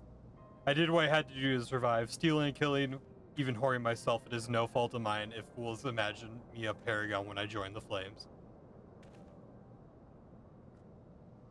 To your tell, one would think you're the only person ever to have suffered. In case you haven't forgotten, Raban himself was born into poverty, as was I. We lived hand to mouth, with little more than the shirts on our backs. Hunger was our constant companion. Yet never did we bemoan our lot in life, nor did we begrudge others their fortunes. We accepted the hand we had been dealt, and we played it to the best of our ability. Life was a battle, aye, but no matter what our fate threw at us, we took it on the chin and came back for more. Everything we have, we fought for. How are we any different, then? 'Tis true they were both mercenaries of lowly birth, and 'tis true we both had our fair share of struggles. Whereas I sold my sword, you, Marshal, you sold your comrades. If life had taught me one thing, it is that you never betray your own. I would sooner cut off my arm than raise a hand against a friend. But enough talk, you will return to Ul'dah to face justice and the people whose trust you have dragged through the gutter.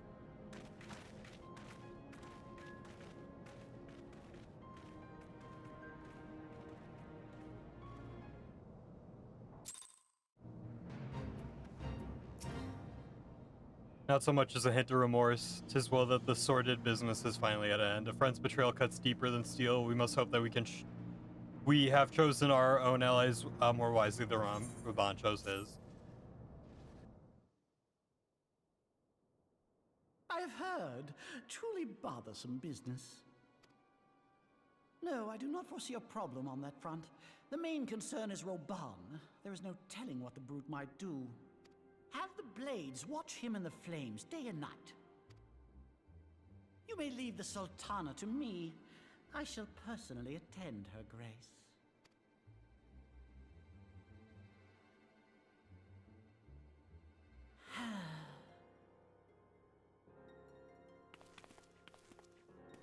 Sever one of the East Aldenard trade routes.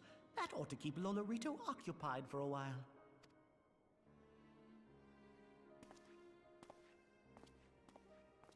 Nanamo Ulnamo. For my sake, pray be a good little Sultana to the last.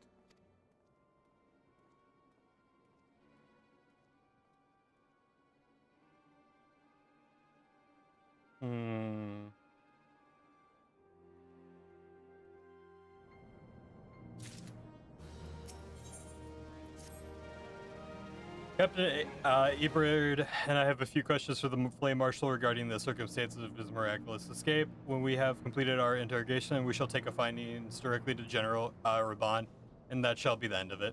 Your work here is done, my friend, my thanks. But I have one last task for you. Return to the Rising Stone to praise Minfilia on all that has happened. And where the antecedent held Royale in high regard, for better or worse, she will want to know how the tale ends.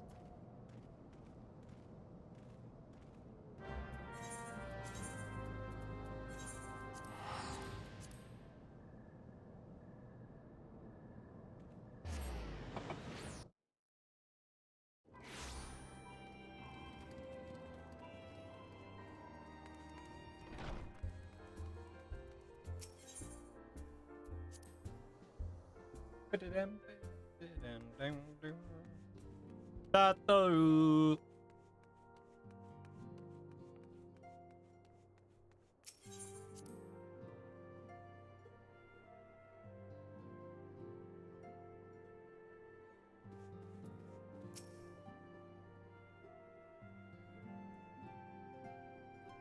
Welcome back, my friend.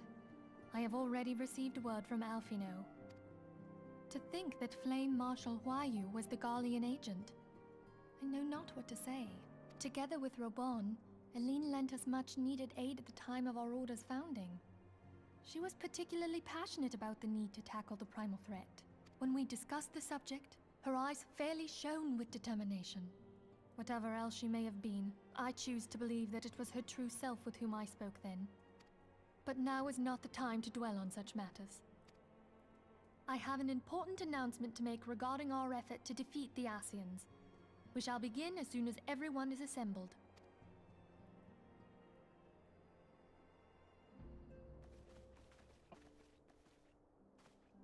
My thanks for coming, friends. Moonbreeder, the floor is yours. By now, I'm sure you're all familiar with white auracite, the miraculous material that'll allow us to capture Asian souls. Oh, hold on, guys, give me 1 second here.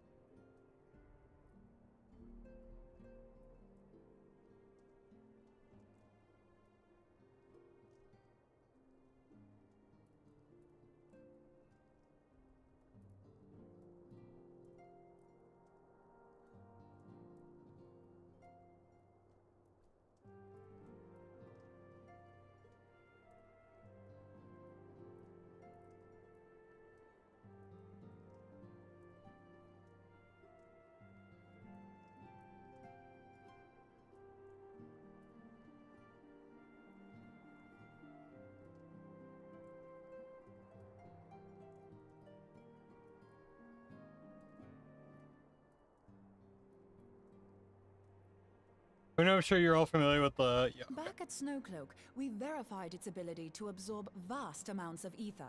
Alas, it leaves something to be desired in the area of stability. The stone can only store ether for a short while before expelling its contents. In addition to auracite's inherent limitations, we must needs be wary of our enemy's strength. Our foe draweth upon an infinite wellspring of power. Even should we succeed in entrapping him, the stone will not long contain his wrath. Meaning that, if we want to kill the swine, we'll have to be quick about it. 'Tis our belief that an Asian soul may be permanently undone, if smitten by a sufficiently concentrated burst of pure ether. The only trouble is, we can't say for sure how concentrated the burst needs to be. Without knowing how much ether an Asian soul is composed of, we're basically guessing. Our sole clue lieth in thy struggle with La Habrea. During that encounter, Heidelin bid you forge what she called a Blade of Light, a weapon which took the form of a luminous stream of energy. Based on your description, we believe the blade with which you vanquished your foe was composed of ether. Admittedly, your victory proved ephemeral, as La Habrea was able to use a crystal of darkness to flee into the space that lies between our world and the void. The fact remains, however, that Heidelin placed the means to destroy the Asians in your hands. Be that as it may, it would be unwise to assume that she will do the same when we next encounter such a foe. Quite so, my lady. We must needs find the means to forge our own blade of ether, one to equal that which Heidelin did benevolently bestow upon her champion. That is all well and good, but it seems to me that producing such a blade will require a prodigious quantity of ether. Whence will it come, pray tell? Oh, what if we had 2 pieces of white auracite? One to trap the Asian, and the other to store the ether for the blade. Oh, nice try. But it's as I said, the stone won't hold ether for any length of time. We'd still need to collect the stuff there and then, sorry to say. And therein lies the rub. Finding a way to create the blade whenever and wherever we choose. It would seem more research is in order. I'm going to linger a while, perform a few more tests on the aura site. And I could do with some help. Urianger, why don't you lend me a hand? Mine apologies, but I am required at the Waking Sands. Lady Minfilia hath given me sole charge of the premises. 'Twould be unseemly to leave them unattended. Sole charge, you say? So you're basically alone there, then? Well, that settles it. I'll just have to come to you. Oh my god. Oriange's getting it, bro. You know what? Oriange, I respect it. While you were afield, word arrived from the Sharlayan motherland. You will recall that a survey party was dispatched to investigate the incident at the Isle of Val. What they discovered was troubling, to say the least. According to the report, the Isle has been erased from existence. 'Twas as if a hole had been torn in the very fabric of reality. Aye, yet the mystery endeth not with the Isle's disappearance. It hath come to light that a number of scholars in various other locales were reported missing at a similar juncture. What's more, they all had something in common with the head of the students of Baldessian. Every last one of them was researching a phenomenon called dimensional compression, or the rejoining as the ancient texts call it. I'll be damned if that's a coincidence. All indications suggest Ascian involvement, but I sense that a force greater still is at work. The entity the Dark Beings call the One True God. We must pray that my dear friend Kryl regains consciousness soon. If she bore witness to the Isle of Val's final moments, she may be able to shed some light on this mystery.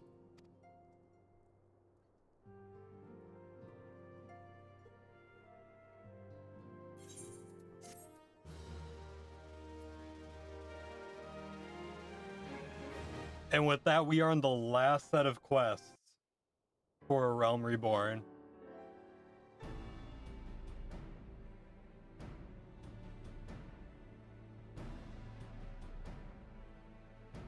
Following the calamity, the forces of the 14th Imperial Legion entrenched themselves in strategic locations across Eorzea.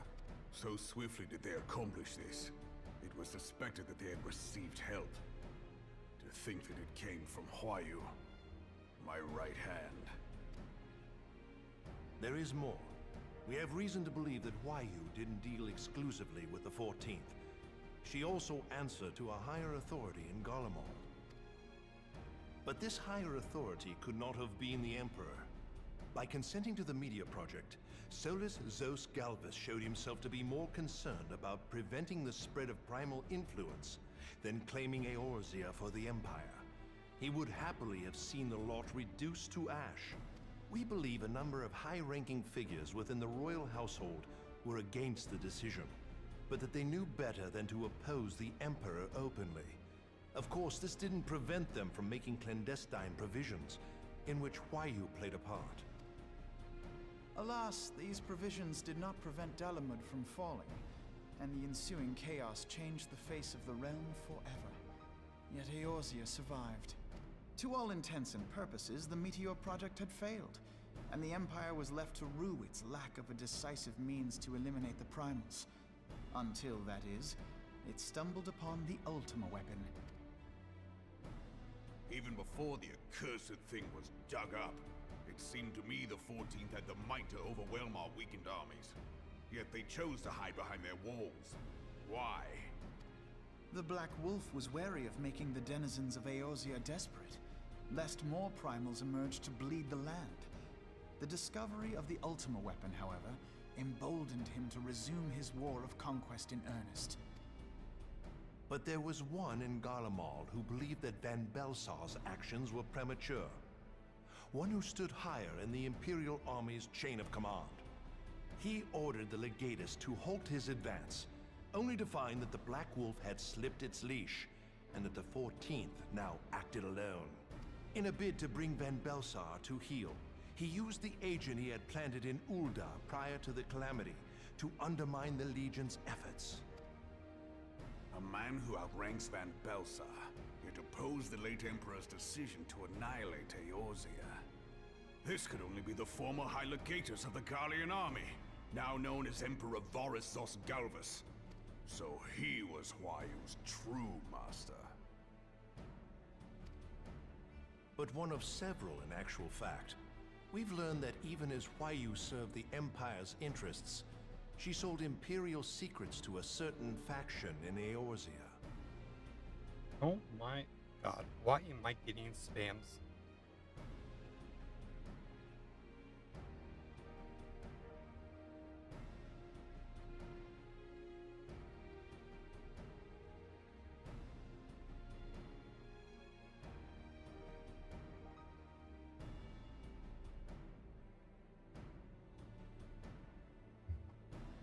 In so doing, she helped to maintain the status quo, thus prolonging the conflict. Considering who stands to profit from war, it isn't hard to imagine who her other masters were. Give me 1 second, you guys.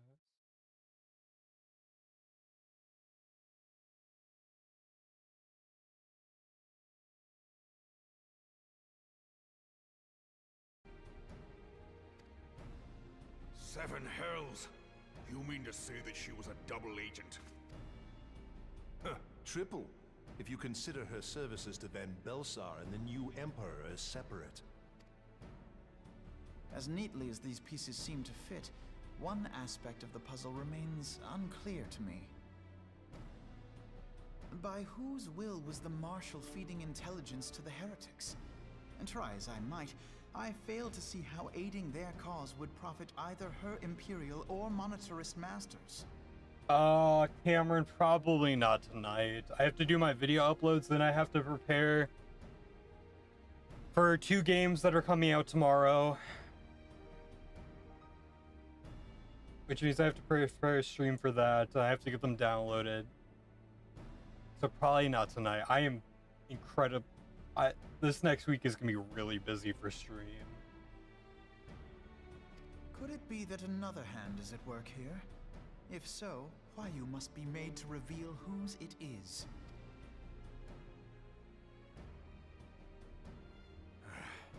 Not only have I lost a trusted friend, now I must interrogate her as a stranger. We'll see though. I probably at the earliest would be able. I will play with you, Cameron. I got stuff to do for the stream. If I did, it would be like at the earliest, like 10. Not a pleasant task, I grant you, but a necessary one. Unless we weed out the ivy, root, stalk, and stem, it will simply grow back. I know that full well. Those closest to Huayu have already been detained, and I will question them alongside her. General, pray keep in mind that there may be unwitting abettors among them. All will be treated fairly. On that you have my word. Those who are innocent have no cause to fear. You have ever been a friend of truth, General. I hope the unpleasant task of weeding out falsehood will not detain you too long. Though it be for the sake of Eorzea, doubting one's comrades is poison to the soul. And with that, I take my leave.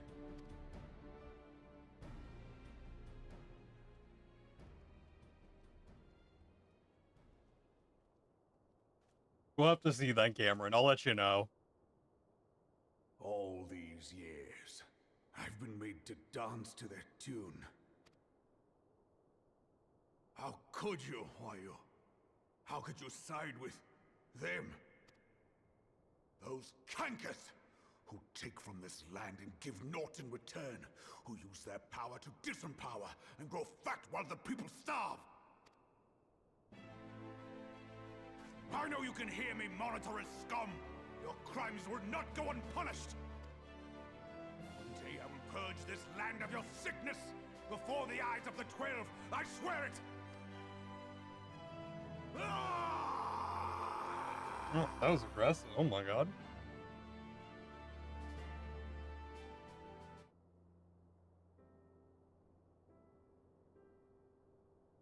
I need a haircut so freaking badly. I shall have no further need of you this day. Your Grace.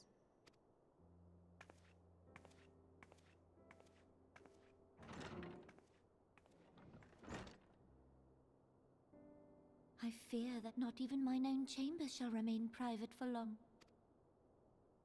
Has the situation grown so grim?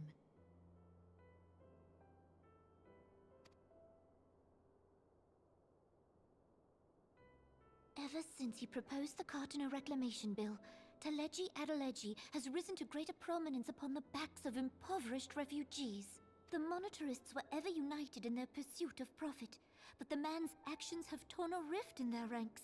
They snap at each other as rabid dogs. Yet now is not the time to be bickering among ourselves.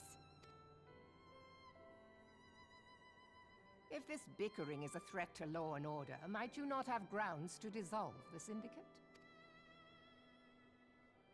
Would that the solution were so simple, Admiral. Alas, my moving to dissolve the Syndicate is certain to spark outrage among the influential merchant class, whom the Cabal represents. This would serve to exacerbate the current unrest, and peace would slip still further away. Be they rich or poor, natives or refugees, all who reside in Ul'dah have a right to pursue happiness. It is the duty of a ruler to protect this right. If I am to perform my duty, I must needs tread warily. It would not do to make enemies heedlessly. Were Lord Lolorito here, he would doubtless say that I have my head in the clouds. A ruler is required to take a wide view. Try as we might to cater to all needs, some will inevitably be overlooked. As such, there shall ever be citizens who feel aggrieved. It cannot be helped, but as you have informed us, the monetarists take no view but their own. They hunger for power while the masses starve. In the absence of a common cause, it seems beyond any one individual to make Ul'dah whole. And the presence of a Garlean agent within the Immortal Flames only makes matters worse. Even accounting for Uldah's historic reliance upon mercenaries, such a grievous breach of security is unprecedented. I fear this business will provide the monetarists with a rod to beat Rauban. Eorzea can ill afford for the Immortal Flames to be dampened now. Ere long, the Garleans will turn their ravenous gaze toward our lands once more. If we are to resist their might, our nations must stand together. Yet for this to happen, our nations must be whole. Cannot be done to improve the situation in Ul'dah. The true wealth of Ul'dah lies in the health, happiness, and hopes of her citizens. Alas, the citizens shall never know these things, so long as their lives are ruled by the ambitions of the few. The monetarists claim to represent the best interests of the people, but in sooth they desire only to manipulate them for their own selfish ends. For the government to serve the people, it must be formed of the people. For Ul'dah to move forward, it is not only the Syndicate that must be dissolved. Nay, you jest. My friends, it was for no other reason than to make known to you mine intent that I requested your presence here. When I make my declaration to the people, chaos shall inevitably ensue. As the last monarch in the line of Ul, I make unto you this request. Help Rauban to preserve order and protect the people. Forsake them, and you forsake yourselves. For a strong Eorzea will ever have need of a strong Ul'dah.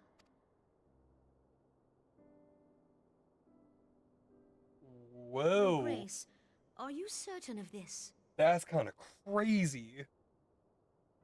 There is no other way. Dude, the story in When this the game time is is so right, good. the nation shall become a true republic. Both royalists and monetarists shall cease to be. Ul'dah will no longer belong to kings or queens or merchant princes, but to her people.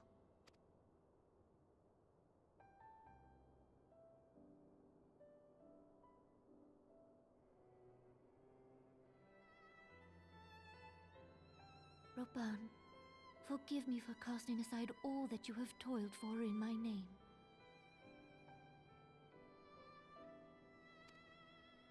Beyond this gesture, I am powerless to help my subjects.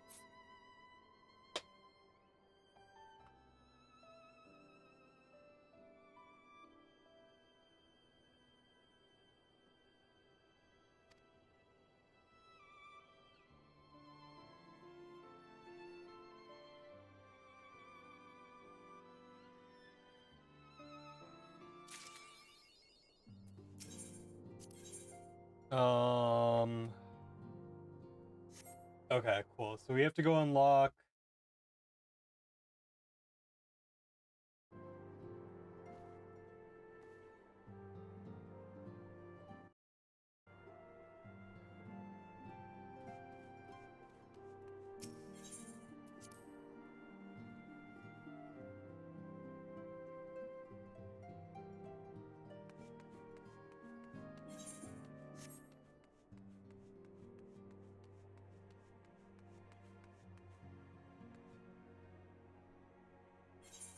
So I have to clear the Bowl of Embers. Oh, I'm gonna run to the bathroom, guys. Give me 1 second here.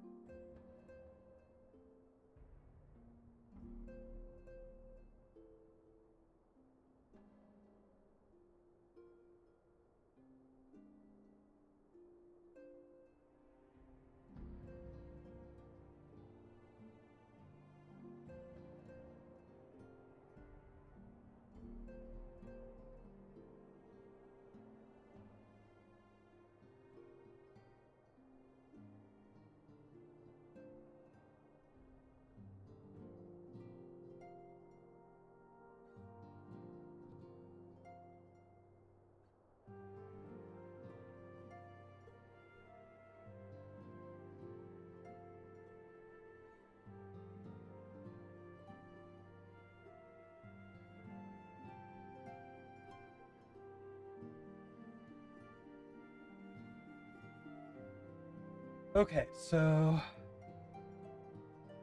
yeah, I do have to clear the Bowl of Embers. Bowl of Embers. Okay, so.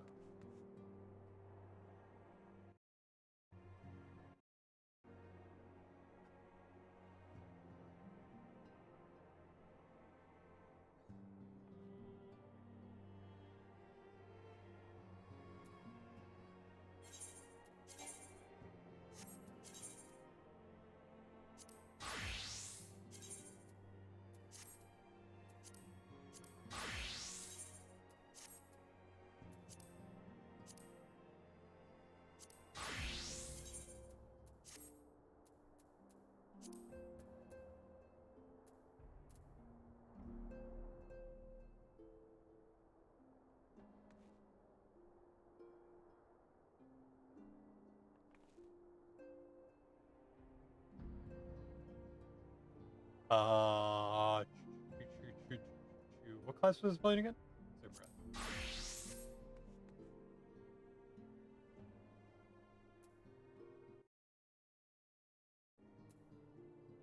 Well, luckily these queues shouldn't take too long.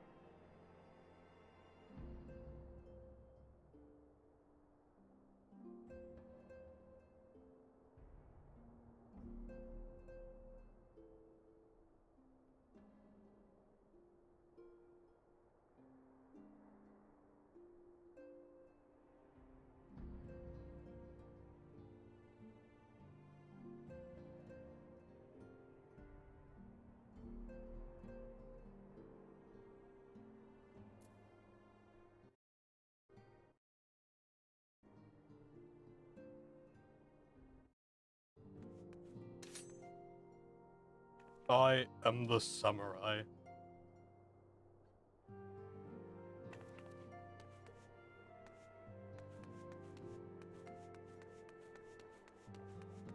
None shall stop me.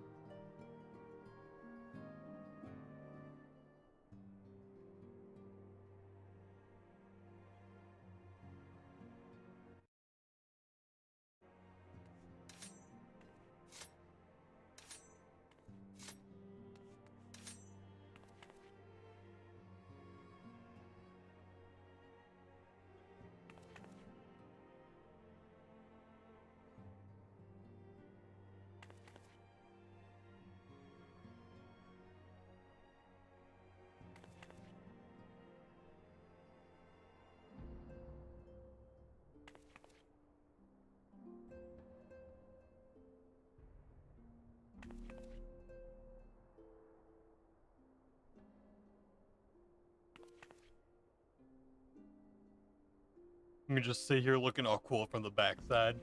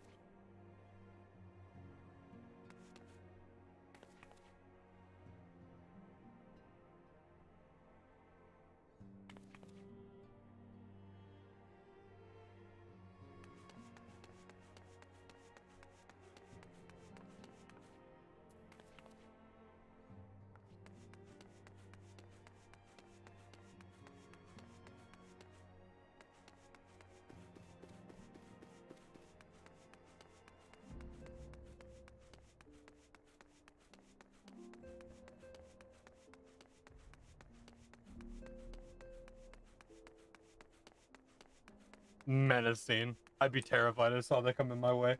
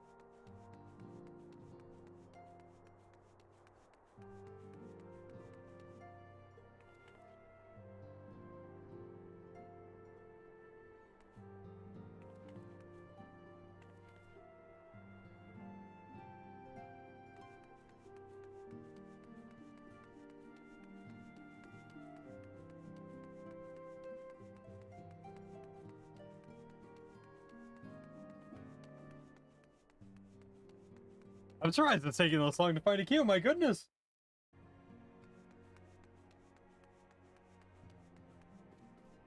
You know what? I'll go hang out with Paplimo and Yasholta.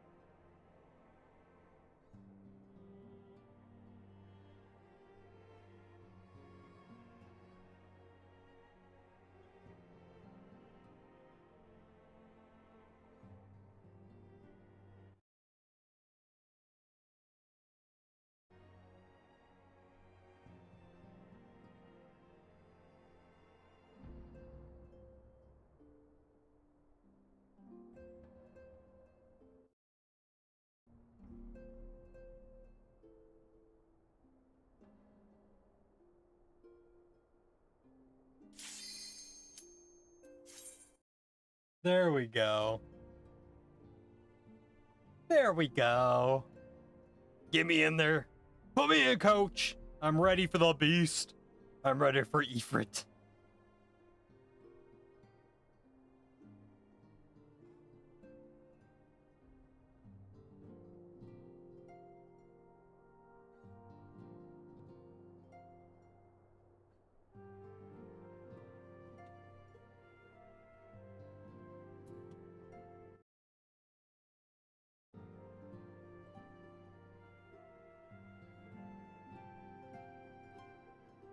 Oh, come on. Accept the queue.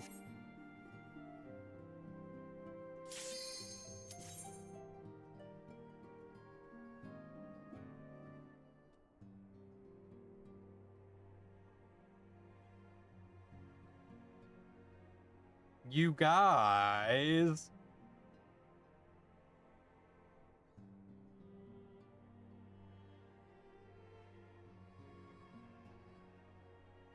What are our DPS doing, dude? Those queues are like 15 minutes.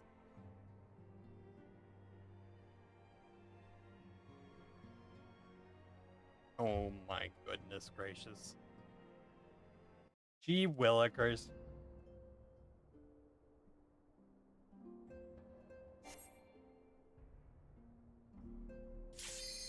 Oh my Lanta, please. There we go. There we go.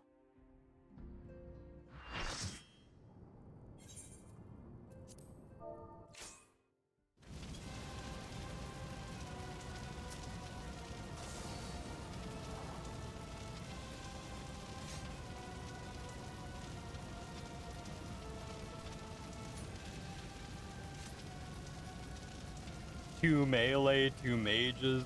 Okay. Okay.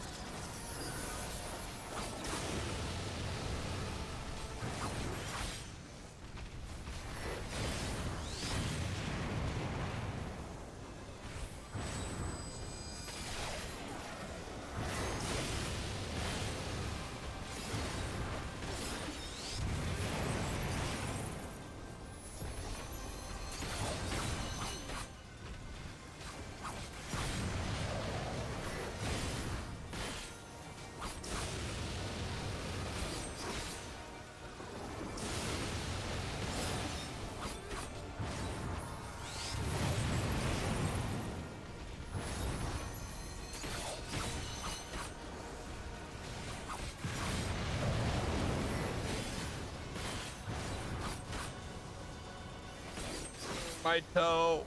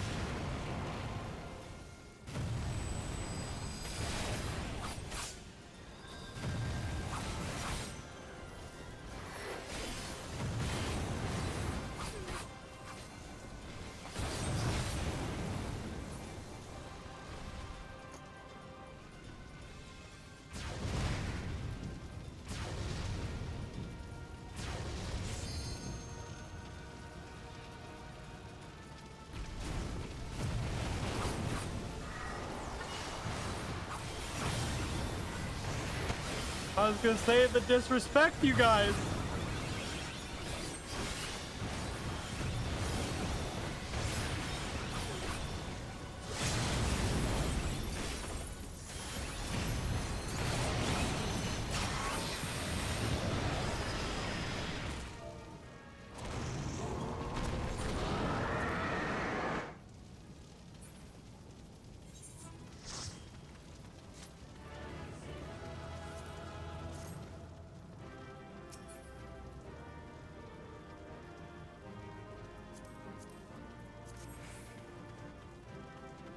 I am gonna greed these and see if I can get them.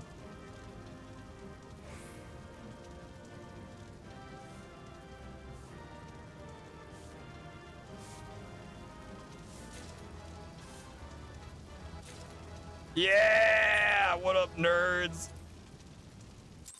That's mine. That's mine. That's concrete, baby. That's concrete, baby. Speak to Paplimo in the Waking Sands.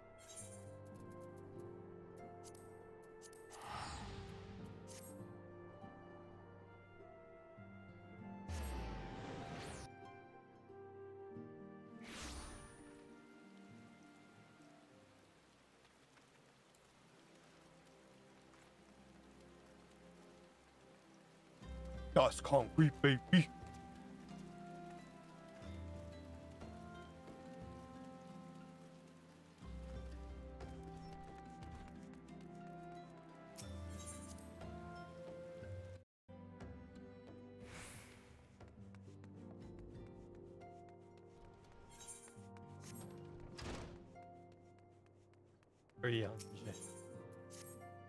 Oh, bro, here you have triumphed over Ether. Of course, there's not less to that expect where it was done the same.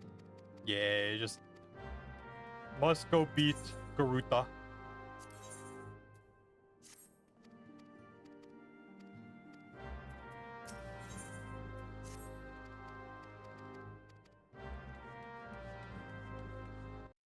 As for in a Titan spot, we have to get this one. Oh, we have to complete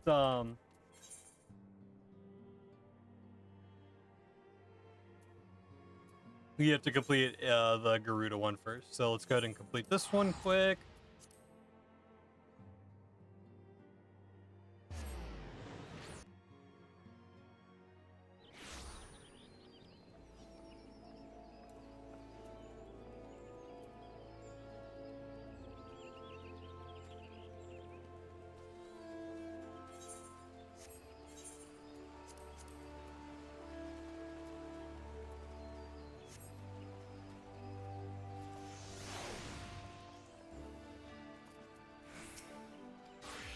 Hello, sir. Please go beat up Garuda.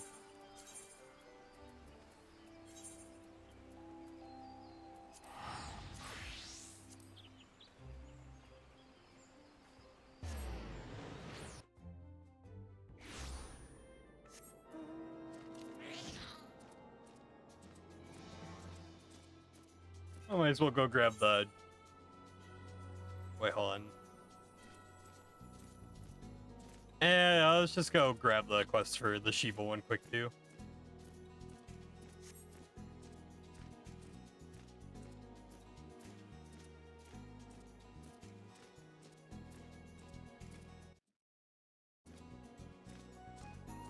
Bam bam, ba-da-dam, bam bam bam, ba-da-da-da, bam bam, bam bam bam bam, ba-da-da-da-da-da.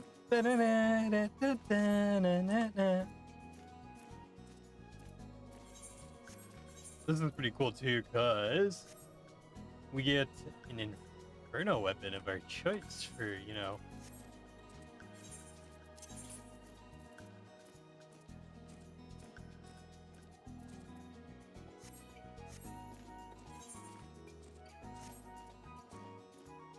whatever class we want. Oh, I went past it and I'm a dum-dum.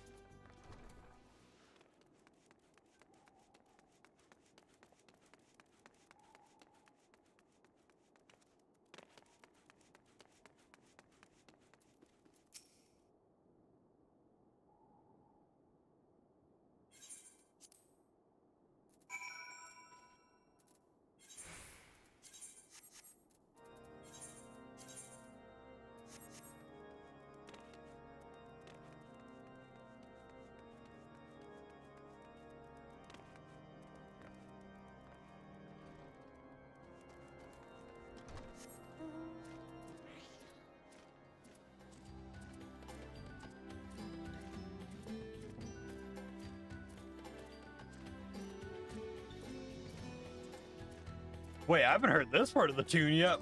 Okay, let it go off.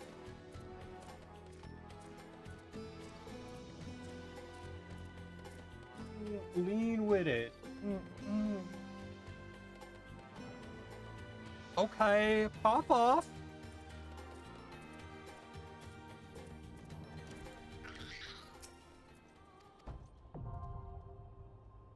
Extreme now accessible. And let's go do Garuda.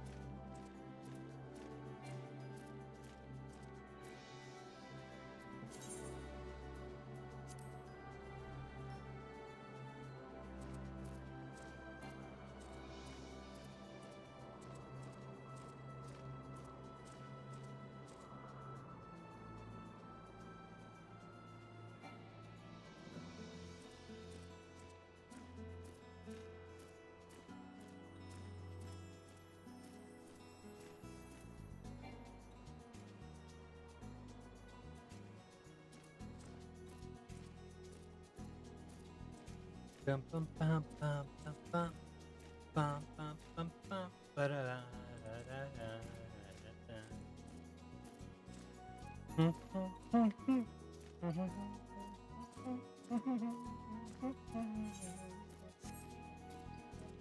Sometimes I forget how big these maps are. Jeez.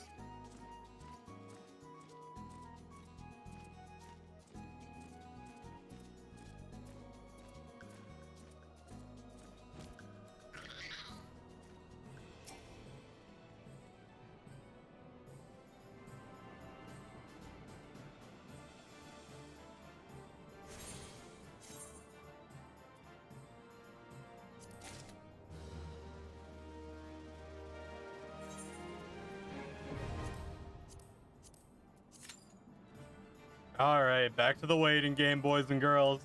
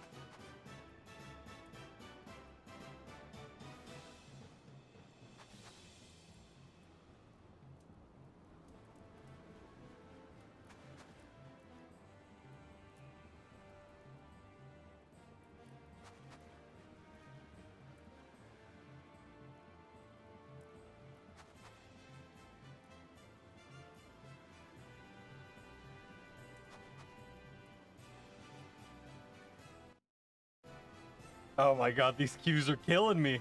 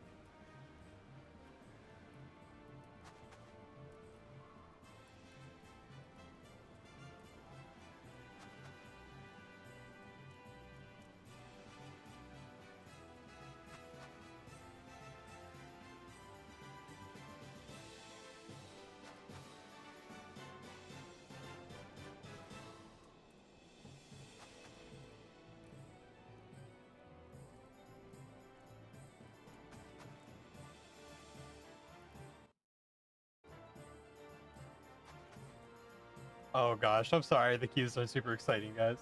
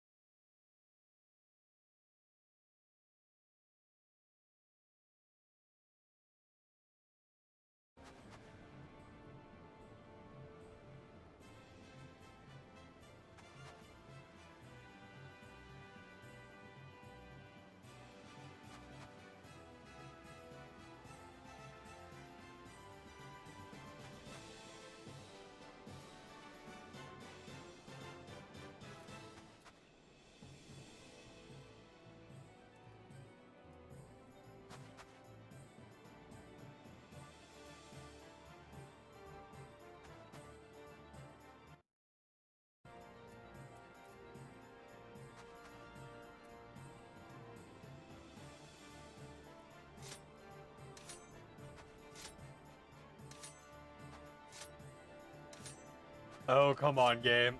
Give me the cue.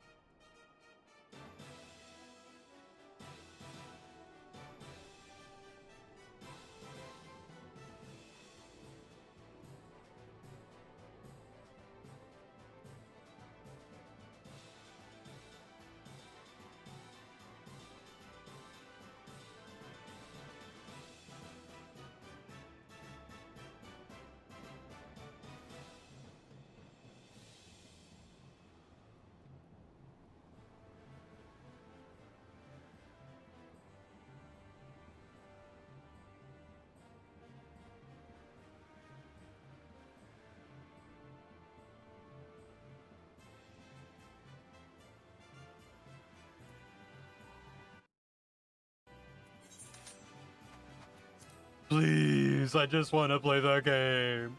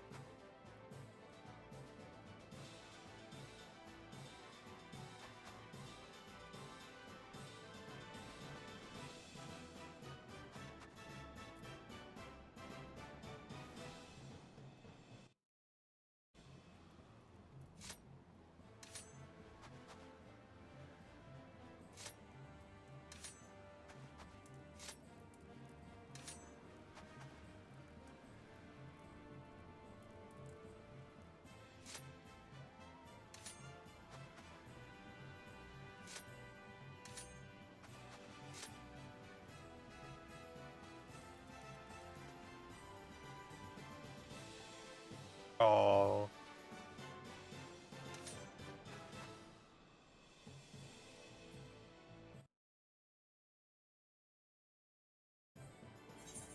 We gotta go back to Waking Sands. Let's head back to the Waking Sands.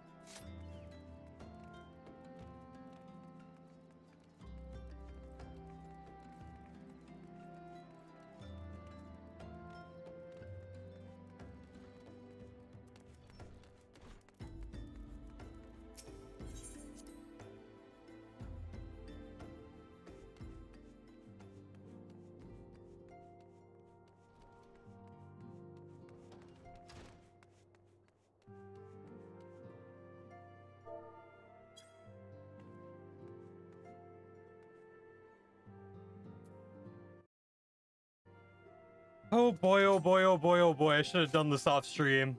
Sorry, chat.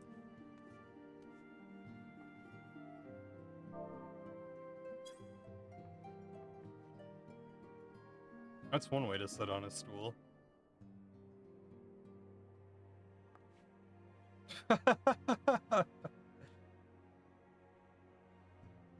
Oryanje.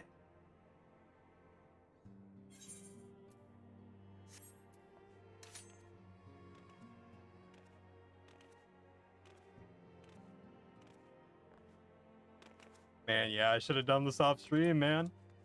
We're getting so close, though.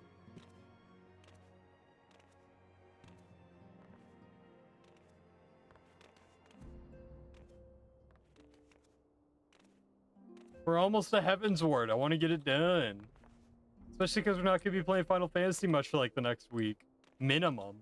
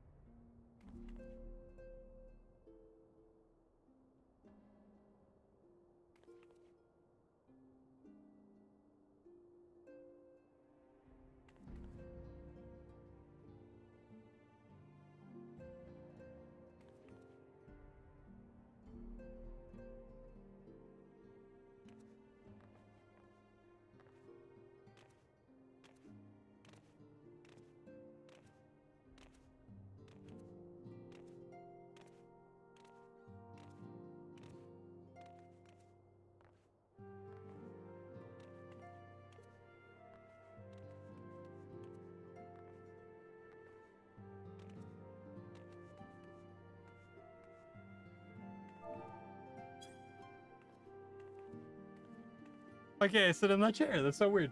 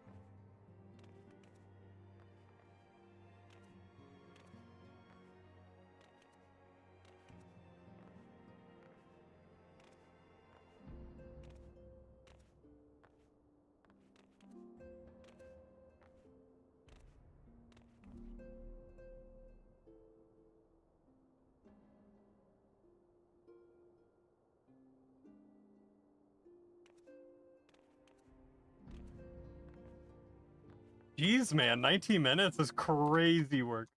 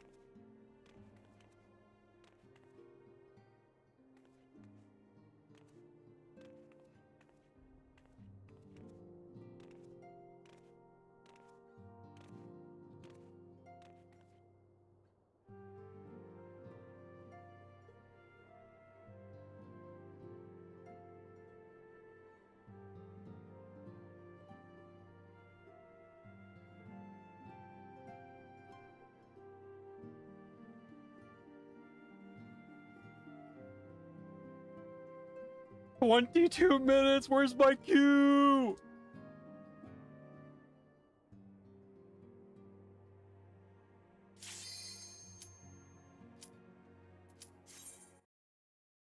Oh my lord.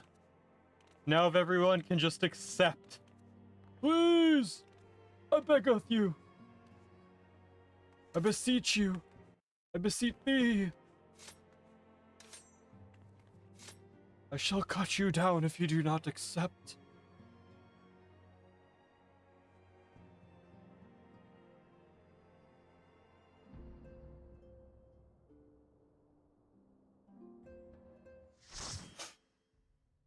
Thank you. Oh my god. Howdy, y'all.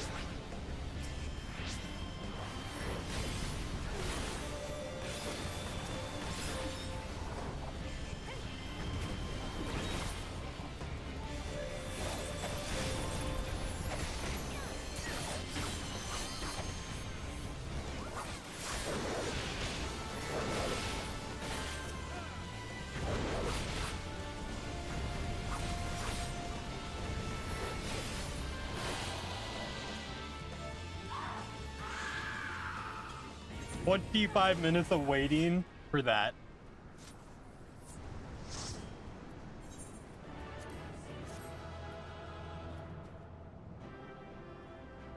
Oh my. Probably not gonna get those. Yeah, I figured. That's okay. Y'shtola! Let me unlock Titan.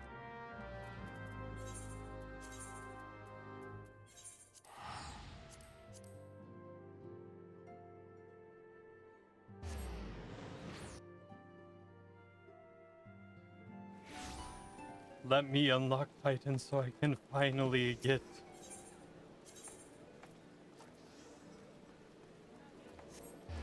to the last set of quests for a Realm Reborn.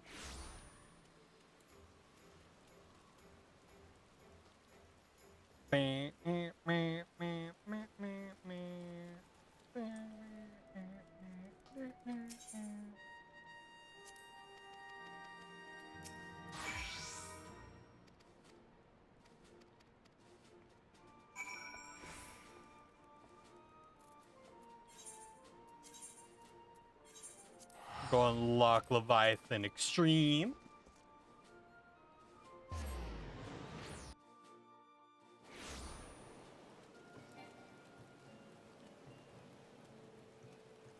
Delwyn Sightseer.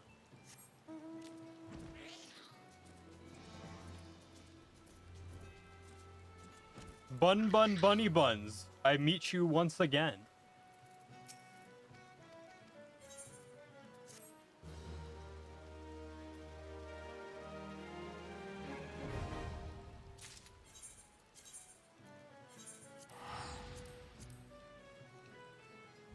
Bam bam bam me.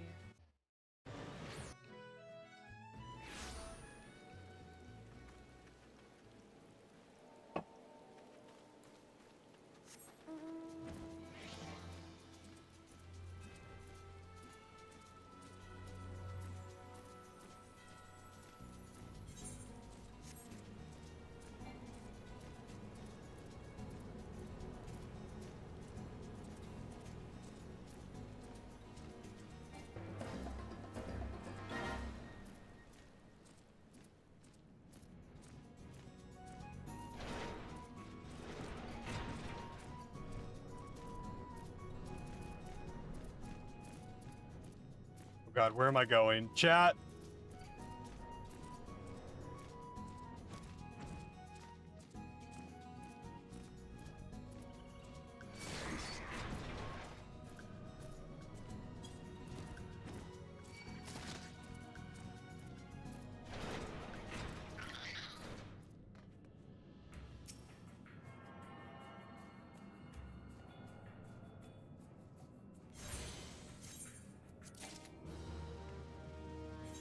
All right, and last but not least, the Naval Hard.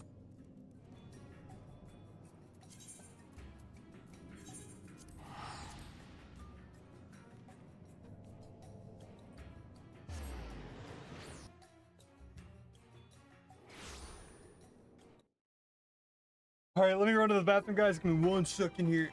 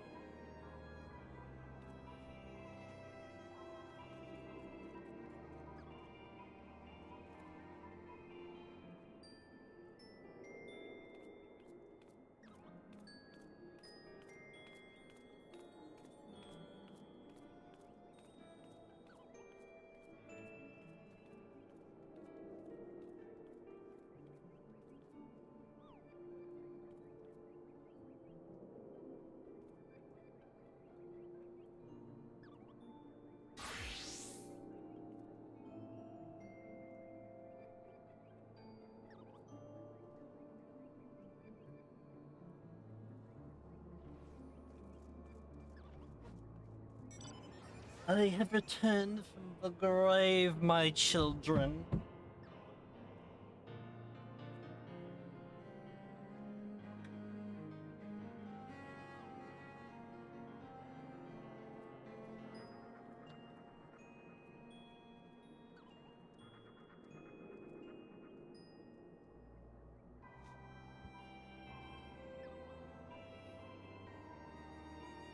Now, is it going to be another 25-minute queue, or are we going to pop it down to 10? The world may never know.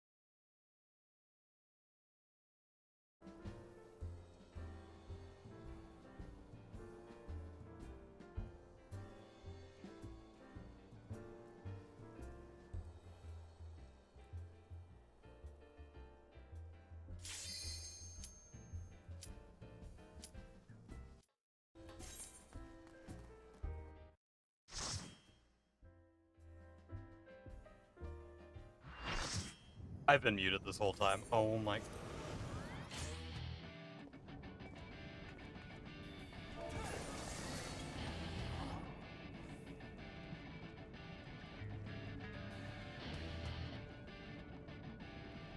Honestly, I'm even wondering if I'm gonna upload the last couple hours of. Probably not.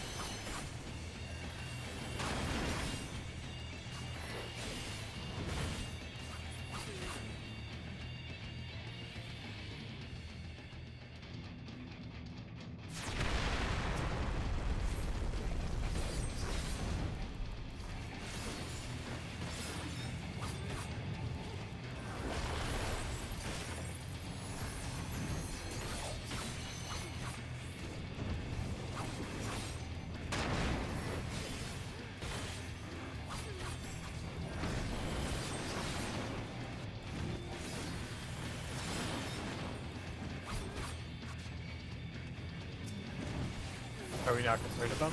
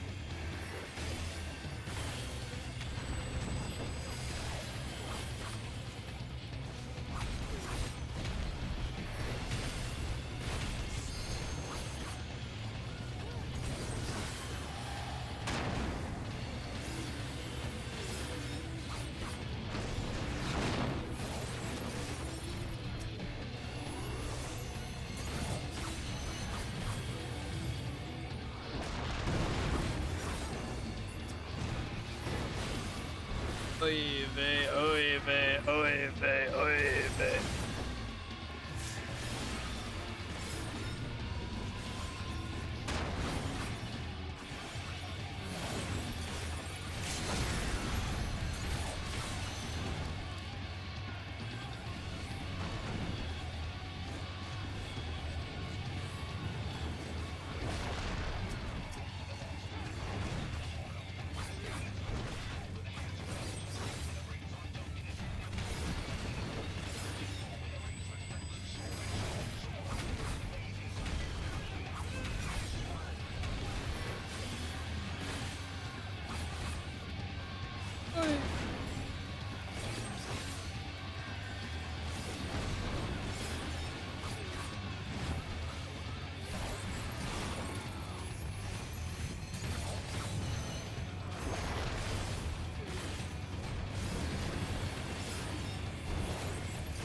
Shit.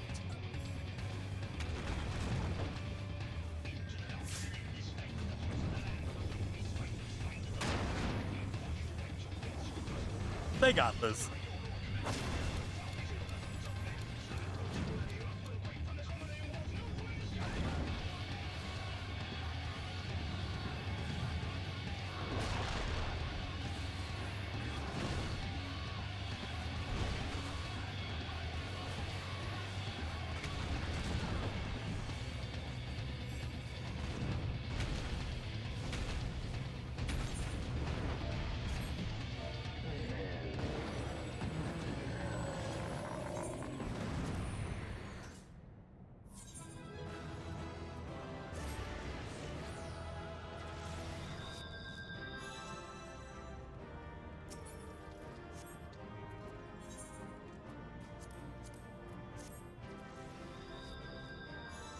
I mean, I'm gonna greed for everything, right? I'm a greedy boy.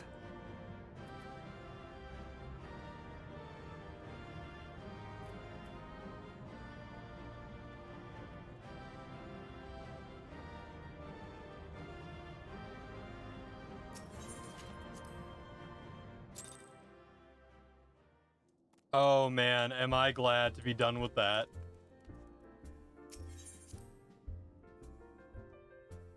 With that, I should be able to... Yeah, there we go. Alright, cool. We're good to accept the next quest, which means we are on the final set of quests for A Realm Reborn. Whew.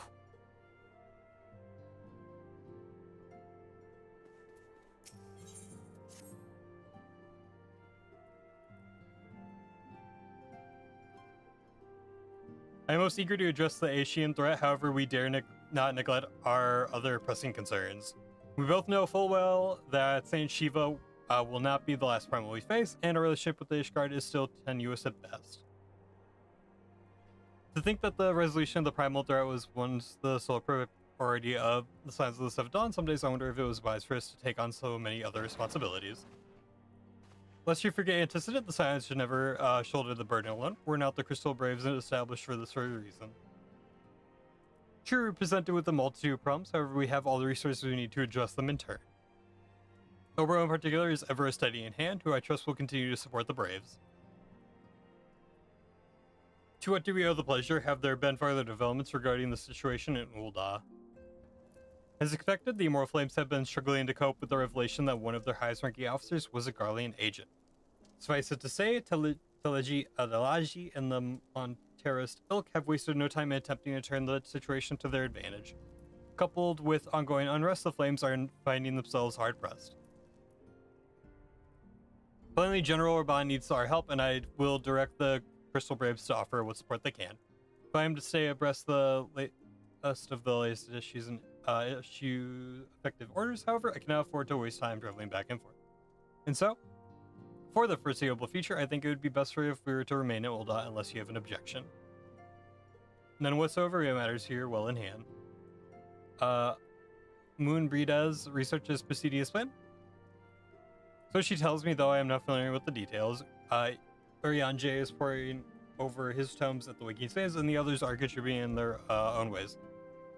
Alas, the key problem, how to form an ethereal blade at will, remains unsolved nevertheless, is only a matter of time. Obro, while we focus on the task, maybe you should assist Alphana and his Braves with theirs. If you do much to restore faith in the Immortal Flames, if the War Light husband see you working on their behalf. Never forget that your Steam status allows you to act in ways with the more tightly bound to organizations and nations cannot, as ever implore you to do so. Know that our response is ever in doubt, but I humbly thank you once more for aiding our cause. Now then, there are preparations to attend to before my departure, such as receiving Real's latest report.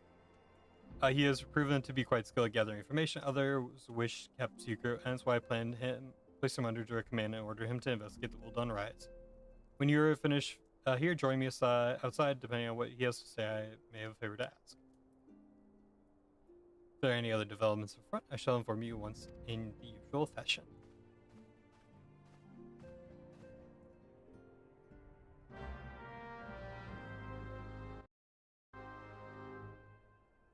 Alright, boys and girls, that's going to be the end of the stream.